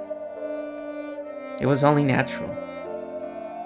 Not only was no one willing to understand the pain of losing her husband and son at once, but her only relative had insulted her, saying, "Give me back my dad and mom." I can make the excuse that I was merciless because of my youth, like a certain someone. However, to her at the time, it had probably been cruel enough to sever the last thread in her heart.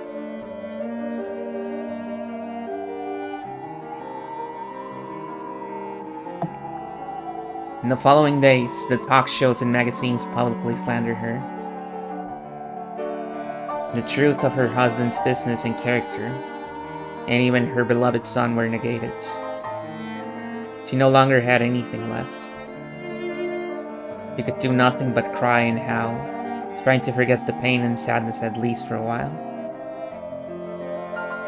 After all, she could only feel a tiny bit of release, and only during the time that she howled. And so, the Black Witch taught her how to howl. The one I hated was the Black Witch. Black magic can probably release one from the pain for an instant. However, it never lifts that weight from a person's shoulders. On the contrary, it forces that weight onto further victims. filling the world with hatred. If only Anteva knew of white magic and had a true witch nearby. Shouldn't that have been me?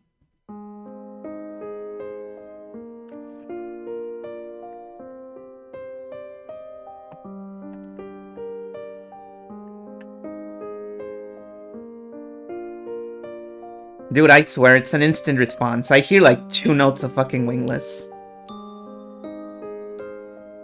And I yield. Immediately.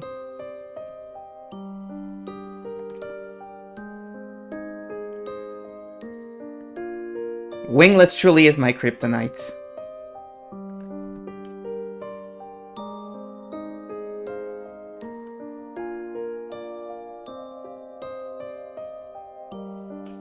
Didn't I learn the magic to create happiness from Maria One-chan?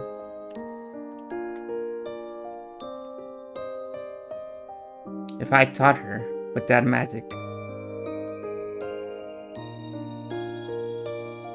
could we have built a future with a completely different relationship? Up until now, I've hated Anteva constantly, so I didn't notice the Black Witch beside her.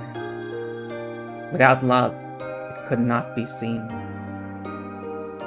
I didn't have any love for her. So now, finally, I'll glare at the Black Witch, the one I truly should hate.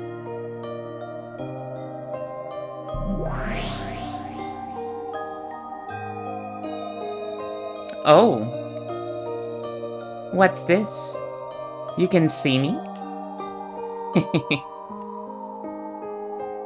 I see you. The one I should have hated wasn't Anteva. It's you.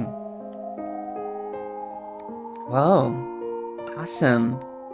To think that a lowly human could see a witch like me. So, are you trying to say something with that glare? Do you hate me? Hate? Yes, I do. But that's not quite it. I just think you're sad. Sad. What are you saying? Come on, go ahead. Why not hate me as much as you want? I won't hate. Hating you means I'm doing nothing more than inheriting Anteva's hatred. I'll put a stop to hatred. I'll accept Anteva's pain, purified, and throw it away. What kind of epiphany do you think you had? Is your head alright? Seriously, why don't you just give up and die? You guys, you're more and more, okay? Not her face, though. Cause it'd be boring if her pitiful face got any better.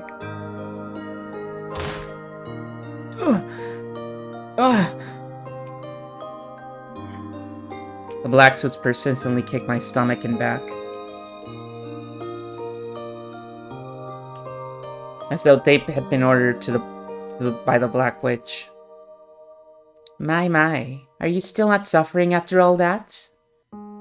You keep staring right at me. Do you hate me? I'll bet you do. Same here. Kasumi sneered at me. For some reason, I had the feeling that she was crying behind that expression.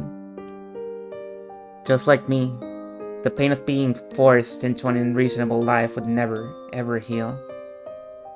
The sad lion, gasping in pain from the thorn he can't get out, continues to howl. Hey, Sumadera Kasumi, take a look. Over there, it's as you used to be. Don't you feel better now? You used to be standing there, but now you're on this side, right? Isn't it great? Don't you like having the role switched? Yes, it really is great. How can you make that kind of face, Sanjay? Go on and cry. You want to, right?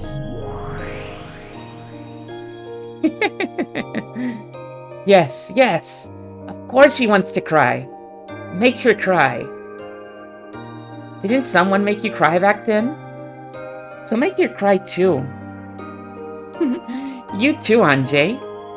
If only you just break down and cry.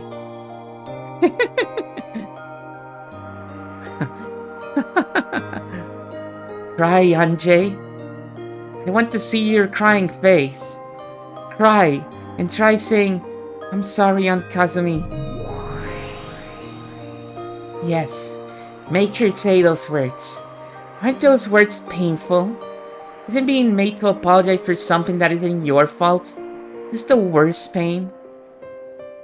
Make her feel the same way. By doing that, you can relieve your pain. Yeah, that's it. Be a little more honest with yourself, okay? If only you just let your emotions run free more. More. And more.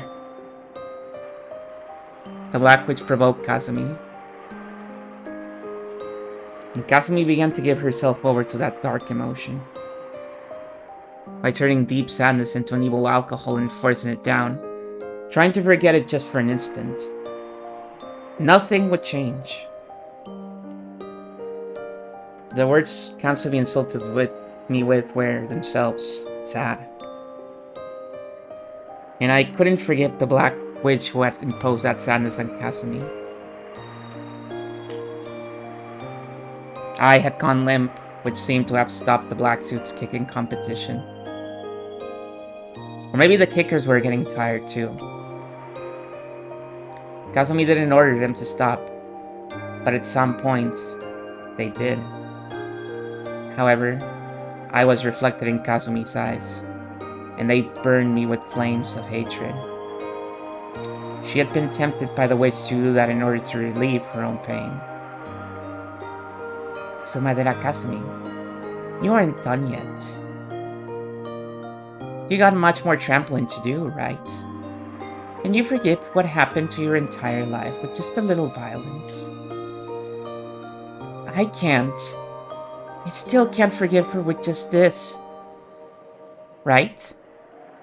There's no way you can forgive her. Do it more. More of the flames of hatred. Nothing can warm you except the fires of hate. After Reem throws it in the snowfields of anger and sadness, the only flame that can warm you is hatred. Say it, okay? Scream it! If only you just burn yourself to ashes with a roar of hate! Oshiramiya Anjay! I cannot live without hating you!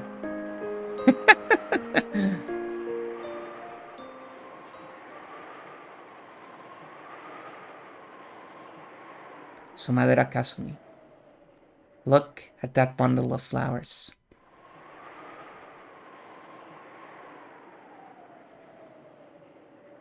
These flowers are for your dead family, right, Anjay?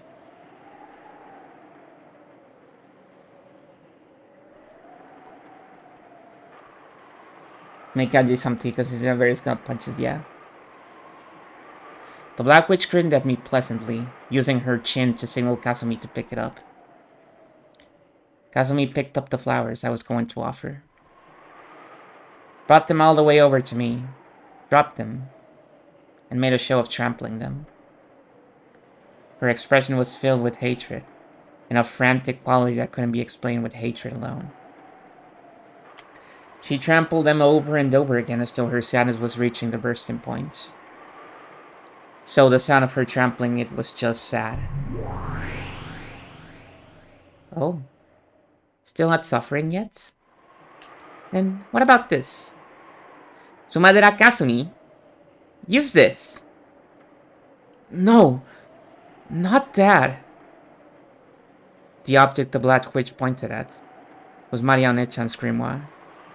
Kazumi also noticed it and picked up that book, which was heavier than it looked. What's this? Why not read it? You might fall over laughing, okay?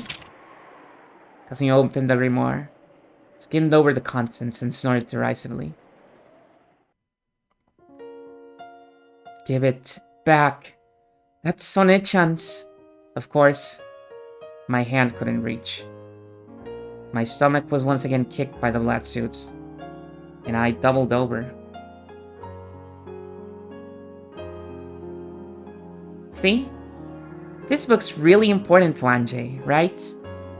Gotta belittle the things that are important to her, okay? I'll work better than punching or kicking for a girl like her. You know that better than anyone, don't you? As if remembering something painful, Kasumi's face twisted for an instant. But that quickly disappeared, changing into a scornful smile directed at me. Ew, what a creepy book. Did you write this? Stop it! Give it back! Look at that face. Belittle it more. Belittle it more. Teach her the pain of having your dignity trampled. That's the only way to soften your own pain. What's with this embarrassing book? I'll admit I did have a little interest in fortune-telling as a girl.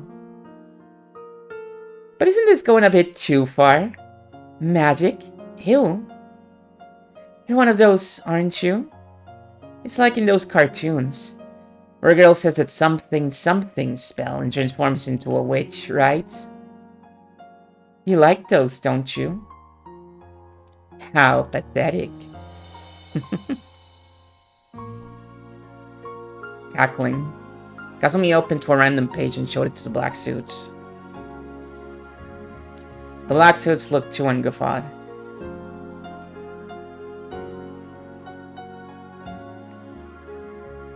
That sneer didn't want me. But I couldn't forgive it. After all, Sneer was ridiculing Maria One-chan. I don't hate Kasumi, but for forcing that unhealing anger and sadness on Kasumi, I cannot forgive the Black Witch. That Black Witch hated to Aunt Eva, su madre Kasumi, and Aunt Rosa, tormenting them for an eternity without letting their wounds be healed.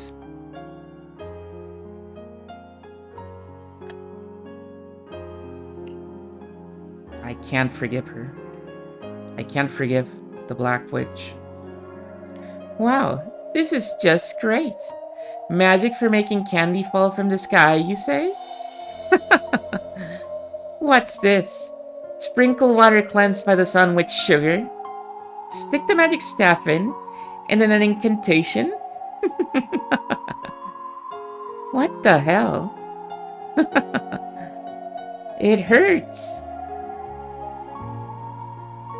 The black suits were also rolling around, guffawing. Then, grinning, the Black Witch whispered something into Kasumi's ear. After glaring at me with a grin, Kasumi took that page. Kasumi grabbed hold of that page, tore it off, crumpled it up, and threw it away. So cruel! That was Maria's magic! Oh, really? How sad. It was one of the spells to summon happiness that Maria had made with Saktaro. Anyone knows that making sugar water, coloring it and leaving it by the window, isn't going to make candy fall from the sky. But after repeating that every day, one time on her way home from school, she had found several pieces of candy scattered around. How happy must that miracle have made Maria One-chan? Didn't she treasure that candy, eating it during her night alone with Saktaro to distract herself from her loneliness? That magic that One-chan had given birth to had been torn and thrown away, and had disappeared. The whole miracle of happiness that magic had given birth to had been torn and thrown away. Oh, this part's great too. Magic to make tonight's dinner cream croquette. What's next? Magic to make bell peppers taste good? That's not bad either. So stupid. Tear that too. Well, you just tear it more and more. With a brutal, loud laugh, the Black Witch made Marianechan's spells get torn out, one after another. Magic of happiness was sneered at, torn, and thrown away. Stop it! Stop it! Don't defile Lady Maria's magic! Don't defile it with your filthy toxin! Mammon cried and yelled, but she had no way of reaching Casimir. Come on, why not defile it? Miracles of magic? Magic to bring happiness? No way, nothing like that exists. Don't you know that you can't heal pain and sadness without pushing it onto someone else? Hey, you also had those magic friend things, right? Tu madera Casimir. Open to that page. What's this? Magic Friends? The Seven Sisters of Purgatory? What a creepy name. It says they can fly at awesome speeds and finish off the enemy. Anjay, if you can use this kind of magic, shouldn't you use it right now? Foolish. The page that wrote of the Seven Sisters of Purgatory was also heartlessly torn away. The page itself was just paper. It wasn't Mammon's special or anything. But the tearing, denying toxin burned Mammon from the inside. Mammon's face twisted from that heat and pain. Are you okay, Mammon? Hold on! As much as no problem. It's not me, but Anjay-sama who's in pain. However, Mammon's expression was twisted with unbearable anguish and humiliation. Stop it, Black Witch! Why are you doing something like this? Why can't you use magic for happiness? Oh, you're a magic friend too, right? I'll defile you too. So, Madara Kasumi, look for this guy's face too, okay? What's this one? What with this crappy scribble of a lion? Saktaro? What a weird name. My best friend, it says. Really? This is your friend? A close friend? This lioness? Is it? Is it? It really is a crappy scribble.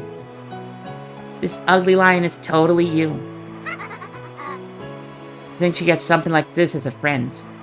That Ashimiya Maria kid's mind is so pathetic it's embarrassing. What a joke. She's like a moron. Why she just give up and die? Oreo. Don't make fun of Maria. Stop it. Don't break it. No way. There was a shrill sound. The page had been filthily ripped out. The picture of Sakutaro that One-chan had drawn was violently ripped in half.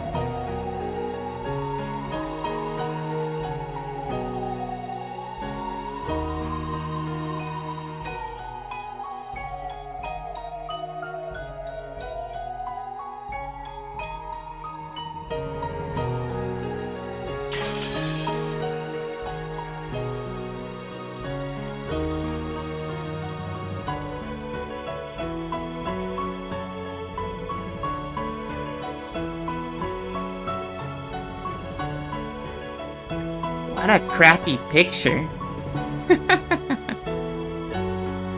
You all laugh too, okay? A pair of the black suits laughed vulgarly, and heartily trampled the two halves that had been torn and thrown away. Ooh.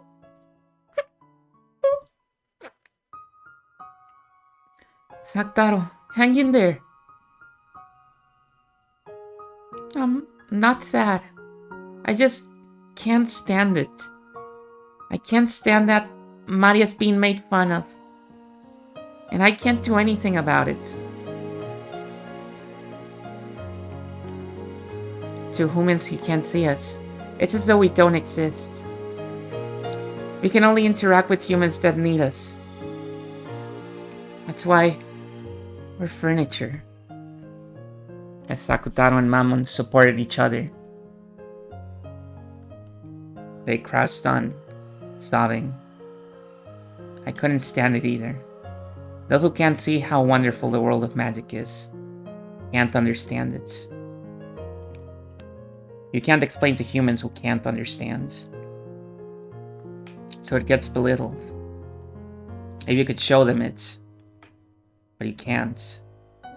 Because in front of humans who are filled with the magic-resistant toxin, and who can't understand magic, magic cannot be used. I really don't get it. From this delusional diary, I've got to assume that something's wrong with your head.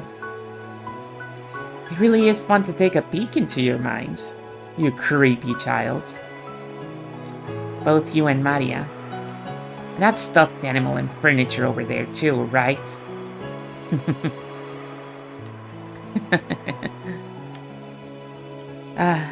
I could laugh. You don't have any friends, do you? You're always all alone. Those stuffed animals are your friends. What a pitiable child. Don't worry. I understand. I know what it's like to live that way. So I'll accept it. You really are a pitiable child, right?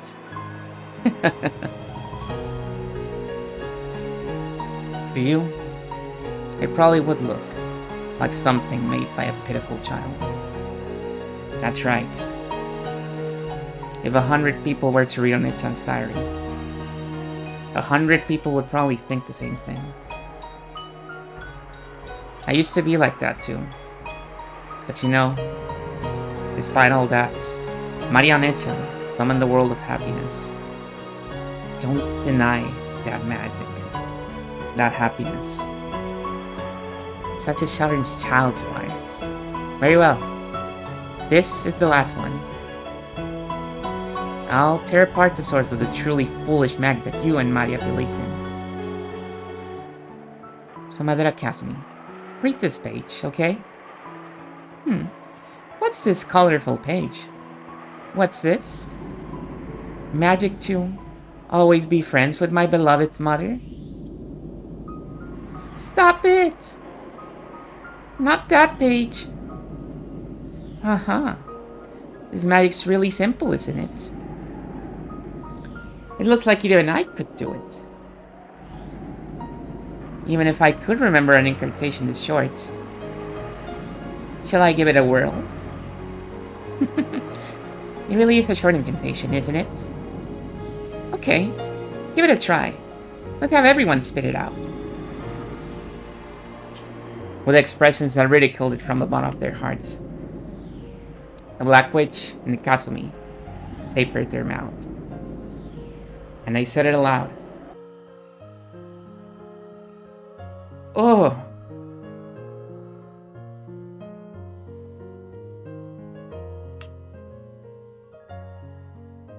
The black suit stared blankly, asking what the hell that was supposed to be. Then Kasumi answered, cackling.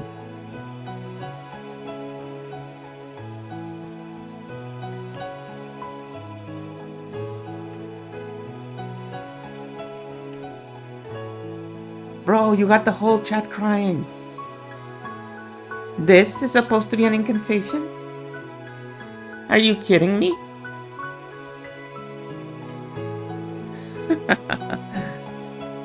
Come on, why don't you guys try it too? Oh!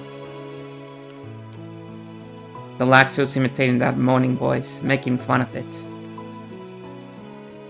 Oh. That was the incantation. For the magic that would let her always be friends with her beloved mother. The hell? How stupid.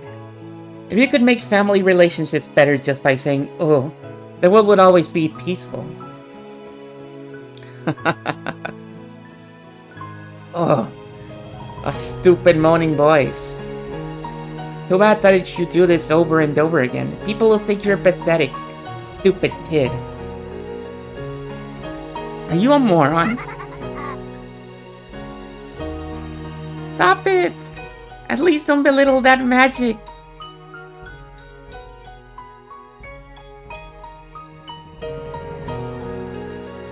It was the day of a picnic when Maria Onechan and Aunt Rosa were alone. It was written that this was one of the top 5 happiest days of her life.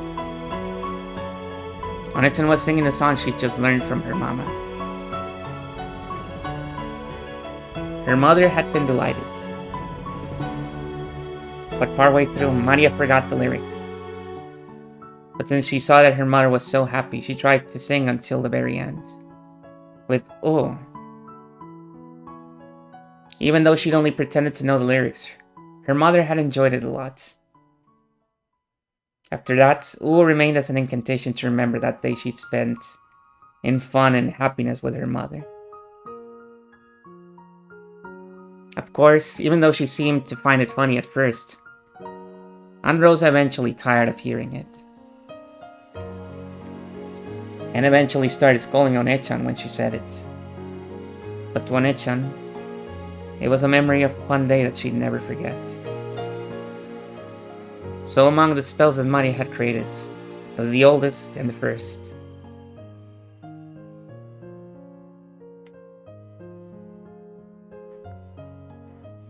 Kasumi stuck her fingernails into that page too. Stop it.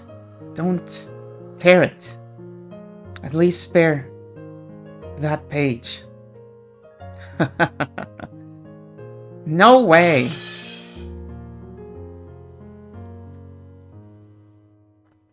With a shrill sound, the girl's world of happiness was erased. Oh. Is this your magic of happiness? Hilarious! Hilarious! There's no way there could be magic to make you happy, right? Magic is made out of anger and hatred, right? Happiness is what you call a feeling of release you get only when you push all hatred you bear onto other people.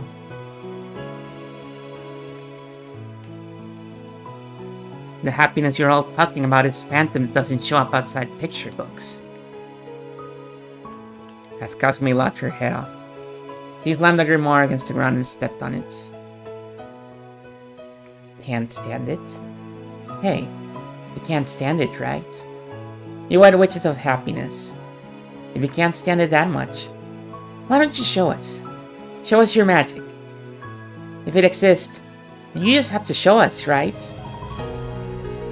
A witch who can't use magic isn't a witch. That's why we're the real witches. You're just brats trying to escape reality with a dream.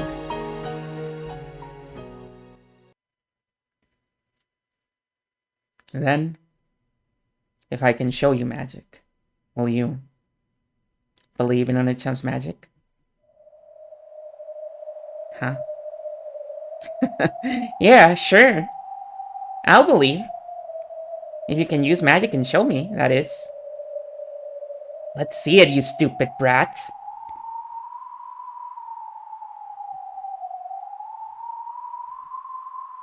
Silently, slowly, I stood up. Sensations of this cramped world, such as the pain in my body, felt truly trifling. Oh, looks like you still got enough energy to stand up, Miss Great Witch.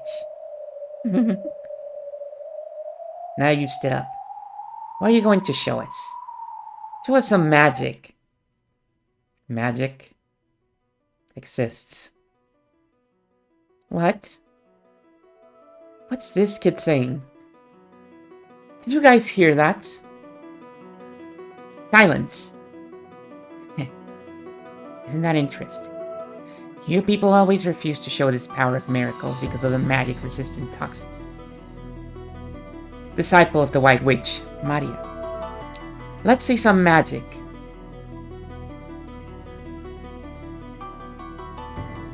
Do you have any clue how many humans have believed in that miracle before being betrayed? Everyone believes. Everyone is betrayed and despairs. And they learn that true magic can only be gained by the power of black witches. Like me.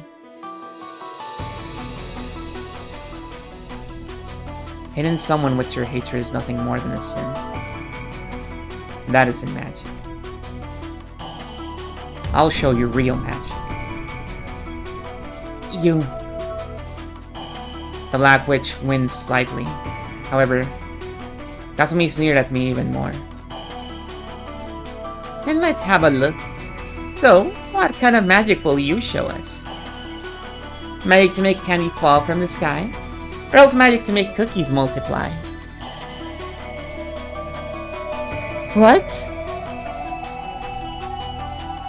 The instant I opened my eyes, a tremendous wind arose. What is this? All of a sudden...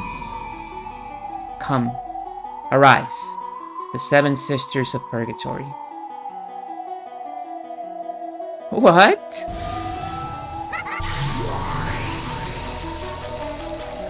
There was a flash behind me, and in an instant, 7 pieces of high-level furniture were gathered there.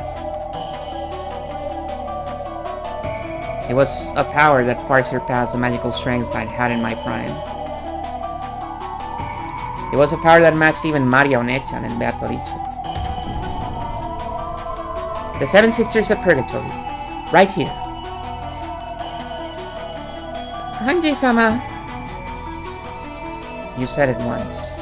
Because I lack magic power and result, I couldn't use you or your sisters.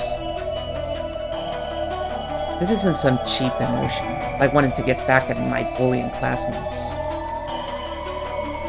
In order to protect Maria Onechan's, Maria Sorcier's worlds, I now order you to show me the miracle of magic. It's impossible. No matter what you try, before such a massive toxin. The 7 sisters also remembered what had happened in that classroom. If they could obey Anjay's order, they would have. However, surrounded by the toxin that runs thick in humans, they hadn't been able to display the miracle of magic. And they remember very well how deeply that hurt Anjay. But Anjay spoke very quietly. In that case, you all believe too. Huh? Maria Sorcier was created to bring people happiness, and also to fight the Black Witch. In order to show that miracle to the foolish Black Witch, who denies the world that one of the founders, the Witch of Origins, Lady Maria, gave birth to. And in order to protect that world, I believe in magic, in witches, in miracles, right now. When Kasumi gave an order to the black suits, one of them took out a gun and pointed it at Anji. Whoa! You will show us magic, right? Then let's have it. Use magic to shoot this man down with a fireball or lightning or something. You get 1 chance. Show us before I count to 3. Got it? If you can't, then you'd best prepare yourself, okay? Shoot. What's with this kid? She's lost it. The lad suit pointing the gun laughed at Anjay's attached attitude. Are you serious? This girl's lost her mind. In that case, get yourself shot. Won't you just die? Anjay, it's impossible. We can't block bullets with magic. No, there's nothing to be afraid of. Compared to my magic to the 7 sisters of purgatory, bullets are nothing. Anjay-sama. Mammon was perplexed by Anjay's absolute trust. If she could comply, he would have. On that day as well. But because he had been unable to do anything, he had hurt Anjay. You brat.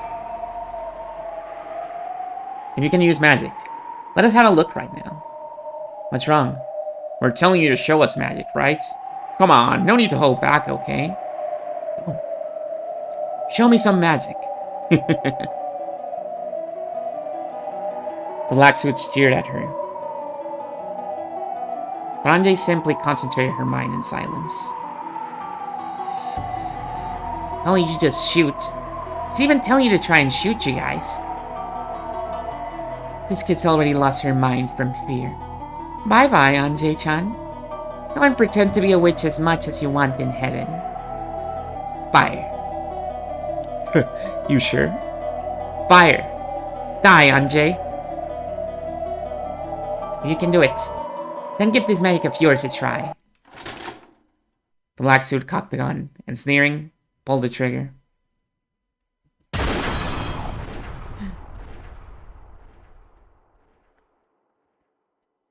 The sound of gunfire rang out, and the world stopped. A red spray scattered out, and chunks of flesh flew.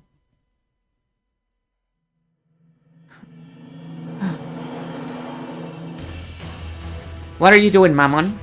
Don't tell me you'd let a boorish pebble of a bullet like this reach Anjay-sama. Lucifer lined up the bullet perfectly, and with a single swing, sliced it. And in the chest of the black suit who had apparently fired a gun was a hole as big as a fist.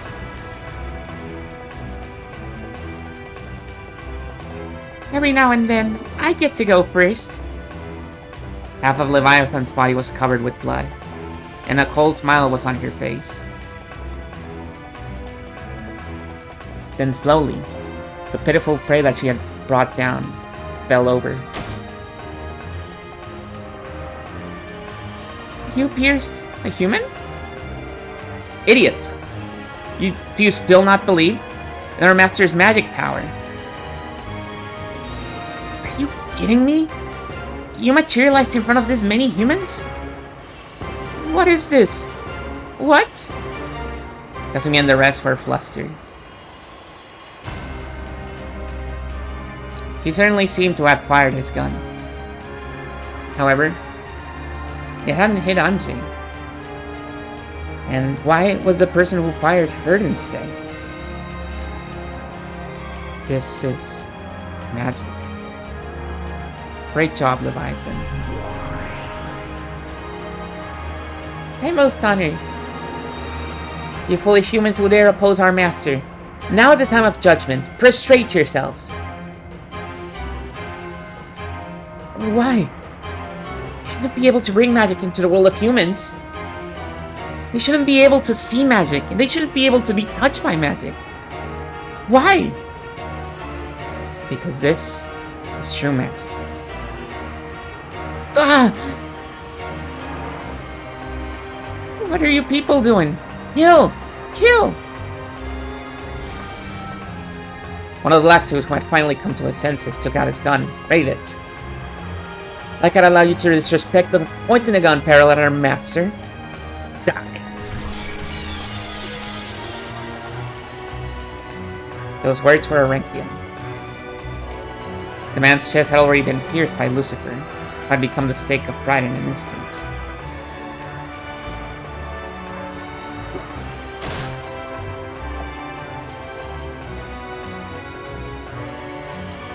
With the sound of the second person falling, the black suits now realized for certain that their lives were in peril. Save me! The instant one of the black suits stumbled over in shock, and turned on his heels to escape from that plate. The stake of law. Be thankful that your violence against our master will be repaid with this alone. Die. In his right eye, a hole as big as a walnut opens, and his head splits. Belphegor was splayed with blood, and her face twisted demonically with the joy at being able to use her full power. Huh? Who's that? Who's there? Where are you? The black suits were flustered, pointing their guns in every direction. But they didn't understand what was happening. They knew that something terrifying was coming for them from somewhere. But they didn't know where. Dumbass, the enemy's right in front of your eyes. The witch's furniture is after you. But they couldn't see. Because they didn't believe in magic, they could not see. Just as the Black Witch said, Pigeon was standing boldly right in front of the black suit. However, the black suit couldn't see her at all. Do you think humans could see our forms? That they could follow us? Stupid humans. Time to pay a fool's price for forgetting your awe in magic. What is this? What's going on? You can't see it. Because you have no love. Impossible! Even though there are so many humans here, even though the magic-resistant toxin is everywhere, why can you manifest your magic? Who are you? A witch. And unlike you, a real one. What? Damn it! You bitch! As though announcing his candidacy for becoming the fourth victim, one of the black suits pointed his gun at Anjay. And the trigger was... Anjay glared at him coldly, and simply ordered, Die! Next one. Phaeton. Pin her breath. Already right here. Blockhead. You think a simple bullet could hit Anjay Samaras now? The stake of anger pierced and matched the bullet fired by the black suit and continued straight on, towards the man's face. Know your foolishness, and regret in hell. With a terrible explosive sound, the upper half of the man's head was smashed. Bathed in scattered flesh and blood, Anjay quietly asked one more question. Hey, I'm Kasumi. Do you still not feel like believing in magic? There's no way something so ridiculous could exist. I won't accept it. There's no way magic exists. Yes, right. There's no way magic exists. There's no way witches exist. Magic exists. Witches exist. What do you... That's right. Magic exists. Witches exist. And in this world filled with anger and sadness, it can become the key that opens the door to the world of happiness. I won't let someone like you deny that. The key to a world of happiness lies in every person's hands. No one has any right to steal that away. You pitiful human who cannot understand this. If there had been magic in your life, it would probably have turned out differently, becoming much more peaceful. When I think that in your entire life, you were never able to meet with a true witch, I pity you. Kasumi let out a piercing scream. At the same time, two of the black suits came for me at once, thrusting their guns at my head.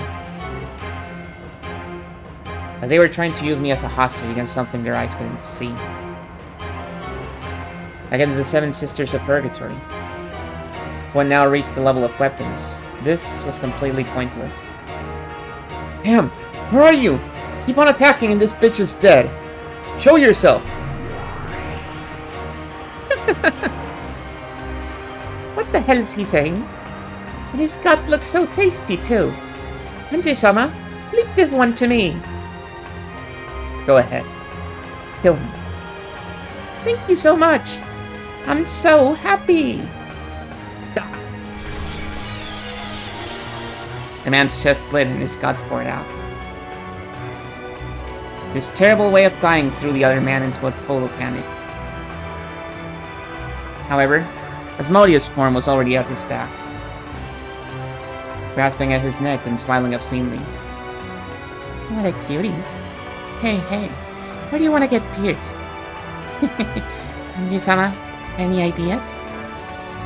The head. Certainly, master. Die! The final black suit had his head smashed by the stake of lust. And as his insides scattered, he twisted and fell. In the gruesome world where 6 people lay in a sea of blood, witch and human confronted each other. Sumadera Kasumi, I sympathize with your sad life from the bottom of my soul. I'm willing to grant you magic that can seal up that unfillable hole in your hearts. If you can believe, that is. Don't be ridiculous. I will never accept something like this. As Kasumi, who was scared out of her wits, stepped backwards. She picked up a handgun that someone had dropped. Then, shaking, he pointed it at Anji. That's right, Kasumi. Shoot with that gun. Turn your hatred into a bullet and shoot. I'll kill you. I'll kill you. If I don't kill you, I'll never be paid back for the life I've lived. Yes. Kill. Pull the trigger. Get all the anger and pain from your shabby life until now. Use it all against her. If you don't, you won't be released from your pain and anguish. Stop it, Aunt Kasumi. You mustn't listen to the Black Witch. I'll kill you. I'll kill you. Because of my mother, my entire life been a wreck. In that case, my magic might be able to turn that life into something bright and peaceful, bit by bit, starting now. If you can believe in magic, just have a change of heart. I'll be able to open the door to a new world for you. There's no such thing. The salvation she speaks of is obviously just some fairy tale. Your life is gonna be covered with thorns until you die anyway. Let her hear that cry of agony. You can't regain anything that was lost, right? Sumadera Kasumi? That's right. You might not be able to regain anything. However, I know you'll be able to create something new. So, I'm Kasumi. Throw that gun away. I might be able to teach you, too, about a world of happiness.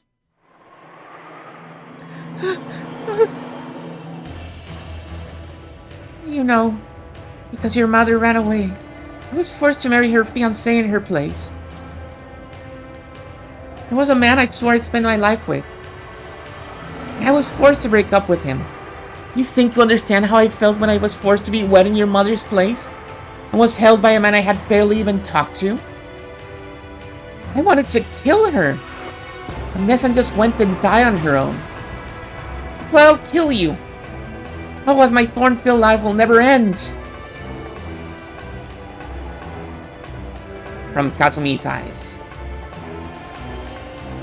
tears of passion dripped down. So pitiable. This person's tears were so clear and beautiful. But for that very reason, she hadn't been able to fully withstand her sad pain. And had been given no choice but to listen to the Black Witch's temptation. So sad. In that case, I'll at least release you, your soul, for all eternity, and free you from the bonds of resentment. That might be the only bit of charity I can give you right now. Die, Ushiro Miyanje! Goodbye, I'm Kasumi. Take a long rest in a quiet world. I no longer feel any hatred for you. I just want to let your soul rest in peace. Kumi's handgun spat fire. Slowly, that bullet continued through a world frozen to the utmost limits, aiming for Anjay's forehead. Mamon. Yeah, Mammon agreed. Right here. Thanks. Huh? Because I met you in Sakdaro. I was able to understand everything. Anjay. Look away, Sakdaro. Mammon. Release that woman.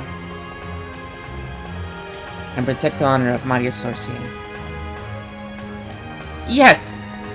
Prepare yourself, Sumadera Kasumi!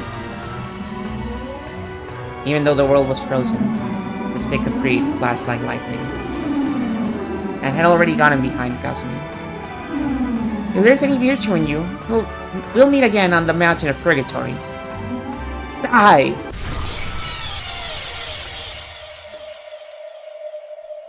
The upper half of Sumadera Kasumi's head was smashed. Her cage of flesh was shattered, and she was finally released.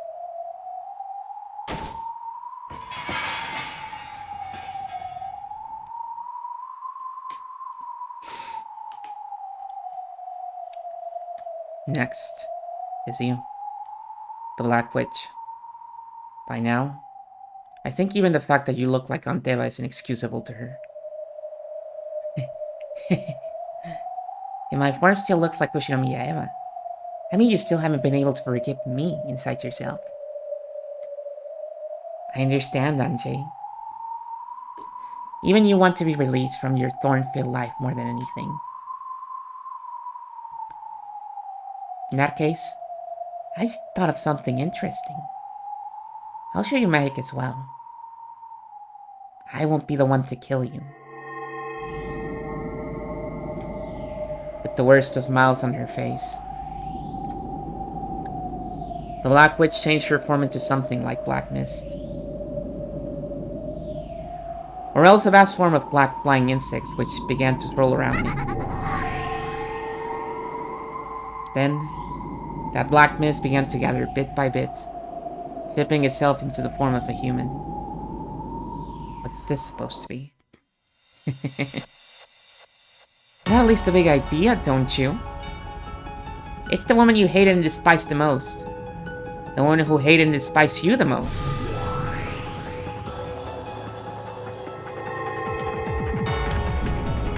When the black mist cleared, over there was Anteva's form, as she had been during her life.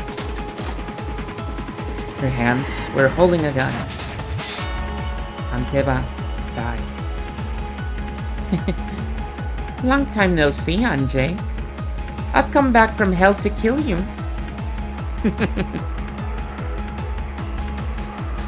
Anteva glared at me with a mad laugh. But I'm not that surprised. Anteva was that kind of person. I imagine my funeral came as quite a relief to you, right? I feel the same, since I'll never have to see your face again. But I just had one regret. And this is it! Killing me? Was that your last request? How pitiful. Even after that, my aunt wasn't released from her pain. The Black Witch's power is itself the source of my magic. Anger and hatred taught me how to work hard and persist. Completely different from this magic to escape reality that you speak of. The magic you speak of is nothing more than stress reduction through outbursts of anger. Our magic is different. It can remake the entire world. It's in a totally different class than your wicked magic. In that case, let's settle which is the victor right now. Black or white? You see, my black magic miracle, reviving you after death and pointing a gun at you like this. How exactly do you intend to stop that with a miracle of white magic?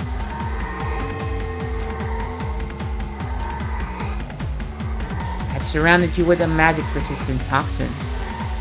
You can't call the Seven Sisters anymore. And miracle just now won't occur again.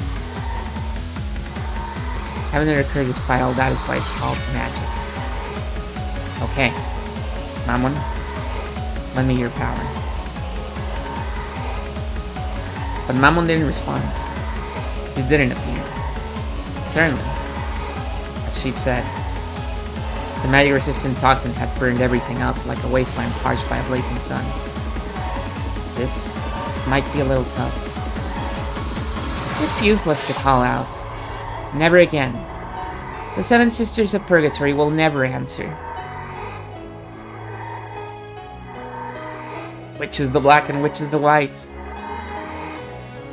Fucking Billy Badman. Mustra.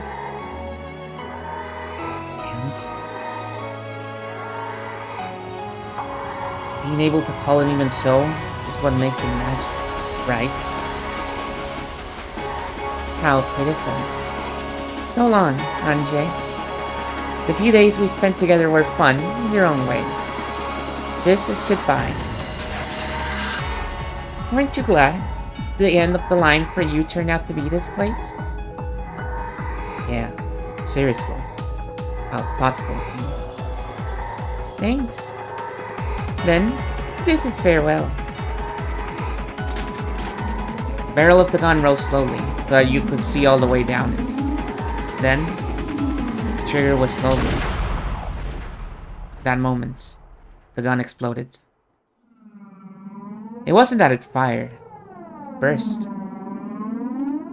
You're kidding me. In shock, inside a frozen space, Eva looked at the ruptured gun. When time melted, the fragments would probably smash into her face all at once. Mammon of Creed. Right here. You're kidding me. Behind Eva's back, Mammon stood. She had already penetrated the target I had given her, which was the gun. Is this enough magic for you, Anteva? Jay!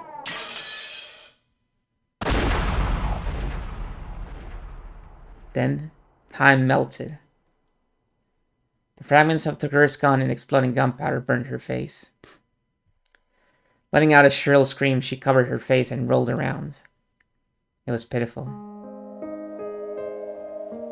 Your luck was bad. This is game over, Anteva. I signaled to Mammon, so that Eva would be freed quickly from the pain of her burned face as she writhed around. Thank you, Mammon. This time, I want to apologize again, and from the bottom of my heart, for calling all of you powerless on the day in the classroom. You were excellent furniture for protecting witches. I'm the one that's grateful. I truly feel honored at being able to meet a good witch, a good master in the end, and at being able to fulfill my duty as furniture. Mammon had understood. This would be the final job I'd give her. Mammon quietly walked up to me. Then she looked down at Eva. Anteva, thanks for sticking with me for so long. This is farewell.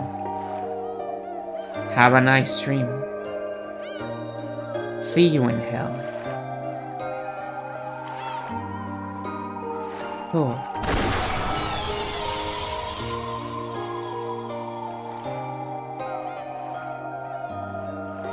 Then, the lights out of her forehead being bored into rang out. The battle of gunpowder, smoke, and fury, of white and black magic, ended. Have a nice dream is definitely something Eva said. Yeah. Have a nice lurk. Eva, we've had enough of you. Have a nice lurk. Okay, and then she stopped typing. The battle of gunpowder, smoke, and fury, of white light. Okay, yeah. I get the feeling it was a long, truly a long journey. And the world slowly sank into darkness.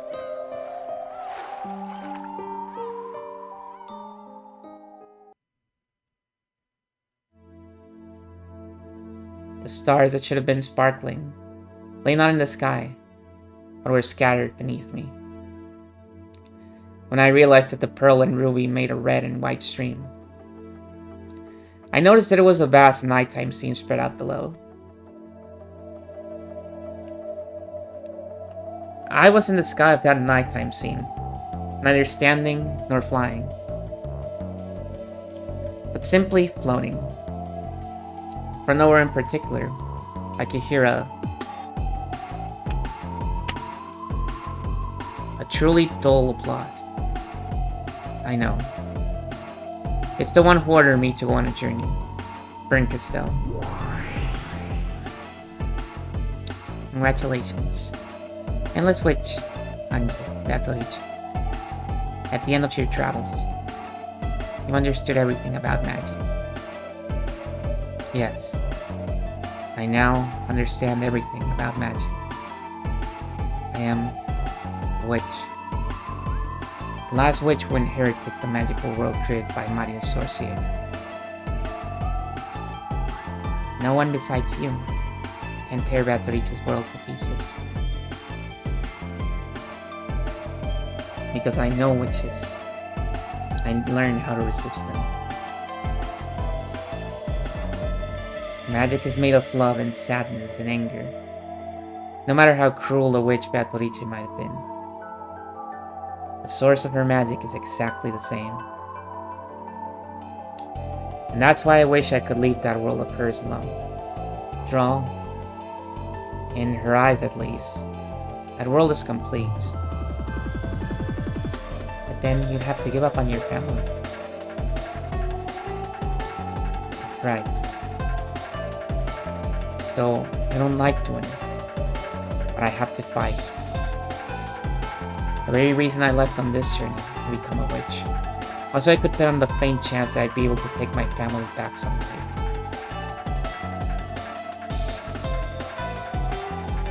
Unless you kill Beatrice, only words of isolation can exist for you. As one who has traveled to billions of fragments, I guarantee it. I understand. I can't afford to have compassion. I must make my heart a demon and tear her heart to pieces. It's good that you're studying that resolve. I was worried that, with another witch like her, you might grow attached and lose your will to continue. It's a bit hollow hearing that from a person whose face was almost always expressionless. Bern Castell, a mysterious witch who invited me on this journey.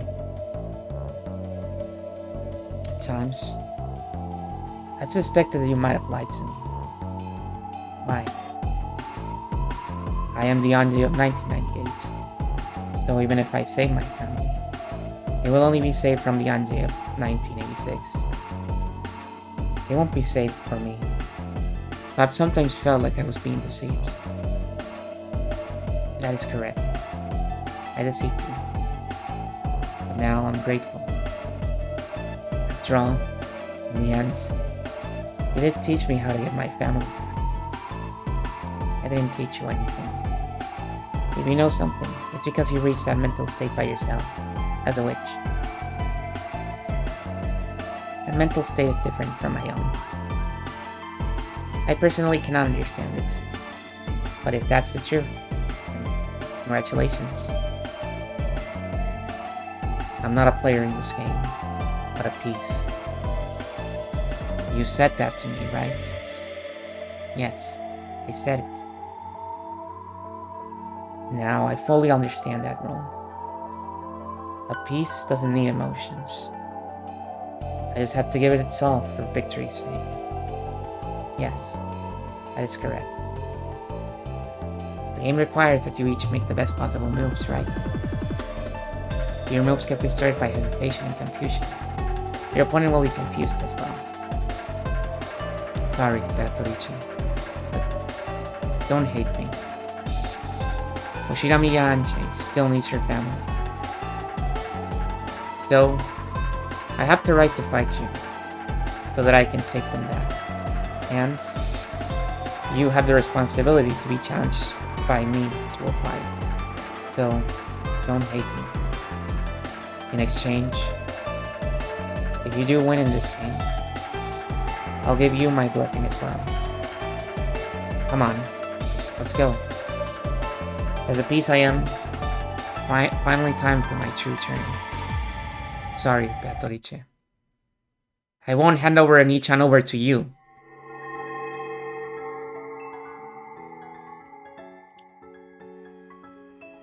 The world widens. It wasn't white. It was a gold color as bright as can be.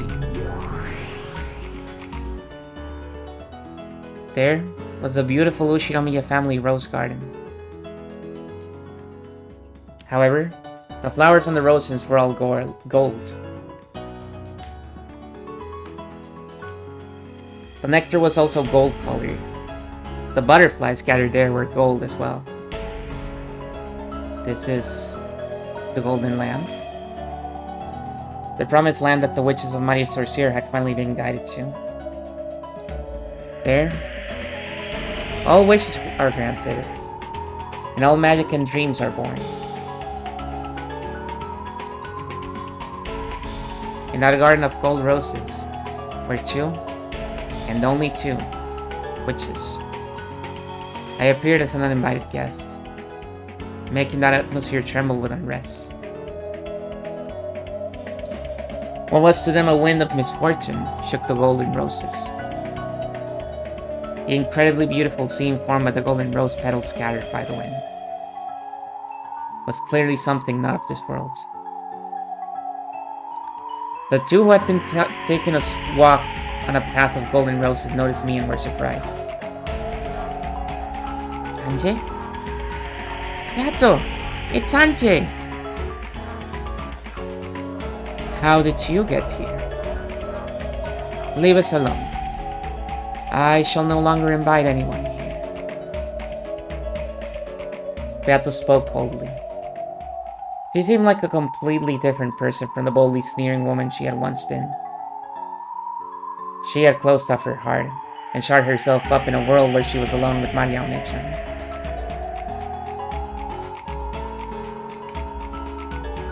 A world where she could always be alone with a friendly Maria One-chan, lecturing about magic while drinking tea,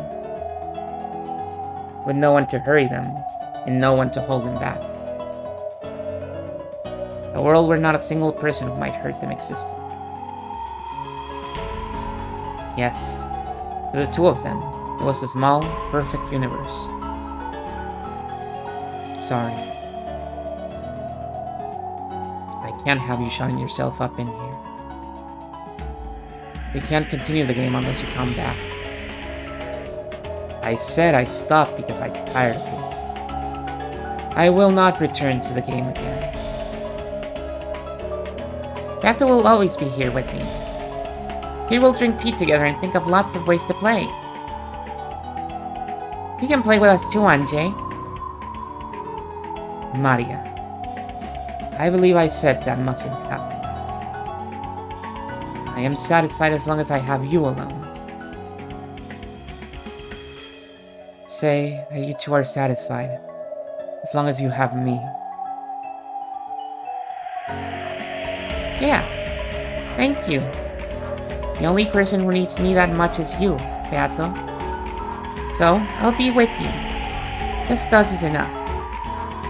Maria. Thanks. I am grateful. Beato held Maria tight, even creating a small, warm universe between their joined arms. It was probably the birth of the smallest universe in the world. The smallest universe in the world, which a pair who needed each other could give birth to. No matter how small it was a complete world.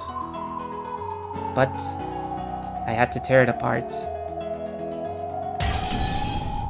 Sorry, but I can't let it go like that. I came to smash this golden land of Maria Sorcier. Why are you going to break my world? Are you saying that this world is causing anyone other than Maria and me trouble? You've left Onichan waiting all this time. In a game you start and then abandon without finishing. If you don't return to your seat, the contest won't end for all eternity. There's no longer a single player in that game. That player vanished. And I did as well, coming here. The game is already over. It isn't over. You started the game, right? Take responsibility and see it through to the very end. Will you defeat Battler and give birth to the world you truly wish for? Or will you be defeated and everything swallowed up by your magic release? Take responsibility until the very end. Don't, Anjay. Beata will spend her time in this world alone with me for eternity. And I don't need anything else, as long as I have Beata. Here, all wishes are granted. Everything is here. Hang on, I'll be right back.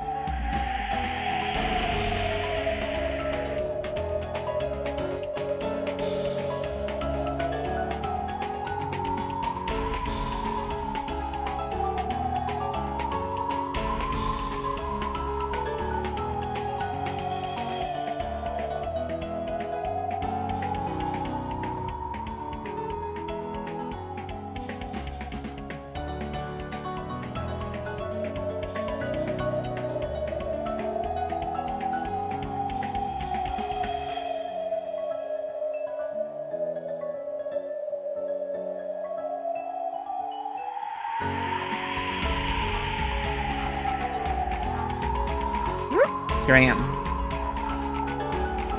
This golden land is made up of nothing more than the crystallization of Batoricha and Marionette-chan's thought.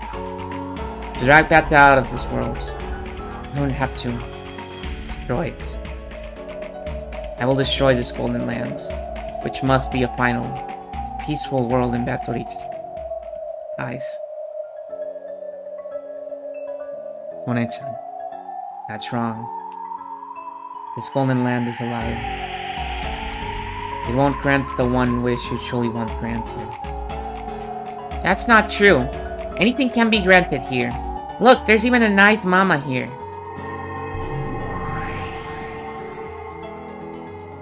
Oh yeah, I forgot. I was invisible, sorry. Gold butterflies gathered behind Maria, forming into a kindly smiling Aunt Rosa. After smiling sweetly at me, he became golden petals and crumbled. Here, anything can be created. Even Anjay, even Battler, even George Onichan, even Jessica Onichan. You can summon as many as you want, and everyone is nice. You come too, Anjay, and let's play together. Sorry, Onichan. And what about Saktaro? Upon hearing Saktaro's name, Onichan looked like she was choking. Stop it. Do not speak that name. Yatsu's expression changed as well, as she hugged Maria, guarding her shoulders. Saktaro's name was still taboo for Onichan. Why can't I say it? It's the name of Maria Onichan's best friend. Why won't you invite that close friend to this wonderful golden land? Why, in this golden land where any wish can be granted, is Sakutaro the only one you cannot summon? That is... It's alright, Maria. You don't have to remember Saktaro. Saktaro was killed by Mama! Maria-chan flew into a rage with a terrible expression on her face. Surprised by that voice, the butterflies throughout the garden flew up, blowing around like a typhoon of flower petals. Yes, I know. Aunt Rosa took your precious stuffed animal, Saktaro, and tore him apart. Yeah! Maria's scream became a storm that violently scattered the golden petals and leaves. It truly was a storm of golds. Stop! Stop! Stop! Stop! Why are you trying to reopen the wound of Maria's heart? Don't defile that sleep of this precious friend to both Maria and myself. In that case, why don't you revive that precious friend for her with your magic? I'd do it if I could, but that stuffed animal was an article Aunt Rosa created herself. The magical meaning of that individual object being torn apart is... Don't try to fool anyone. Why can't you revive Saktaro? There's only one answer. It's because you aren't a real witch. I can revive him. With my magic, I can revive him as often as I want. Like this. I could even bury this garden in Saktaros.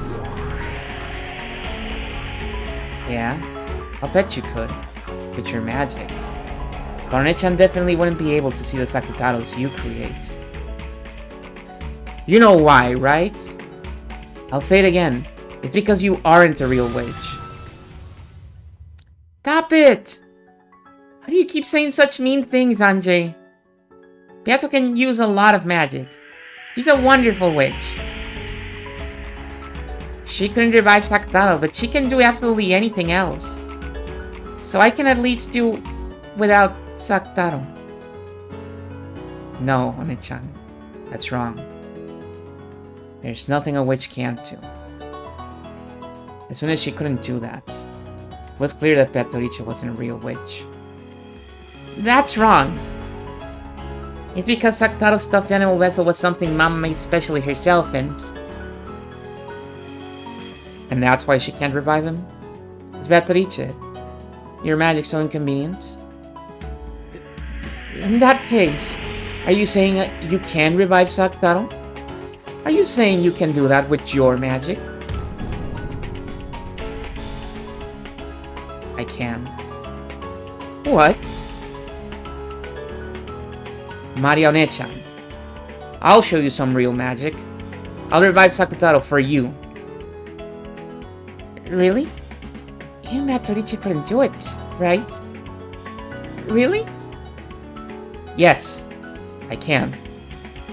In exchange, promise me. Once I revive Sakutaro. Yes. Leave this golden lands. I will not permit that. This world is Maria's and mine. If Maria leaves, it will break.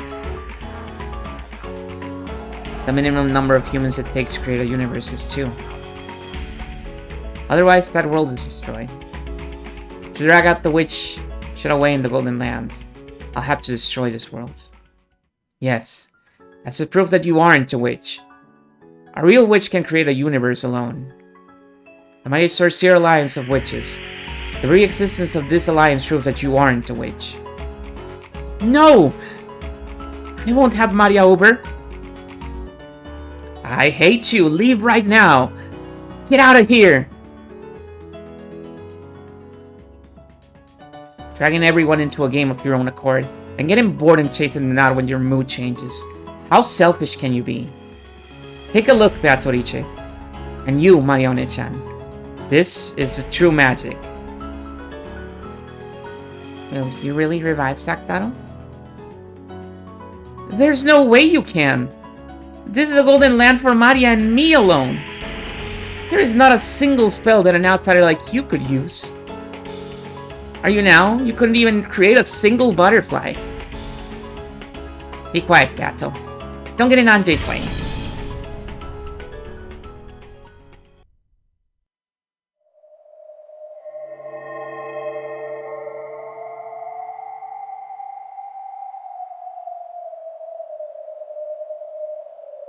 When Maria yelled, the storm suddenly stopped, and the area returned to silence. The scene, as a massive number of golden petals that had been blown upwards quickly drifted down, was fantastical, as though a golden snow was falling.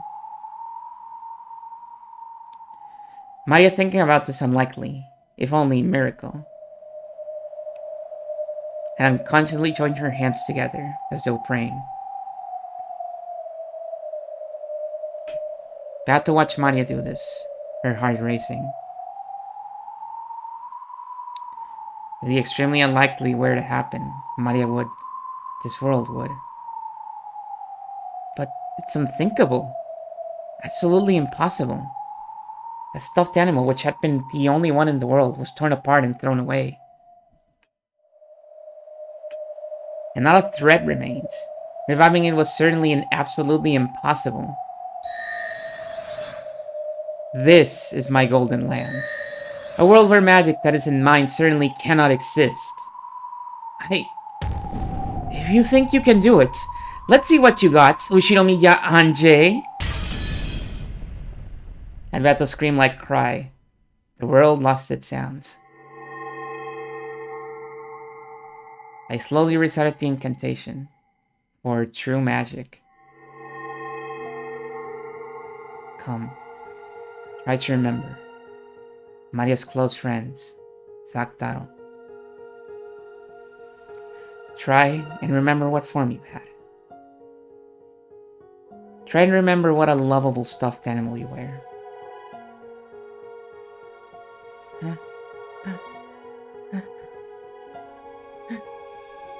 Expressions of shock rose to both of their faces. Pushing Beato's elbow aside, Maria dashed forward. Kotaro! Saktaro! Then, she clung to us both. It's alright. Saktaro isn't going to disappear. What are you? Maria, I'm home. Saktaro! Saktaro! Oh. I wanted to see you so much. It was, without a doubt, that stuffed animal lion, Saktaro. Its softness, its texture, its stitches, its everything, Maria had forgotten. But the instant she hugged that stuffed animal, it all came back to her vividly.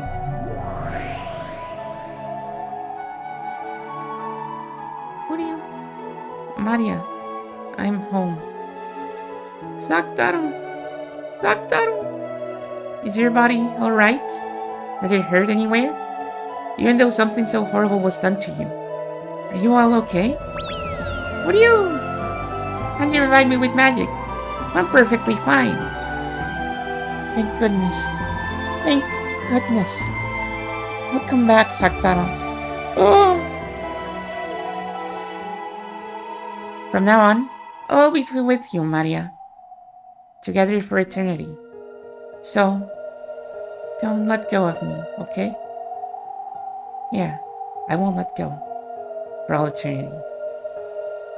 Then, still hugging Saktaro, she looked up at me with tear-filled eyes. Thank you, Anjay. Anjay's magic is amazing. How? How can you revive Saktaro when Beato couldn't do it? Impossible. Impossible. How? How can a human other than me use magic in my golden lands? This is completely impossible. What are you so flustered about, Beatrice? This is magic, right?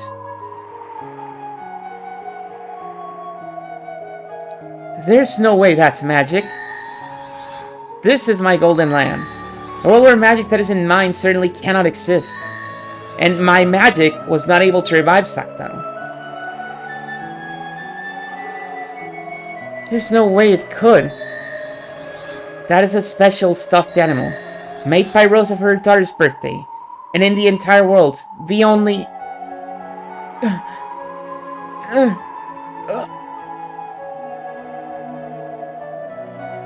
See? It's magic, right?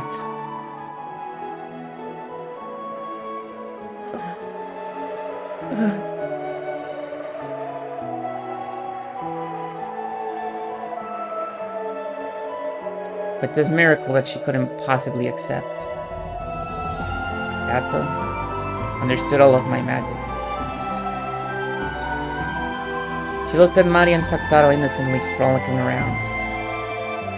Looked at me, and then fell to her knees, with even her hands pressed against the ground, and cried. Beatrice, this really is magic, right? It's magic, right? Beatrice! Indeed. It is magic. This is real magic. Why can Angie use magic that even Beato couldn't? Why? Why? Angie's amazing. Angie's an amazing witch. A real witch who's much, much more amazing than me. Yeah, that's right, One-chan. I am the Witch of Resurrection, Angie. There's nothing that can't be revived by me. Amazing! Incredible! Even Beato said that the magic of resurrection was the hardest. Angie is incredible! A really real great witch.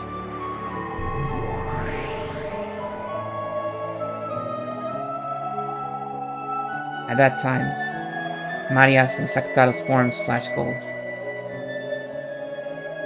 And the forms of the two became golden flower petals that crumbled away. As the two became a golden wind and swirled together. They left for some other peaceful place, not here.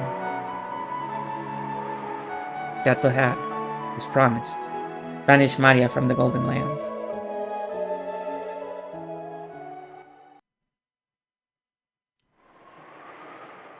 Goodbye, Marianne-chan, and be happy forever.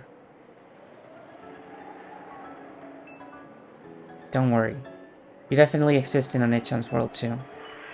But that isn't you. Good for you, Maria. As your close friends, I celebrate this reunion from the bottom of my heart. Ambato's face was a mixture of what was probably every expression a human could muster. It was joy, anger, and sadness. That's the source of magic, isn't it? Without love, without sadness, without anger, magic cannot be seen.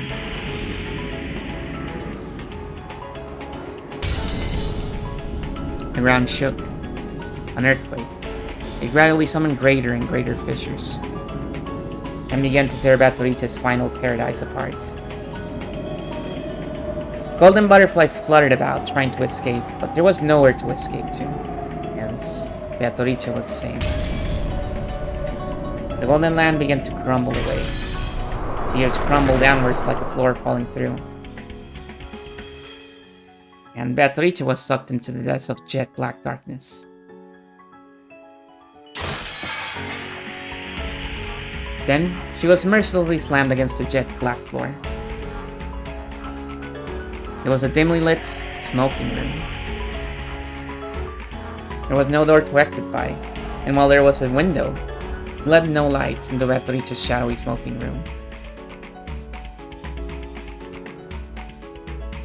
Even though Beato was moaning from the pain of being slammed against the cold, hard floor, she shakily rose to her feet. There was a seat there, and the game table, still just as it had been when she'd left it. The game board also remained in the same state that Beto had left it in. That's your seat. Sit. So this is the only seat for me to sit in? Beto put a hand against her own seat and laughed sadly. Win or lose. That's all you've been given.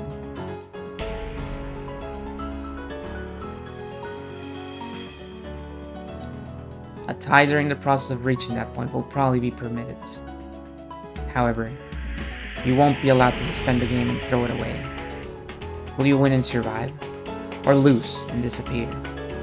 Until one of those two things happens, you will not be permitted to rise from that chair. That should be your only duty as the host of a witch's game, as the Golden Witch, Beatrice. Laughing weakly, Beato sat in the seat. Then, she rested her elbows and covered her face with both hands, showing off a smile with nothing but her mouth. Not permitted to escape an unwinnable game. Then, very well. Why don't I repeat this until I lose? Quit being so faint-hearted. Win. Use the best moves you have. You started this game. You have a duty to make the best moves possible. Give all that indecisive fooling around a rest. That time, there was a violent sound. Beato felt a cold, pathetic sensation on her leg. Gotcha!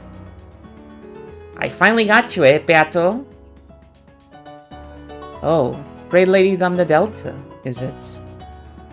To think that you were still here. Beto's foot was caught in an ice-cold steel shackle, tying her to the chair she sat in. She would no longer be able to escape from the seat. You won't be able to escape anymore, got it? I can be more persistent than I look, surprised. It's more surprising that you don't realize how persistent you look. You are not permitted to leave early or suspend this game. You'll fight for all eternity in order to win, okay? You don't want to lose, do you? You want a little peek at the kind of wonderful world you'll be thrown into if you lose? Don't worry. You can win, because I, the Great Witch, Lady Dame de Delta, will be looking after you constantly until you win. For all eternity.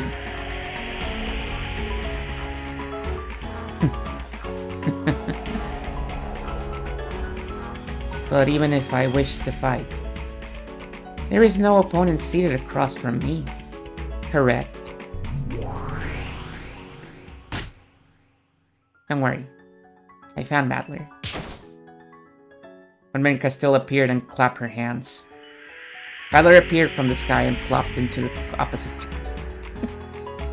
I really, I forgot about this scene, and I thought, oh, there's gonna be like a triumphant return for Battler, and it's like, no, we found him. Here it is. Plop.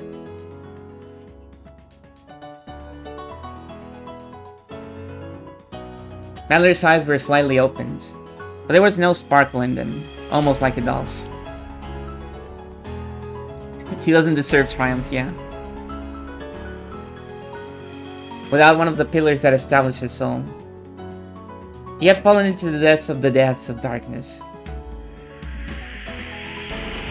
and had been drifting about all this time. He should have then scattered and disappeared like mist. Bryn Castell had managed to scrape him together.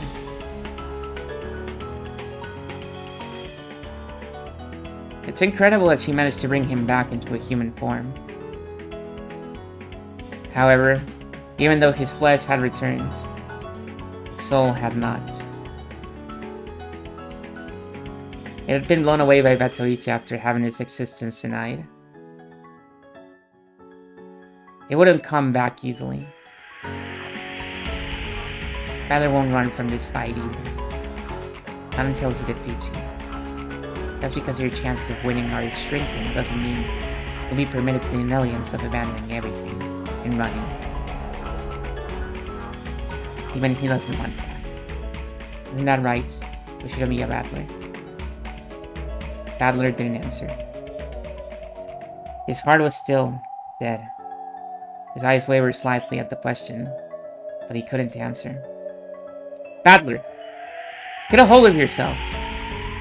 You are here, and the enemy is before your eyes. Fight!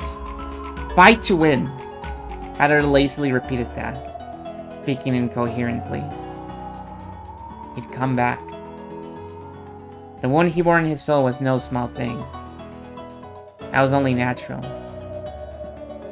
Batoichi had woven her red, and he had been denied. He had learned that the mother he respected was not his birth mother.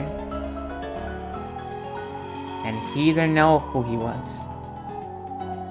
He was not Ushinomiya Badler. Don't talk stupid. You are Ushinomiya Badler. No one else. No matter who acknowledges that or denies that, make sure you believe it yourself. After all, you're the only one who can create your own worlds. Don't lose the world where you're Ushinomiya Badler. Then, who am I? I'm not my mom's child, right? Where was I born from?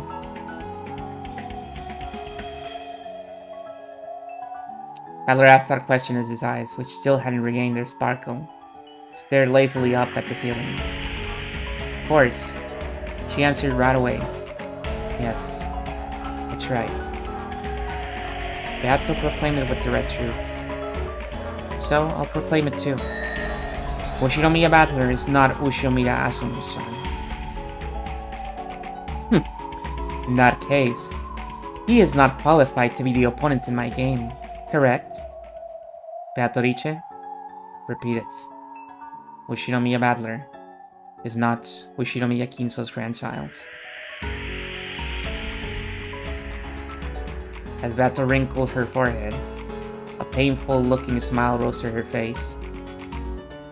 So you refuse to repeat it. Beato proclaimed two red truths. Badler is not Asumu's son, and no one except Kinso's grandchild, Badler, is qualified to be her opponent. The following theory will allow Badler to be accepted without creating any contradictions. Here's my blue truth. Listen to it.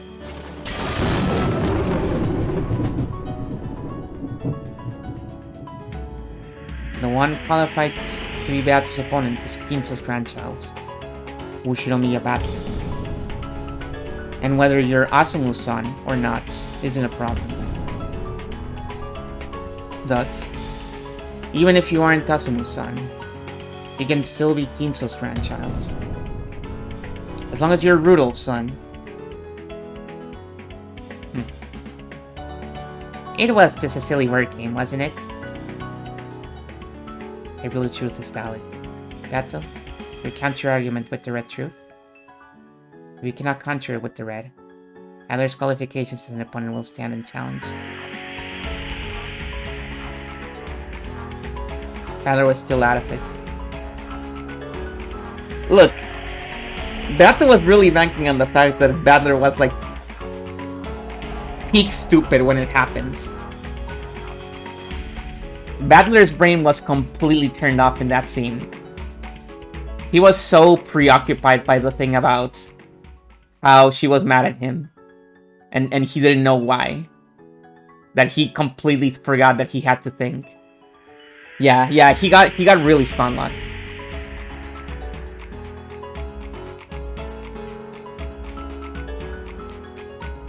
She got him with the lightning spell that stun-locks you for every single turn, and so she just won. He still couldn't really understand what she was saying for him. But even so...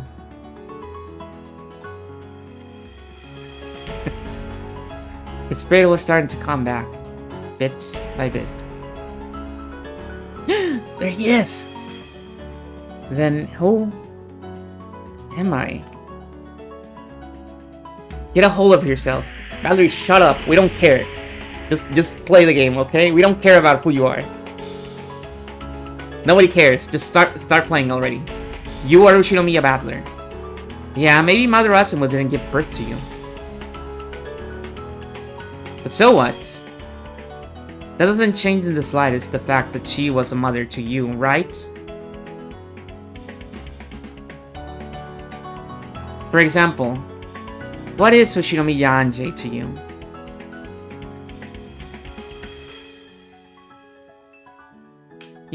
You might not share the same blood. You might not share the same blood. But she's still your little sister, right? Also, she literally does share the same blood. You are both the children of Rudolph, so that's not even a true statement no matter what.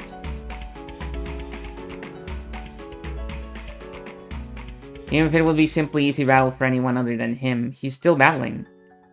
Yeah, I guess so.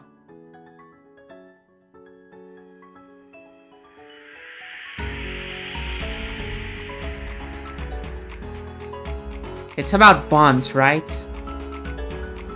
That's right. Even though we don't share the same blood. Which you do. Anjay is my little sister.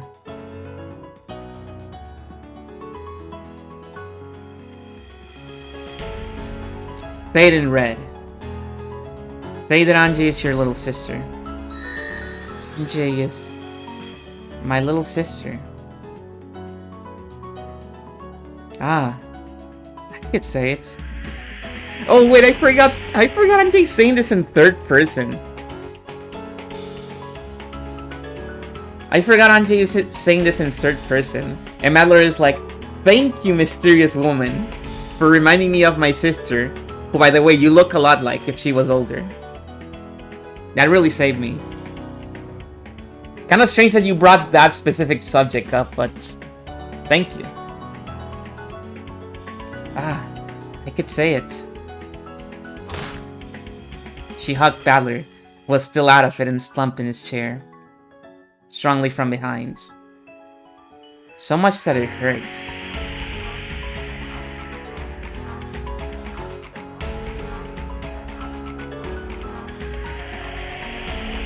I don't know why Mother Asuma wasn't your birth mother.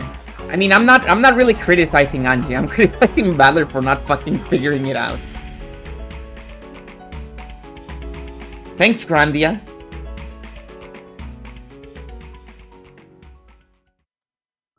Well, to be fair, he did figure it out. But she was like, no, you're stupid. And he was like, okay, I'm sorry. And he just forgot about it.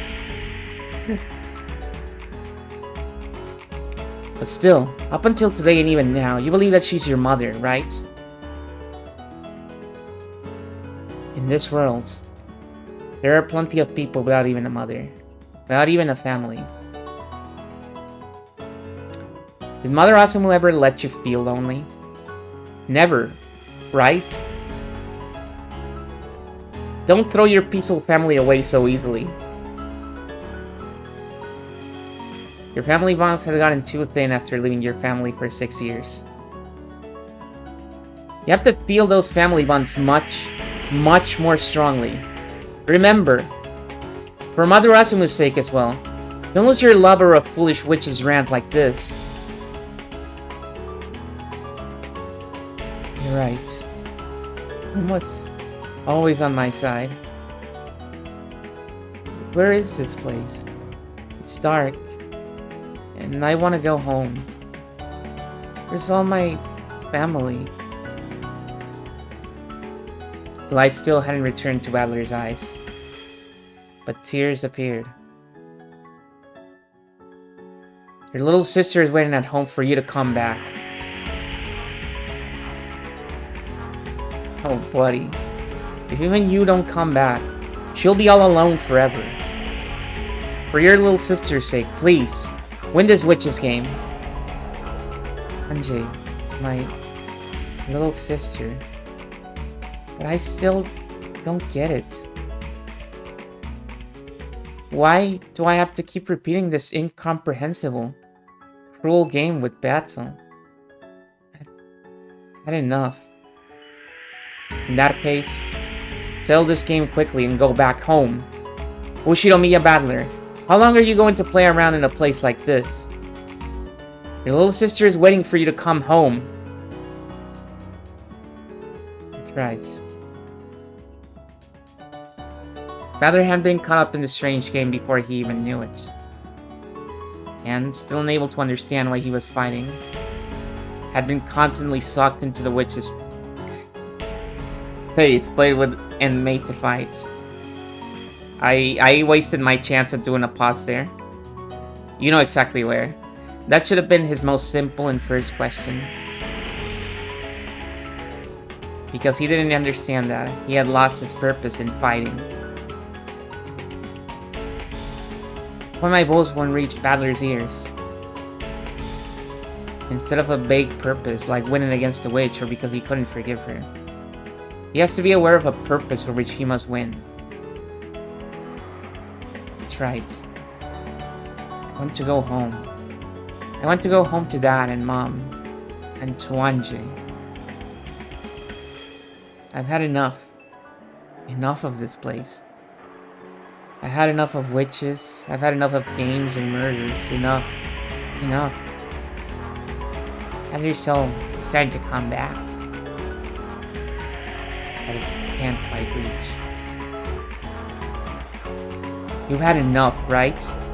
Then fight so that you can return to your family. Destroy Beatrice and go home. No. I've had enough of witches. Enough of battle.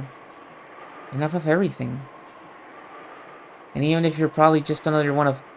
Even you're probably just another one of the witch's allies. I could be betrayed again at any time. You can't trust anything. You can't trust any words that aren't read. No! Don't bother me. Don't bother me. Battler's soul howls. She hugged his head from behind, strong enough that it hurt.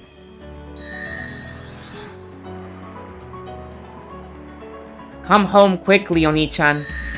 Don't leave me all alone. Huh? Who are you? It's me. It's Anjay. Dad and Mom and Oni-chan. No one came home. I'm so lonely. I beg you. Come home quickly. Anjay. You were... Anjay? That's right. I'm Anjay. Yoshinomiya Anjay of a world where no one comes home. My entire family never came home from Rokkenjima that day. The witch before your eyes stole away my whole family. Even you, Oni-chan. Only you can finish her, Oni-chan. Finish her. Then, take your family back. And then, come home to me.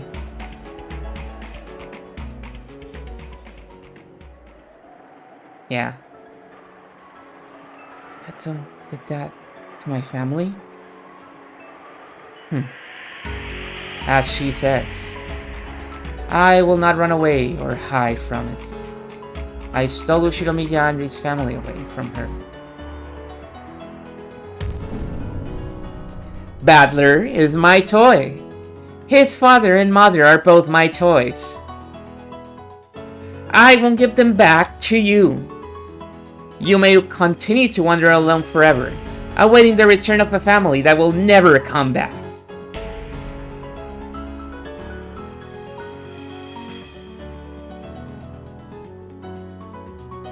From Anjay's harness that held him, the painful, sad days.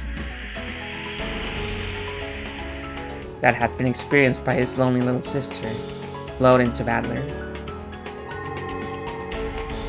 Because he'd been playing around in a place like this.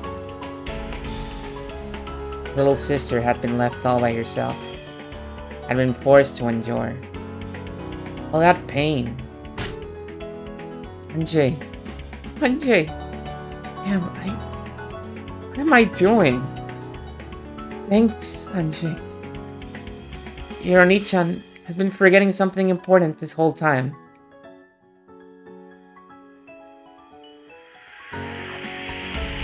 Adler tried to turn around, but Anjay was hanging onto his head with an incredible force, though he couldn't turn back. Was it sweat? Hot drops were splashing on the nape of Badler's neck. What they were, he knew from holding Anjay's arm that clung to him. Because it stained Badler's hands, his fingers red. Blood. Anjay? Are you okay? Hey! It dripped and splashed. He didn't know what was going on. Badler didn't know because he couldn't turn around. But the hot drops had stained his entire back were surely blood. In order to save you, Oni-chan, in order to come here, there was a single rule I had to follow. This is it. Letting you, Oni-chan, know that I was Anjay. It was so hard. Even though Oni-chan was right before my eyes, I couldn't even say that. As long as I followed this rule, I should have been able to stay by Oni-chan's side for all eternity. I should have been able to play in the game against the witch for eternity with Oni-chan. But it's no good. Oni-chan, you have to come back. Your sister's waiting for you at home. That person isn't me. But this way, your sister will be saved. Anjay! Anjay! There's so much blood! So much! So much! He wanted to turn around, but Anjay was gripping his head too tightly. However, judging by the blood that was pouring out and Anjay's pain breathing, he realized that something seriously wrong was happening to her right now. Don't worry. I am only a piece. You know, in chess, they have this move called a sacrifice. What? Who cares about chess? Ginso somewhere right now exploding. Let's get you some first aid quickly. Go for a second, Anjay.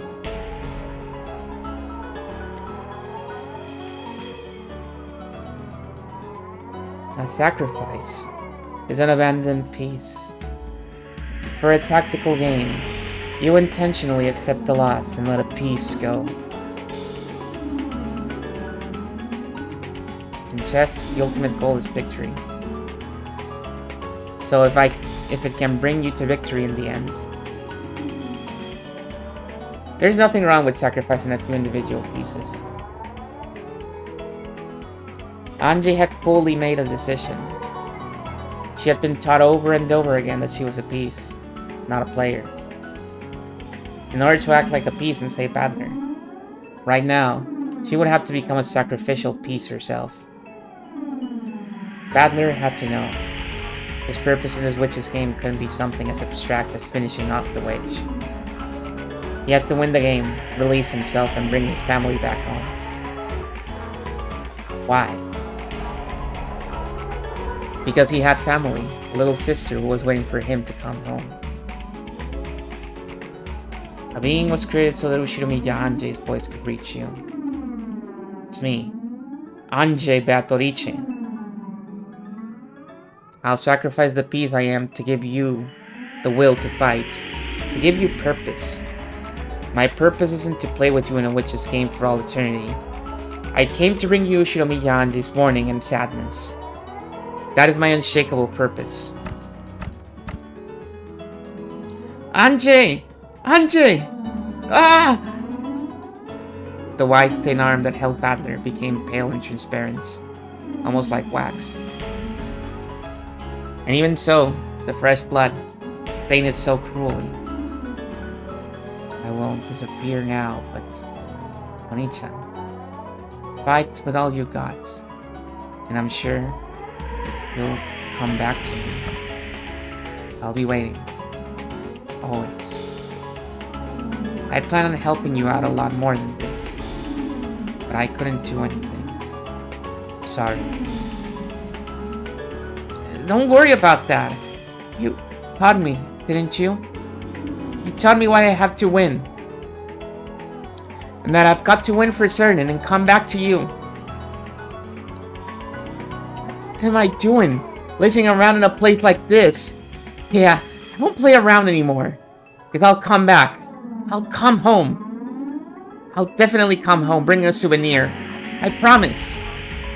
I don't need one. So promise me one thing. What? Promise anything. In a second, I'm going to let go of this hand. It hurts, didn't it?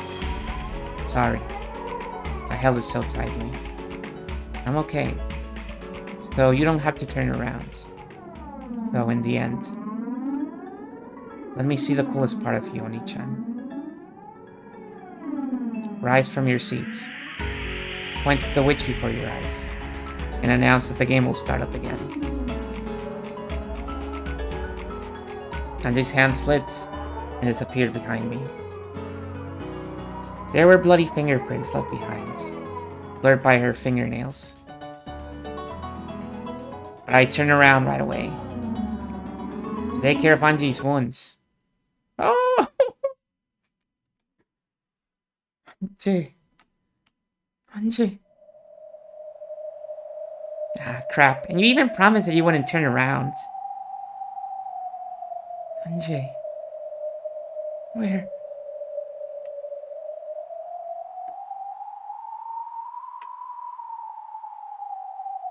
Behind my chair. It was as though about 10 watermelons packed with blood had been smashed. And there was a sticky, pulpy mountain. And around that mountain of blood and mincemeats, the clothes and shoes Anjay had been wearing lay crumpled as though they'd been taken off and thrown away. As though the humans inside had been pulverized and tossed there like scrap. As though Anjay, who had been standing there until a second ago, had been crushed. Anjay? Where's Anjay?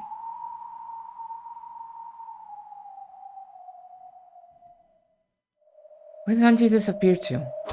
Hey! Where did Anjay go?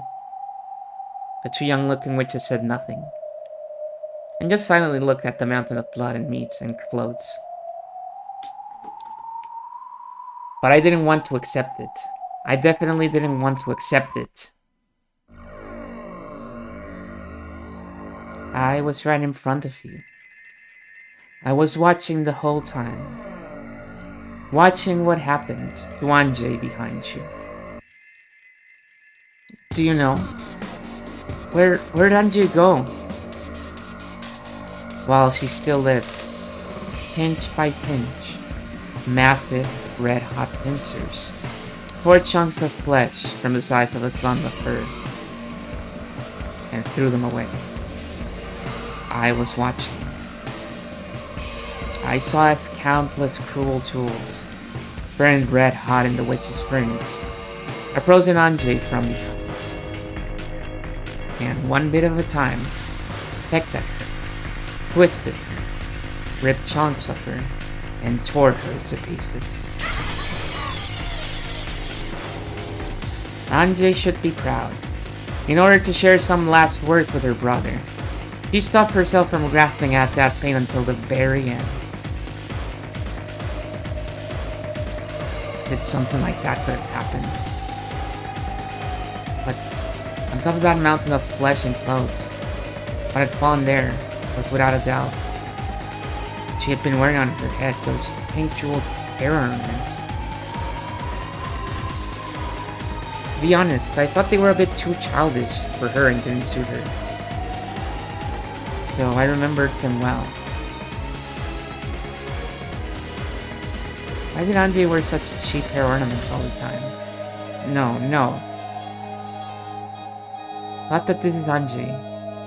Couldn't possibly be... Oh! You're pretty blunt, Beato. I didn't even see it. You could have just said she turned into butterflies and flew away, or something.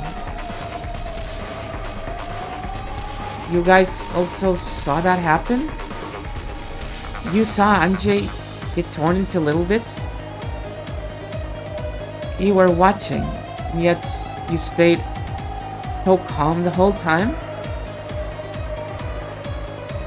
Without answering, Bern Castel Lambedelta and Metorice stared at me. Some in pity, others in derision, watching me. Since she called herself Gretel, and after what had happened with Virgilia in the last game, I thought she might be Beato's underling, and I'd been wary of her, not trusting her even though she was an ally. And now, it's learning that it truly was Anjay, not even being allowed to see her face. I turn around and find something like this. Ah! Why does it matter? All this about your little sister. What did you say? After all, you'll never return from this place for all eternity anyway. Whatever happens to your little sister in a world where you don't come home has nothing to do with you.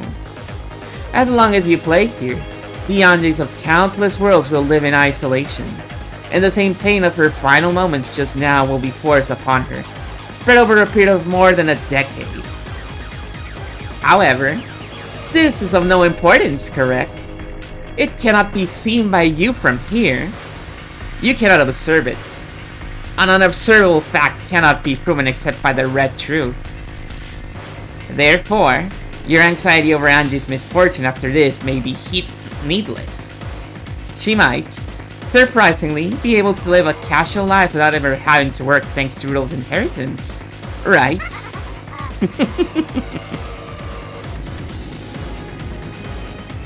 A lie.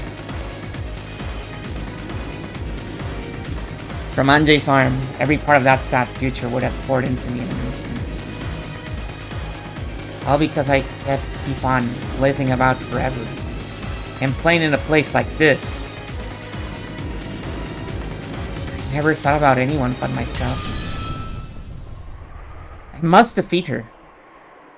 I'll take back my family, back to where Anjay's waiting, and come home as soon as I can.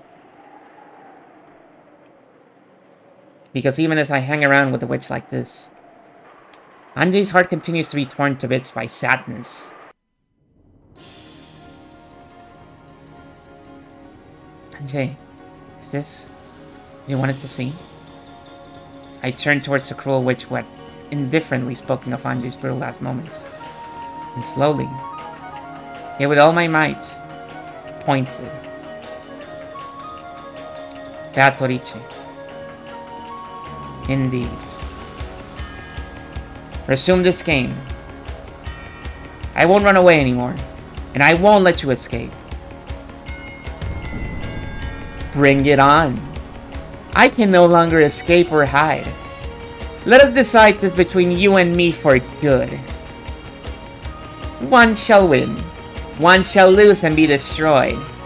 No other resolution can exist. I'll win. No matter how long it takes, I'll definitely smash you.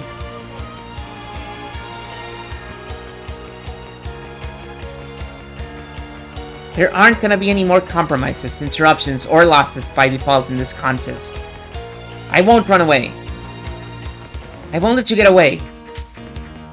Try and defeat me with everything you've got. There's absolutely no need for stupid tricks and deceit, for intermittently and acting friendly. You and I are enemies. I have to settle this as soon as possible, and bring my family back to Anjay. Unwavering resolve. Certain willpower. The certain willpower of a human becomes certain magical power that leads to a miracle and promises that it shall be so. Yes, this is a promise. Certain miracle. Certain miracle! It's Yuri!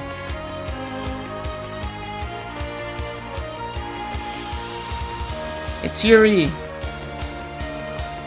Are my chances of victory not even 1 in a million? No. Shall it be certainly impossible? Without any fragments of a miracle? No, that's not Yuri.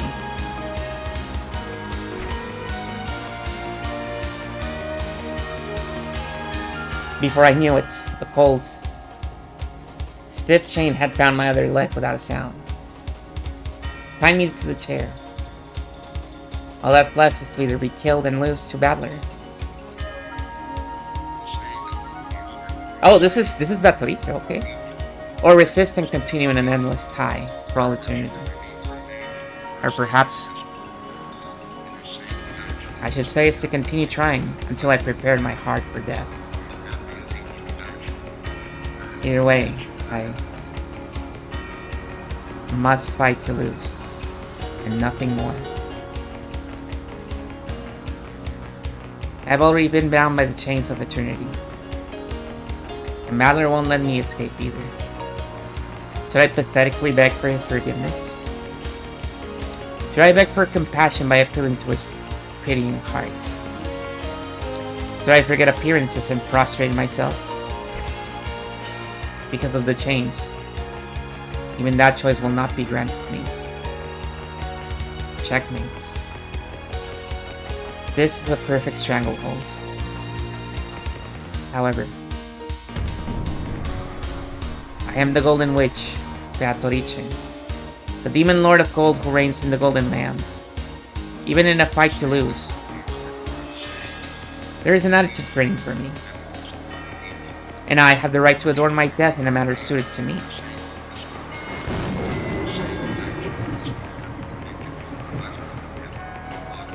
I am no different. I'll make you accept the existence of my magic, and the door to the Golden Land will open on this island. You shall become the guest of honor at the first tea party. Everyone besides you has gathered already, you see. Because the honored guest's arrival has been delayed, the tea party cannot begin. Your father, mother, cousins, and everyone else are getting tired of waiting for your arrival. Sure, perfect. That's just perfect. What the hell is magic? What the hell are witches? I'm done playing with you. Here we go, Beatrice. Come as hard as you can, for there will be no compromise. Interruptions are losing by default. One shall win, and one shall be destroyed. If you have no desire to lose, then you must defeat me. Kill me. However, I won't be killed so easily. Until you can prepare a fitting end for me, I can resist over and over again. Can you do that? No. You probably can. You surely can. Come on. Come and kill me. Is it that hard? Then let's go with the usual.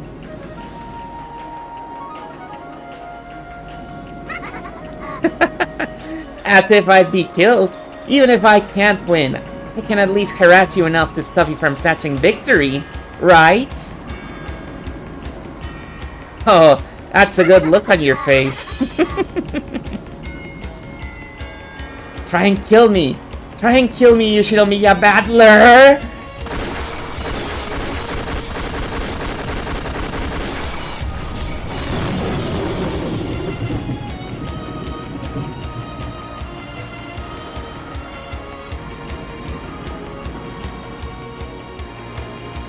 Whoa.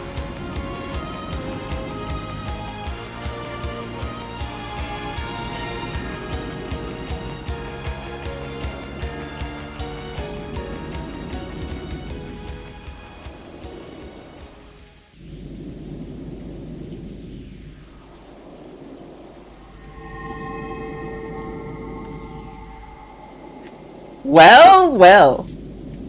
Well, well, well. Look who finished episode 4.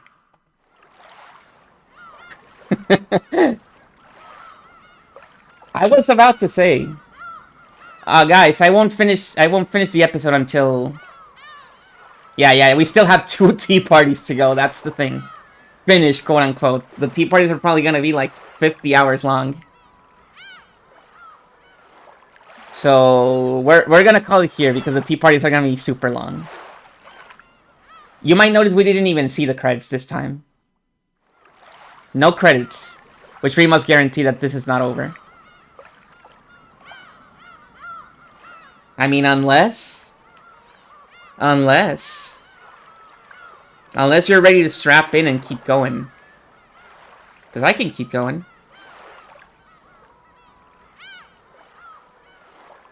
I need to know what the first-timer theories are, though. Okay, I want to... If it's for first-timer theories, I have one specific question. Now, if it's enduring, we're just gonna call it. It's fine. It's fine. It's fine. It's probably gonna be like 2 hours. It's fine. We can just leave it for the next time. And then we can start episode 5 anyways, because that's the only thing I want. I want to start episode 5 next time.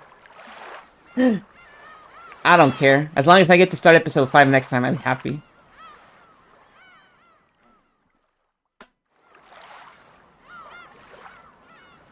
And I feel like we can pull it off even if we leave the tea parties for next time. But yeah, when it comes to theories, I have one big question. What do you think is the deal with Ushinomiya Battler's identity?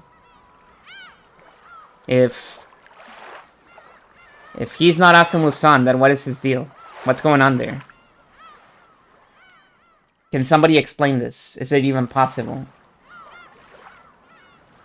Does it make any sense?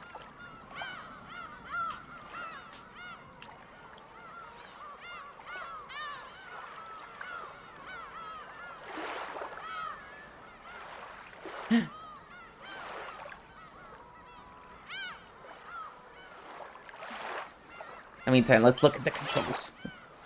Whoa! It is exceedingly possible to explain this. I don't know. I don't believe it. It seems pretty difficult.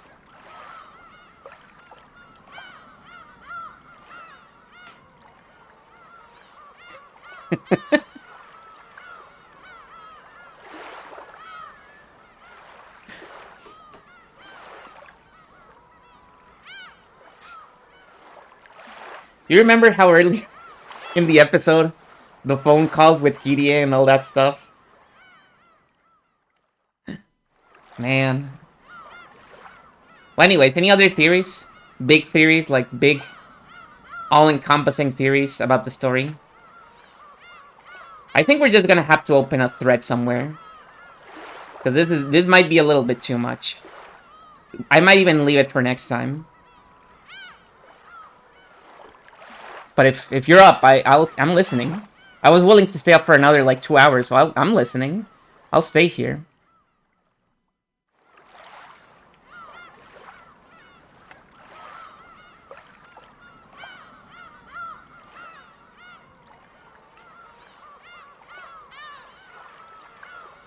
And I still don't know who did anything in episode 1. I haven't sold anything in episode 1. Episode 1 continues to be my my one blind spot. But we're not talking about murders. We're talking about, like, everything. Have you figured out what's going on? Why the game is happening?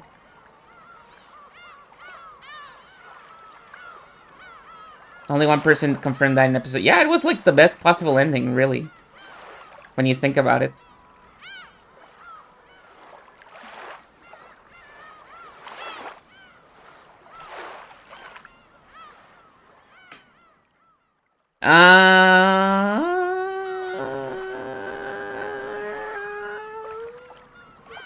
I'm gonna say 18. I'm gonna say 18. Yeah, that feels good.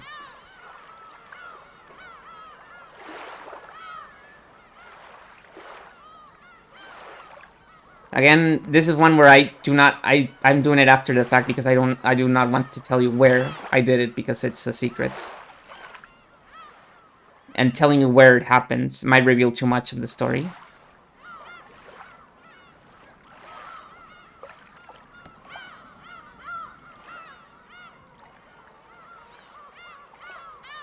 Ow.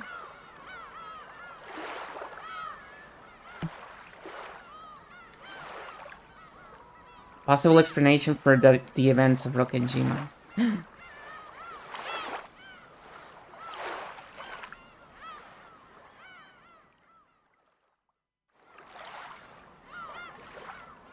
It could be.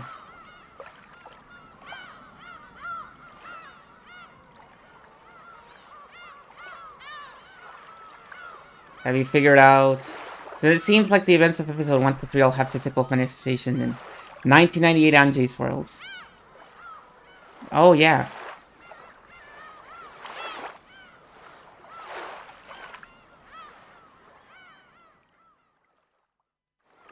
Well, they found 2 message bottles. I don't know about the other ones.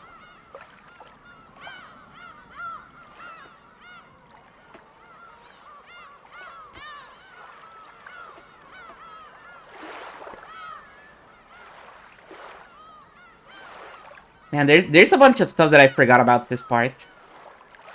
I completely forgot about the origin of the magic spell, which is awesome. I forgot about that one scene with the big reveal of the mother. I mean, I remembered it, but I didn't remember the context. Oh, you finished Tumineko.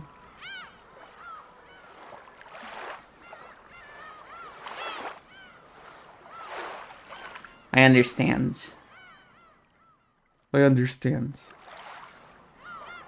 You're currently in the I can't believe anything that isn't red territory. The other day, specifically because I was trying to figure out episode 3, some very helpful people opened my eyes about a lot of the stuff in the story. Mainly that whenever there's a fantasy scene, well, let's call it a quote-unquote fantasy scene, it is actually quite negligent to assume that nothing that's happening is real. Like, even if nothing is real, that doesn't mean that you're not gonna get some important facts in there. Perhaps not in an explicit or in a literal manner. But something is learned. Usually the fantasy scenes are not just there for filler. They do fulfill a purpose.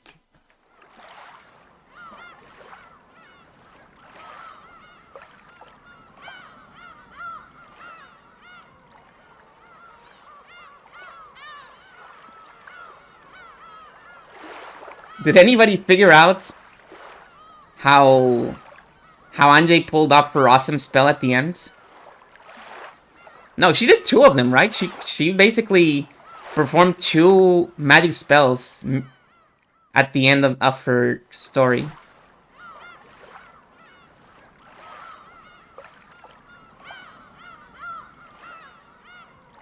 Were you able to figure out how she did any of those 2? She brought back Saktaro, and through the magic through the magic of no longer hating people and accepting their pain and trying to live happy with them, she also learned the spell of killing everybody, which is a very nice white magic.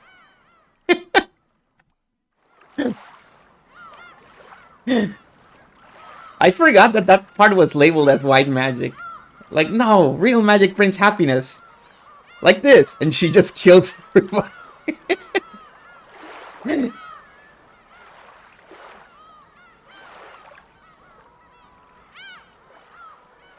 How was Amakusa there? He just sit about. Yeah, right? I mean, he was there to tell Anjay about how to live her life. She literally only came to a lot of her epiphany because of that one thing that Amakusa said to her in the ship. It sounds really silly. And it's easy to forget that Amakusa plays such a important role in her revelation.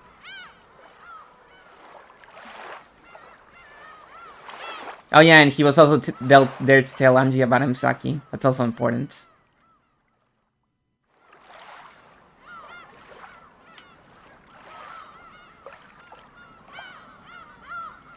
Also, I hope nobody got blindsided when we were in that scene and I did the thing that I like to do with Beelzebub, which is make her breathe.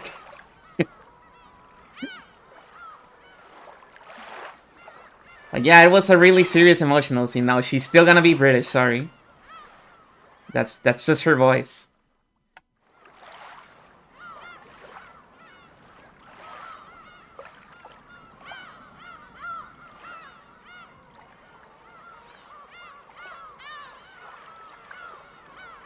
No, I was gonna check if I could do something. I can't do it yet.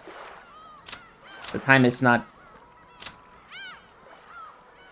What the? What are you doing? Oh yeah, you're in the tea party, so technically you are in episode 3. I forgot.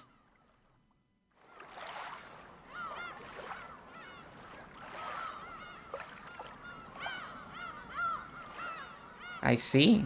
Interesting.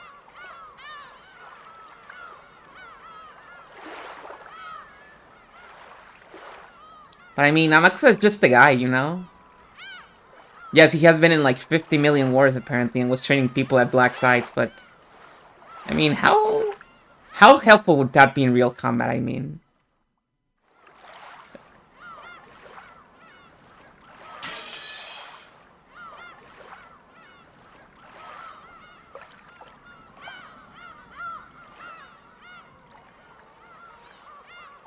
Probably got a sniper in that case or something.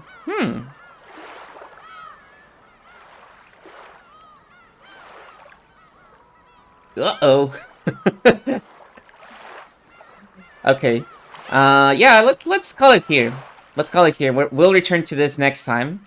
We're gonna start episode 5! Even if I go for like 6 hours, I'm gonna start episode 5 next time. It is, to me, the most imperative. The most important thing in the world is to start episode 5. I always say that I don't have a favorite episode in this story. But if there was a close one, it would probably be episode 5. I love episode 5.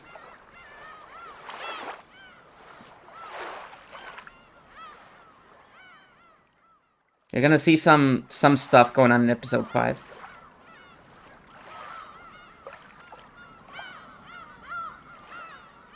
Let's see where we can raid.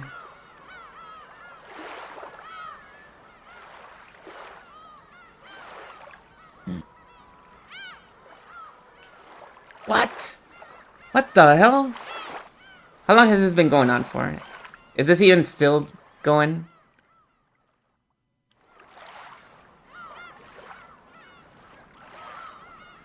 The Pastepin Umineko callout. What's that? Oh shit, it's only been going for an hour. Let's freaking go. Man, remember when I was in like streaming in like the fuck o'clock schedule and I ended streams at this hour? Like, all the time. It wasn't like we went on late. This was like the regular time to end.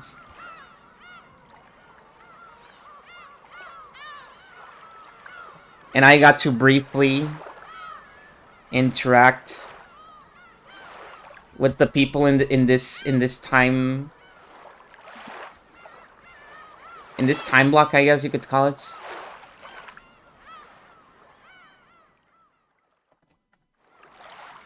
Hey, no worries. We still got the tea parties, so there's no rush.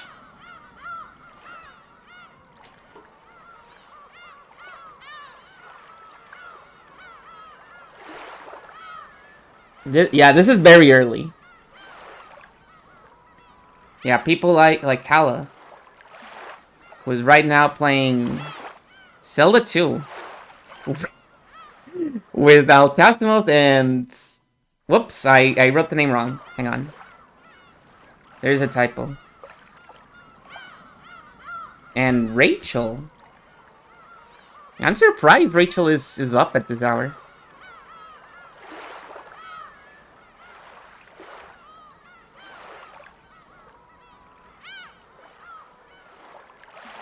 Did I get it right this time?